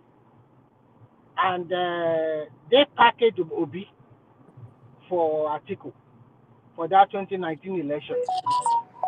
So which one to believe But now? Obi, no. If you look at it critically, but they might not be contrasting themselves. Let me give you the way I understand it. Atiku was mentioning names of people that he was thinking about before Obasanjo said, okay, don't pick it, don't pick this. What Reno said is that it's not as if he handpicked Obi like that. That he actually, Goodluck Jonathan told him to pick Obi, but he didn't submit Obi's name alone. That he has to look for. In fact, he said one of them is actually an international civil servant now. Who is international civil servant? Remy, are you listening to me? Is he Ojuku's wife or something? I don't know the he's in person. Coach Joe now. Yeah. Oh, okay, makes sense Who now. again? Simba. Ngozi. Yeah, that's what I said. That's what Obasanjo just suggested as a He question. said he will not mention their name, but he said he gave a clue. He said one of them. He said one of them is a chairman of a bank, a bank now. That one of them is an international civil servant. Yeah, that's who Obasanjo first suggests for him now. That's what I'm saying. So they know Remy was saying that Reno, what Reno say is actually contradicting what I'm. No, he didn't contradict. Okay, I think you are right. Because if Okonjo well and Soludo, maybe Soludo was chairman of a bank that time. You know, if you would have picked one of those two, I think he would have done better. Because those two were, I mean, because and you can spin the first yes, woman minister, VP. You can spin it and make it like the first woman VP of Nigeria. You can and also they already have what do you call it? They already served in governments where in a national policy. You understand? And I think they've done things so everybody know them. So Bobby was more of a trader from the southeast. But I think that woman is not totally interested in Nigerian policies like that. Surely blame it's not better for her. So we can't blame her now. But those two are more likable. They will drag her. No, Remy. No. I disagree. Those two are more likable across Nigeria compared to P2B. Yes, so right. They have that. They will be more acceptable across. Yeah. They're more acceptable to other regions. I'm sorry to say this. I think Obi is too much tribalistic for Nigerians, because there was a video of him when he was a governor circulating, and he was talking about how Igbo went to every part of Nigeria to develop the southwest, the northwest, through their trading or something like that. You don't say that. You don't say something like that. You that have political ambition or something like that. You don't talk that way. So I think that the problem is having now is that the problem.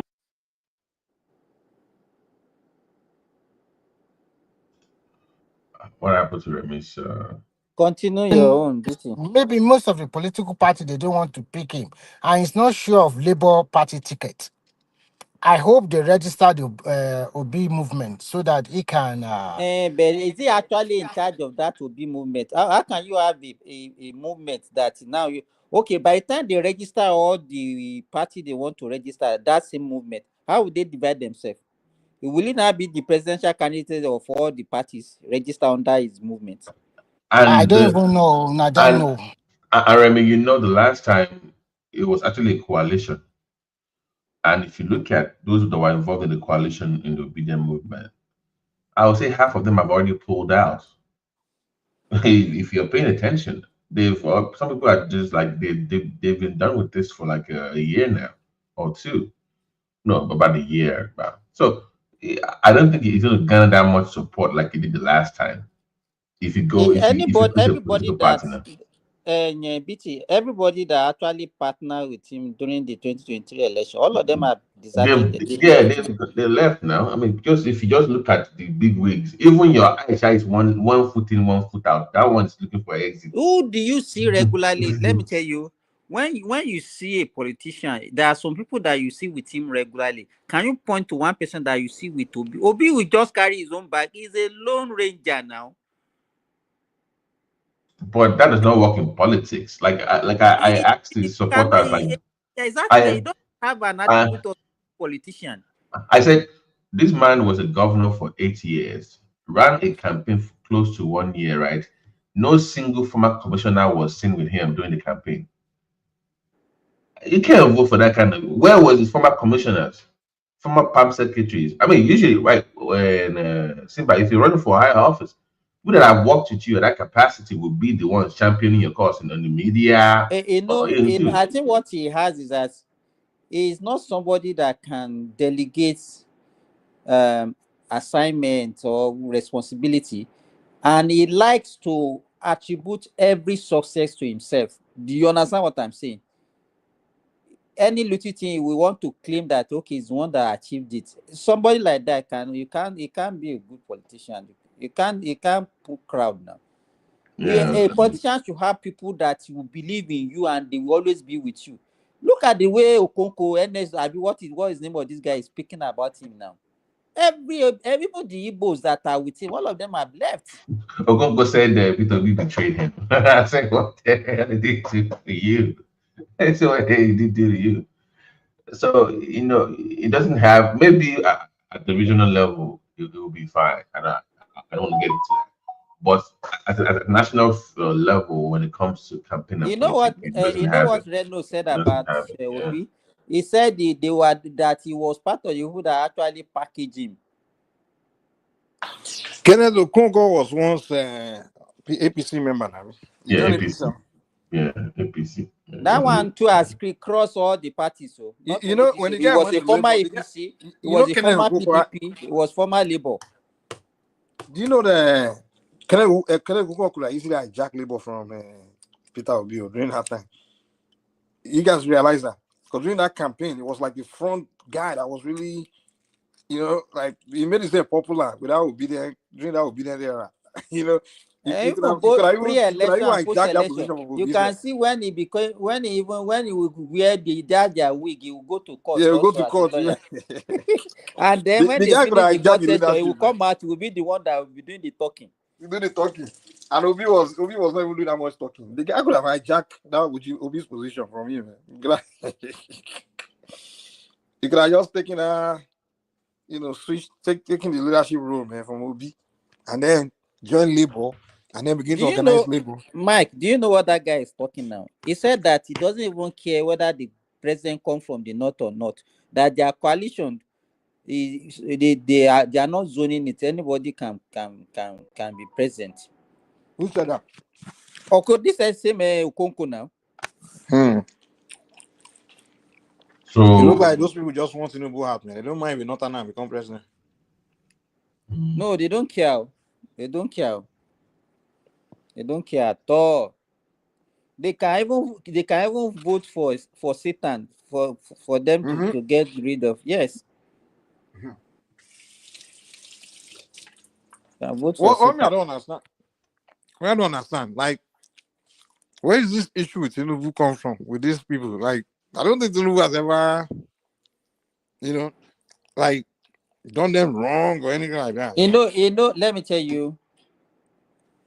I think it's Obi that caused all this. When he immediately after election that he went out there and said that the election was rigged, that he won the election. So they were looking at him as if he was one that stole their mandate.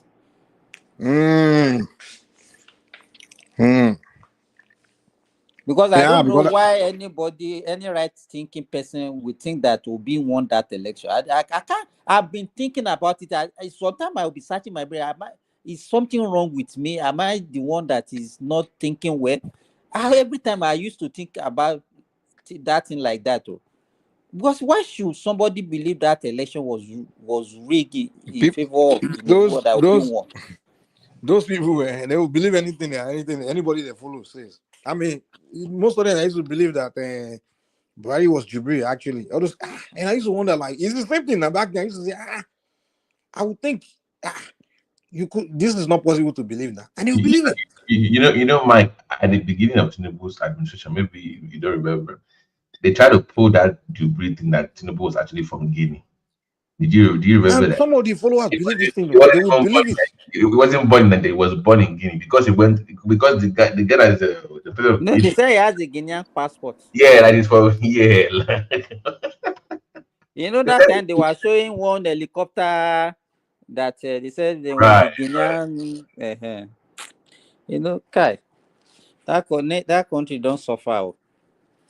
The kind of thing they will believe in. I'm like, hey. The funny thing, even most of the things that create the division among ethnic groups in Nigeria, a lot of the things that they don't, it's not even true.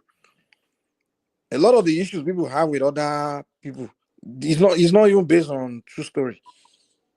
Like literally, like even a lot of the Southeasterners, like the way, like they will tell you how they hate Yorubas, and when they tell you reason why, it's based on some kind of lie they were told to them.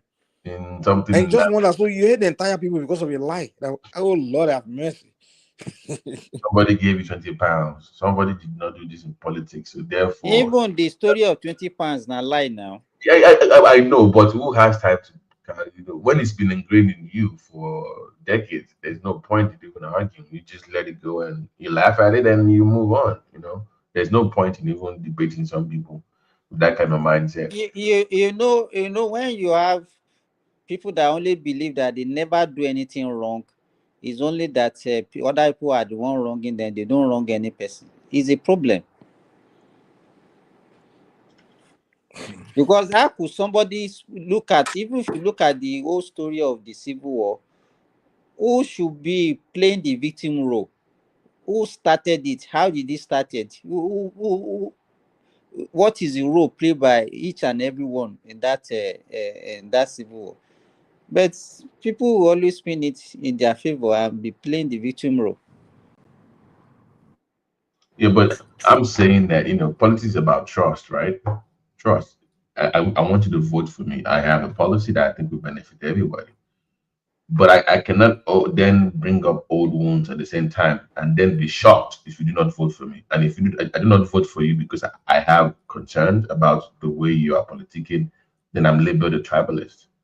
So it's kind of it's the approach to the way of they've chosen to play politics that I think is not really resonating with everybody else in the country. So Obi is a classic example. I mean, that show of shame because BT, yeah. one day I was watching the other platform. So there was this guy that used to make skits. He was talking about something in North Carolina that they were doing one celebration, and the mayor of North Carolina, now recognized that day for our Igbo brothers. That he recognized that day. BT, you are no longer there. Oh, the one that Dabiri celebrated, right? That's wonderful. I mean, recognizing. You understand? So they now played that video, and if you see the way our brothers were saying, fat, if I die 100 times, I will always come as an Igbo, all those things. AY now, AY that used to come here before, that Edo guy. Yeah. Now the guy was so angry. Those South guys, they were so angry that day. But there are more there are more Why of would them now. there was no reason to they're celebrating Igbo people. The one guy came and said, even when people are saying that, okay, he said that same North Carolinas, that the Yorubas, they have a village there, they even have king. Yeah. So what is so special about it that you are now saying that whenever you die, you always come as Igbo and all those things? Yeah, but like I think Nigerians have this method of trying to one up each other. Like I got this and you don't. You don't have this and it's like a race to the bottom. If I put it that way, like I don't get this. I stay with the politics of politicians from each region, how they try to manipulate their people to get votes. That I think it's unfair to the country as a whole. But the North Carolina thing, I think it's good for Igbo people in America. I mean, you have a reference point for those that want to trace their root back. I mean, those are Black Americans that of Igbo descent. They can go there the same way Yorubas would go to Olatunji and maybe the people over there. So they can do more with the government of North Carolina. That's fine. But for somebody to come from other part of Nigeria and say, "Oh, why don't we have one?" or "Why are they celebrating what they're doing?" I'm not really into that. There's no point. They should enjoy their own victory, and I think whatever anybody is doing as Nigerian, we should see it as one, and everybody should just embrace it. But by the time we are now putting tribal coloration to it and say this is, and we are now using that one like a competition, that's what I don't actually like. it's like oh, we have it, you don't. There's no need for that. There's no need. Yeah, there's no need for it. It's not only I don't see the Indians behaving like that, and truly There are actually there are more tribes in India than we have in Nigeria. But when you see the Indians, you can't hardly distinguish them when you meet them abroad. And I asked them, I said, why is this like this? They said, whenever they are looking at, they said when they are in India, they compete among themselves. But what they usually have, once they leave the soul of their country, all of them should behave like one. And that's what they do. Simba, I'll tell you one thing about Southeasterners, man. Like when I really had it with them, like in US here, right? Whenever like maybe a Nigerian guy is drafted into maybe a sports team, for example, Akim Olajuwon. We know Akim Olajuwon. I don't know for Houston Rocket, yeah. Yeah, I don't know if Simba watch basketball. I know Akim now. You know when Akim is from Kwara State now. Yeah, Akim was actually discovered in Nigeria. Yeah, you know the story. National Sports Festival of 1980 something. That was when they discovered Akim. I get it. So what I'm trying to say is when the guy was playing, right? So the guy jersey, everybody they buy was wearing his jersey. Nigerians in America, our children we buy Akim's jersey, we give it to them. So Nigerians will wear it, just represent. Even everybody, even Americans wear it, right? So there was a time where one Igbo guy was drafted into the NFL. So in the community, some people say, the Igbo guy was drafted. So I was trying to support Nigeria. So I bought the guy's jersey. So I put on the guy's jersey. So I went around Igbo people. You know what they tell me? They say, "Yeah, Yoruba, why you wearing Igbo man's jersey?" Can you imagine? Oh boy, that day I felt like, So Mike, people that like that, my favorite Nigerian that day pay me because I pay money for that jersey, but I couldn't. The way they spoke that day, I couldn't wear that jersey again. I'm like, Mike, let me ask you now. The average Nigerian has Okocha as their favorite player of all time, right? If you go wear Okocha jersey, they will attack you. You're right, gonna wear his jersey. So if I put on Okocha jersey now, it's a problem. It's a problem now. Okay. If you wear Osimhen's jersey now, Edo people will not tell you that you are not Edo. Why you wearing Osimhen's jersey? You know that kind of thing. No one. It's only I don't know. They're the only people that just behave like that, man. There was a time one popular guy here. Okay, let me. It's not even something bad now. Joel said he went for a graduation ceremony in US, and we came on this platform. I was saying, you guys are trying though. I was not looking at what do you mean by you guys are trying. Probably he went there that day when he was looking at the graduates and they are now mentioning their name. He was profiling them. Okay, this one is Igbo, this one is Yoruba. Maybe he now discovered that there are more Yorubas among the graduates than the Igbo. And he came here, he was expressing it. So why should you go? To me, if I go for something like that, I'll only be after Nigerians. I will not be profiling, say, okay, how many Igbos do we have here? How many Hausa? How many in South? Why do we need to I don't understand. Sorry, but I don't think that's a bad thing, It's just when politicians want to take it. Like, our strength is our division. Do you understand? Our strength is our division, and it's not really a bad thing. But we are talking about outside Nigeria. You are talking about politics. Like outside Nigeria, that's what I'm saying. Outside Nigeria, competition. We all do this. There's a difference between competition and that's not competition. Like that's not hate. Mr. D. I put on they drafted a Nigerian guy into a sports team in America, and me as a Nigerian, I went to say, okay, because Americans don't know different in our tribe. They don't know us. They just see us as Nigerians. So I buy the guy jersey to go promote among other race of people like black Americans. Say, okay, I'm a Nigerian. My Nigerian brother has been drafted into the team. That kind of thing. And then my Igbo people are telling me that why am I wearing the guy's jersey? I'm a Yoruba. Is that competition? Is that competition? No. I think you just make some people that's like that. I will not see somebody where Akim Olajuwon or any of these footballers or anyone there. Exactly, but whereas the Igbo, hold on now, the Igbo people wearing Akim Olajuwon's jersey to go and shine to black American that look, I'm in Nigeria and my brother is the best player. You know what I'm saying? They do it. You know what I'm saying? They wear it. They actually wear it. But then when it's time for a Yoruba person now wear, I'm like, dude, you guys, I mean, what is this? The thing is, these double standard in their behavior, like some things they can do with other people, but you can share. Like they want to share your own space, your culture, but they don't want to share their own space with you. That's just that mentality that people. I'm like, what is this? Me, when I got here, in fact, these people, they be asking me, where are you from? I say Nigeria. Then the next thing they will say, Nigeria, Kano, Nigeria, Rashidi Yakini, Nigeria, Amokachi. I will say yes, they are my brothers. Yeah, those people don't know. I mean, I go play football with Spanish people. They call me so JJ Nigeria is Okocha. Nigeria. So why should we not be?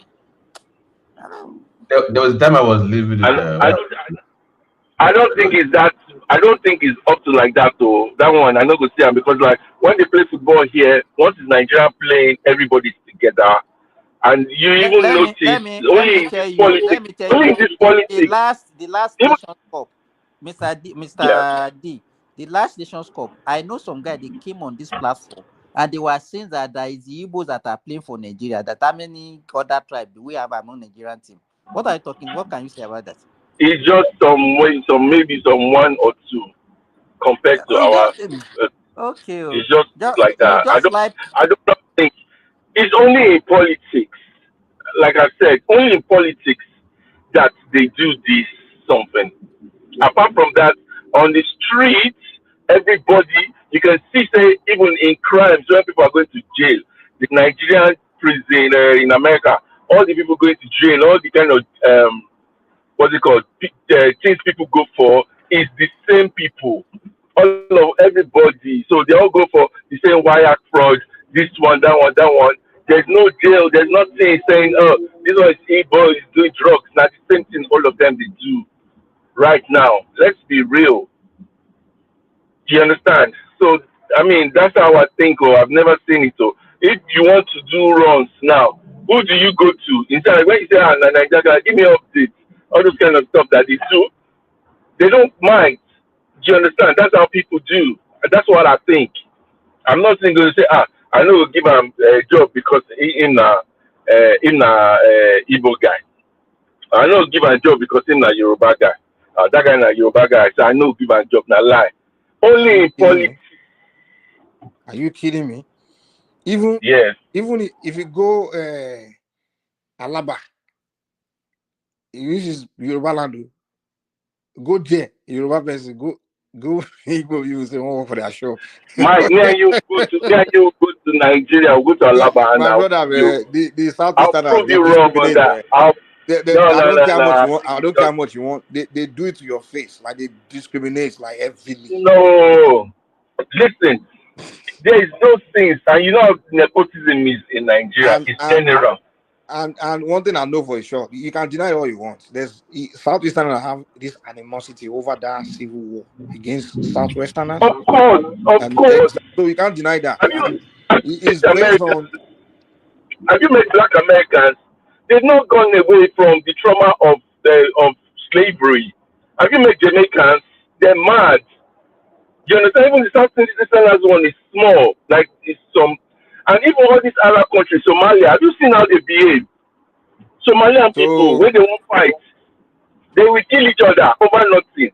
In the UK, do you understand? Their fight is bloody. That's why they will never give a Somalian nightclub or any of those kind of business. So what does that have to do with? Mr. D, you have to look at these two things. Who brought that war upon themselves? Are they not the one? Hold on. Oh, listen to this. Look at the recent Israeli-Iran war. Who brought the war to Israel? Who attacked first? So sometimes you have to look at it. You brought something upon yourself unnecessarily. That war was not supposed to happen at all. It was not supposed to happen. When it happened, what are you going to do? When it happened, everybody move on. But they never move on about it. What no, the thing me I won't. No, hold on. The issue I have is not even that you are upset about what happened, but the thing is you are upset at people that have nothing to do with what happened to you, and you are only animosity. Hold on, my thing is okay. What does the civil have to do with Yoruba people? Listen, whatever has happened has happened. In my view, no.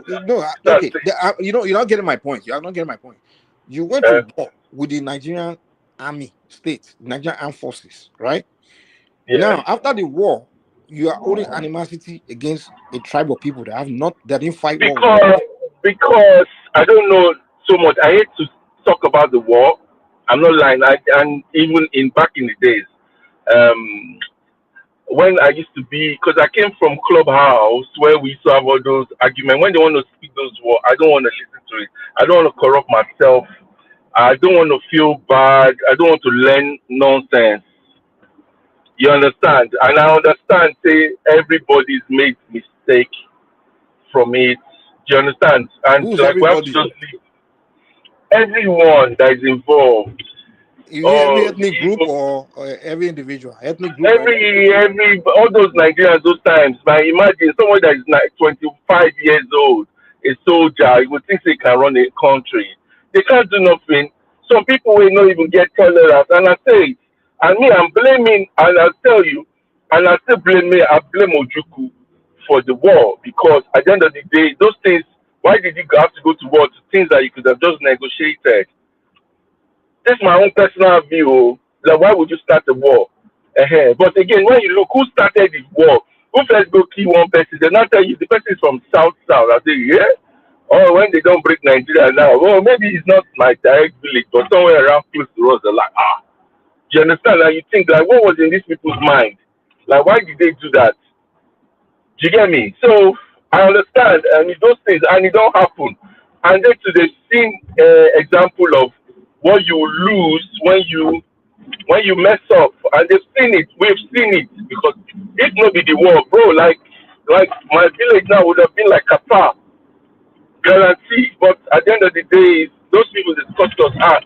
But what do? We move on. You understand? Hello? I don't know. My network is bad here. As I don't think I even addressed anything. So Mike, you know Victor Banjo is from the one that Ojuku killed is from Ijebu, right? It's an Ijebu man. So imagine Ijebu people now eating because you killed Victor. No, you don't do that.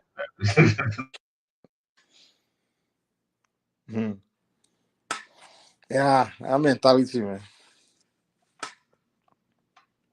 So, by the way, Mike, Victor Banjo, people still upset with him now. I mean, the family, those political guys, they're still angry now. They're still like, they killed him. They killed him indiscriminately. They're still angry to the Igbo people like that now. Do you understand? Who's angry with them? With the Yorubas now. Yorubas are angry with Igbos because they killed Victor Banjo. Are you kidding me? I think so. If you think so, you have to give me anybody that I don't know any Yoruba person that's upset with the entire tribe. How many Yoruba even know that story that they don't? We don't exactly. They don't even talk about the civil war. I don't know Yoruba people that have emotional, even already people already where the Igbos going to commit massacre. Already, they don't even talk about. They don't see that as Igbo people commit massacre. This civil war, when people they bring up that division they won't bring and a scam they won't start. We're not going to do that's those something ones. I think too. Let me tell you, we know it's gone past it. We're not going back again. We're going to choose the next government based on what you've done. It's not based on civil war. It's based on our reality right now with the government that we have. We're not choosing no one. I don't know anybody that goes into civil war with you. It's in a rabbit hole. And me, all these political people, I'm advised, don't go anywhere around civil war, whatever. Just agree. Leave that one. You don't do sorry. We're gonna know best. It don't happen. No victimization. We don't pass that one.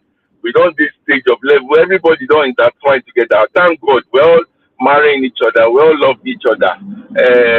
Mike, maybe go marry Chioma. We did it. Don't get.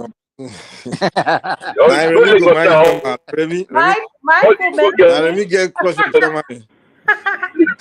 You just call me wicked. It's Mike. You are you going to end up marrying Choma for Mike, this? you are the one that is Mike making for Choma. If me, I still have space. I can take Choma. I will bring her to come and do Hajj.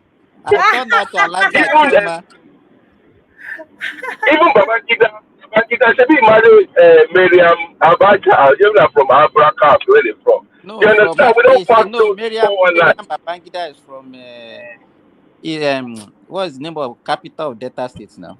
Asaba. Hey, now, Asaba, yeah. So, like, we don't pass that stage. You know, if you bring us, when ABC, don't bring us those games. We're not on that Abeg, one you where forget about this thing that you always attribute to APC. judging your guy, we're They want to judging him. dismiss something with the apple in front before our very eyes. Guy, Uh, agitation they go on, my brother. People are bitter. anything People are, wrong, I want to people are expressing do. their bitterness over that war, man. They We still not go have do. it. We're not doing. You're not bringing. No, Lagos is for you, and now build Lagos. And I no worry now do. We My right brother, now. my brother, We my brother, just go listen to.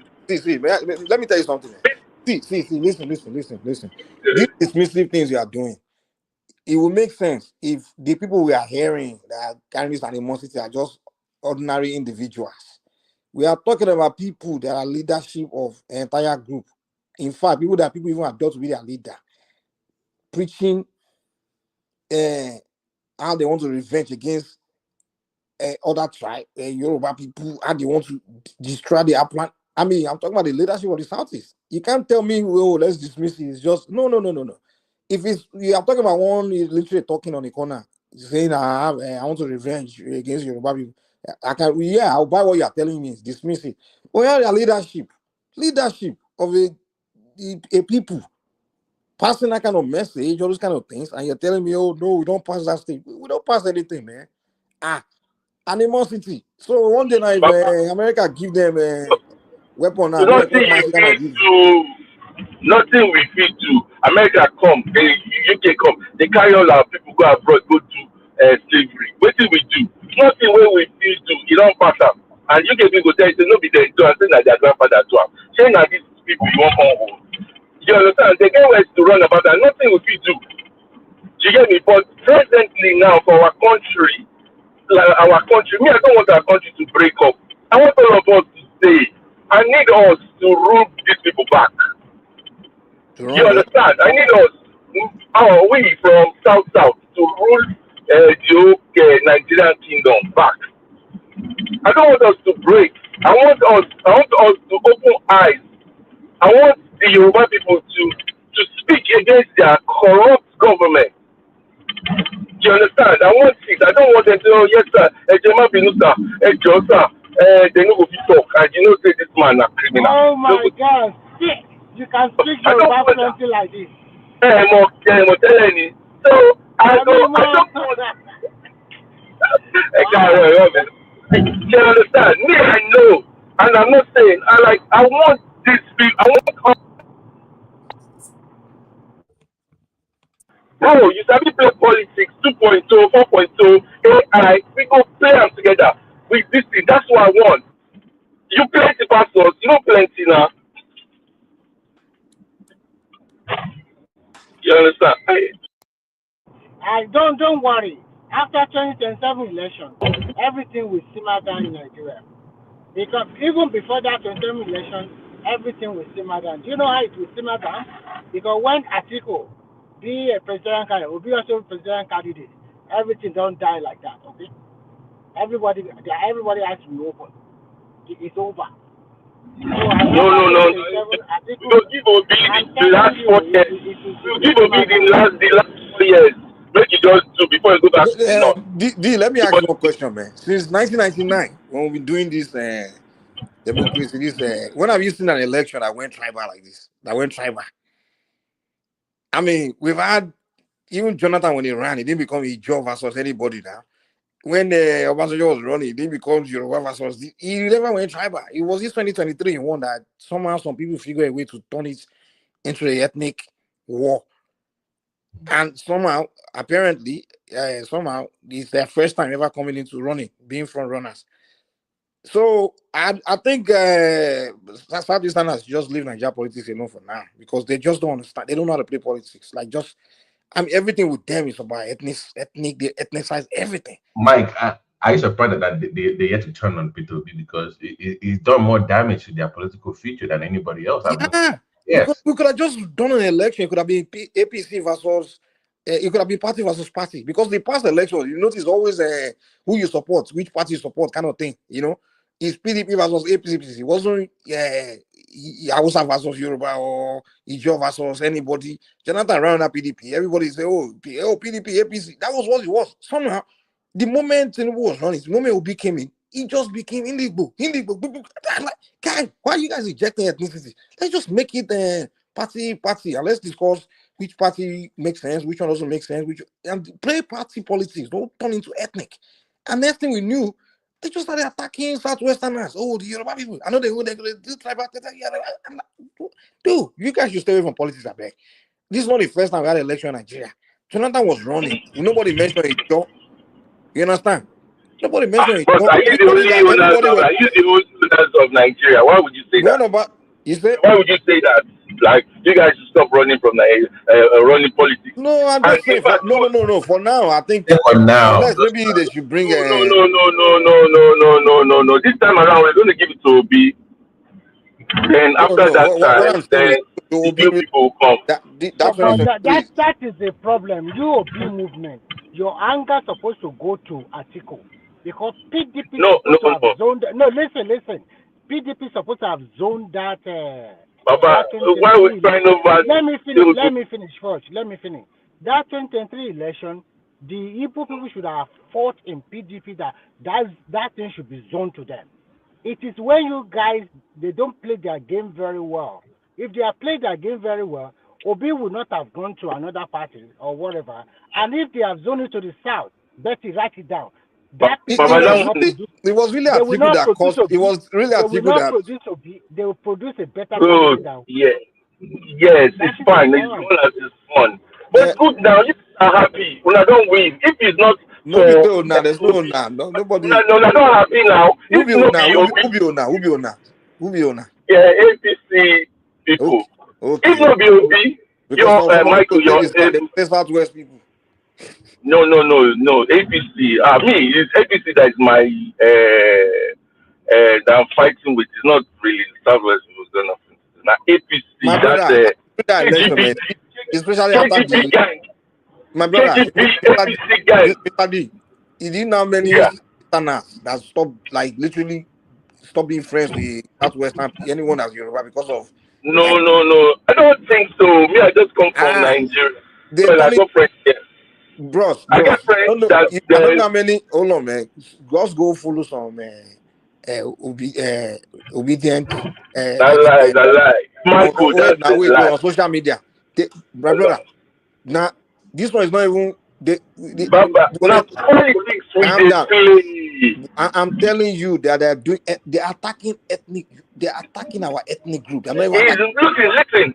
Let's even take it that politics is part of the ethnic attacking is part of politics.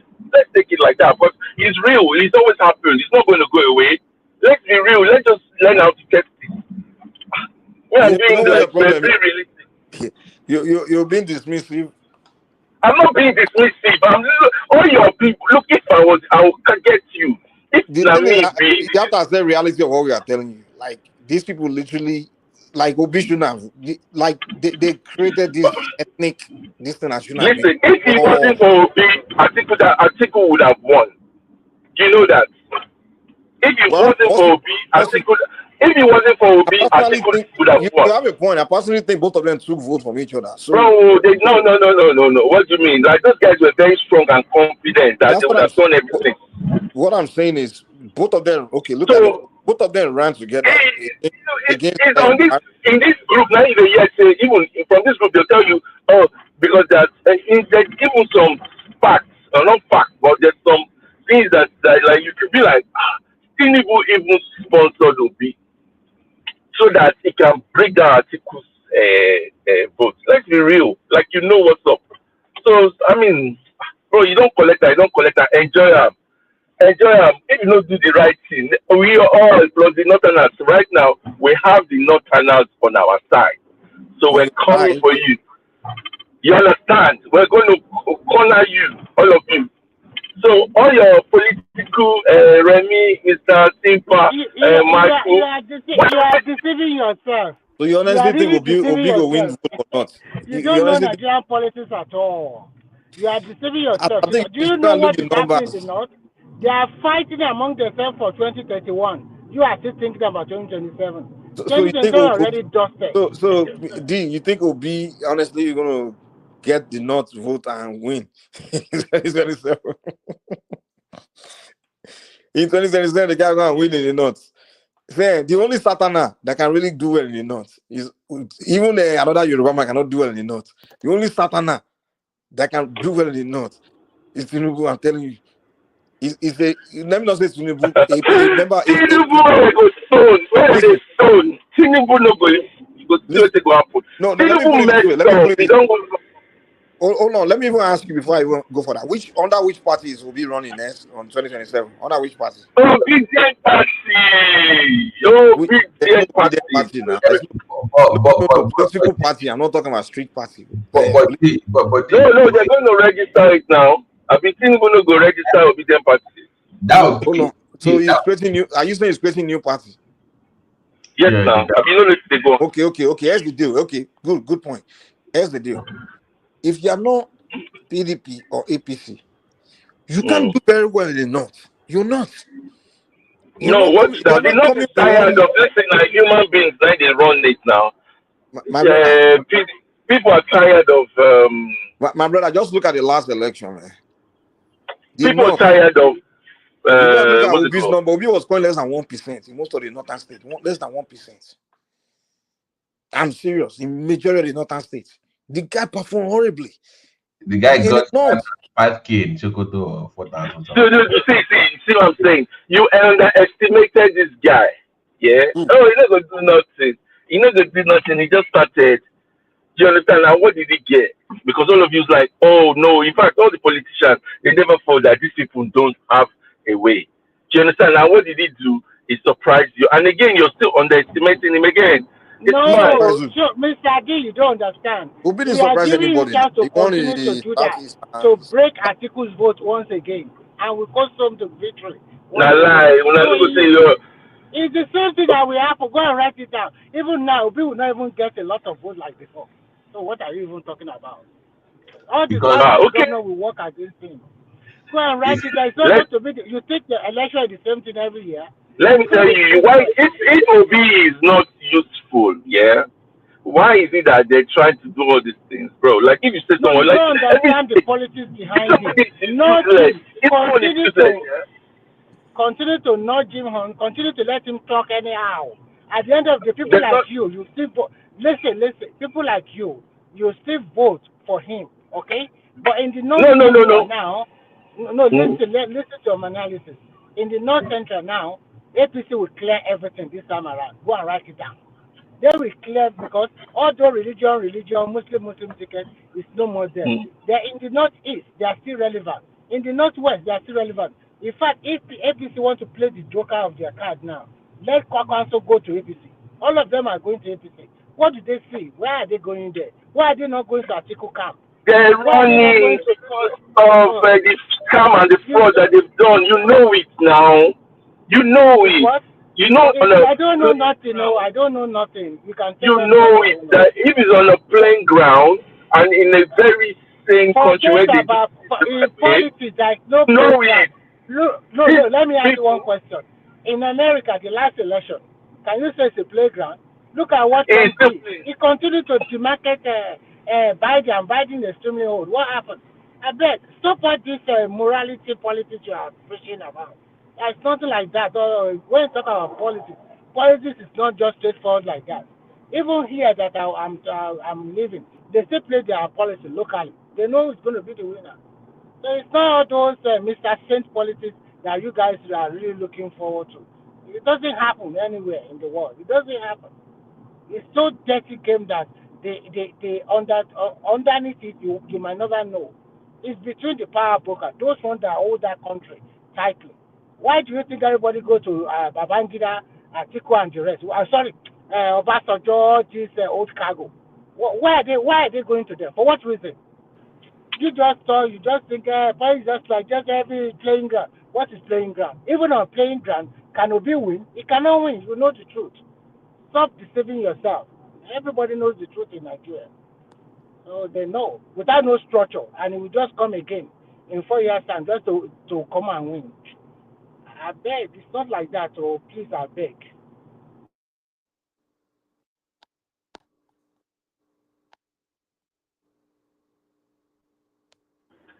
Okay, if you say so, at your will, let's see if, it's hard for Nigerians right now, it's harder for them, and let's see if they're going to choose you again. You understand? And if you think you're going to steal the vote, let's see how much. Have you ever been to local market in Nigeria? Can't you see what they are saying? They are saying, thank God, Tinubu, the price of rice is coming down, the price of beans is coming down. That is an average Nigerian for you. If this APC is not strong enough, why are they winning off circle election? Look at the state election. But rice that they imported, job you don't create, you go and import job, you say price of rice is coming down. Are you not importing food in taking America jobs, to support you're just even taking the jobs of the Nigerian farmers. That is normal. Insecurity. Nigerian farmers cannot produce. Listen, my friend, Nigerian farmers cannot produce the quantity Nigeria needs every day. They cannot meet the demand. They cannot meet the demand. The reason why the price of rice was so expensive in Nigeria, they tried to protect the local farmers. And when the local farmers also came and played their own politics with it, now they open it up for everybody. The price continues to crash. At least that's what you're asking for in Nigeria. A being power. Now the price of food is coming down. You are not complaining about importation. See yourself now. Understand? I don't know what. No. We're not those kind of ones. So listen, me, I'm for the creation of job, and I don't think to go. For me, it's different. You understand? I know you guys advise him to go and import rice instead of them to generate the rice production in Nigeria, but it's fine. Do you understand? At the end of the day, if they want to plant in Nigeria, is it going to take one day? there is so much unemployment. It takes time now. For it now, wait for that something. Maybe they do. Make it wait. Make we see as we go up. Just register our party. I beg go. Make we no go dey party like so. Because I remember saying now you don't talk am before. Say maybe you go see whether we go even find party to rule. Now don't go destroy all the other party. PDP, SDP, LP, everything. So make we get our party. But D, if he creates his own party, he then fits into the narrative that what I've been saying, that it's all about him. Because you don't have to.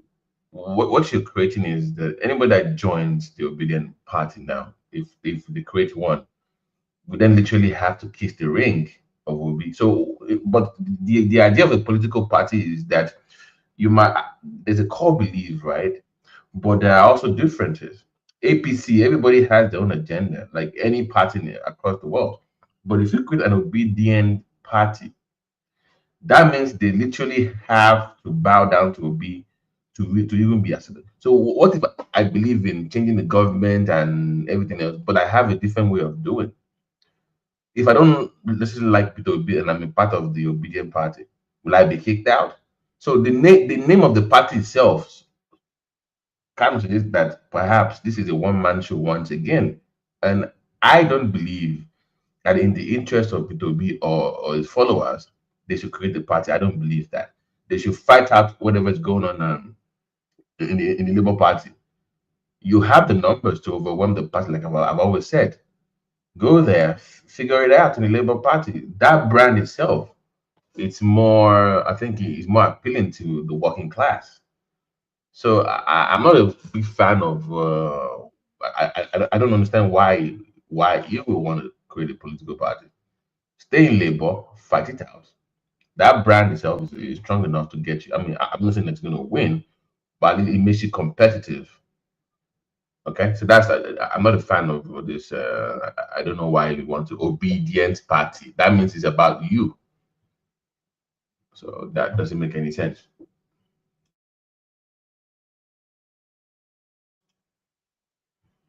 All right, there, Remy. I'm later, man. Everybody else, Chioma, I got to bounce. Bye. All right, guys. Nasty day. Oh yeah, I'm here. I'm Is just everyone waiting. gone? Everyone is gone. Huh? I'm just Yeah, everyone is gone. They're gone. I gave these APC guys a fight today. Yeah. So I'm going to Hello? close the show down. Yeah, hello. Yeah, you're gonna close it. All right. Okay, cool. Yeah, and I want to thank you all for joining. Remy and Simba, Babati, Prince Daddy, and you, D. I Yeah, like thanks. that you come often to the show and contribute. Is it? What? You've gotten used to joining the panel. That's good. Yeah. I hope they're not going to go and well, we could see. Anyway, but no, like, I'm cool. I think so. Again, most times when it's the heavy hitters, then I don't like. No. Well, When the heavy hitters they're there, we'll just listen. So, well, I mean, yeah. thanks. So, Mr. D, you enjoyed today? Today, I enjoy what's it called? I know they like to talk, but I enjoy like poking you guys. I like it. Poke you guys. At least there's no banter. Everybody just discuss Yeah. responsibly. It's not. It's just politics, boss. Like it's just Uh-huh. politics. Like no one cares, and I think that's how it is. Choma, so You understand? prepare against next year. You will do arch next year. Don't worry. Watch what will happen now. Shebi now that be this thing. You watch. You Waiting will how happen. many? Waiting How will happen. many? For Waiting example, will how happen. many? Let me see. Let me even. How many people you will see? And after you now say it's what's it called? It's tribalism. We know. We go see. Waiting All will right then. happen. Nice. Waiting will happen. Thank you. All right, Okay, bye guys. bye. I Yeah, hope bye-bye. you guys have a good morning and take care. Thank you to all the viewers, and make sure you click the like button. Bye.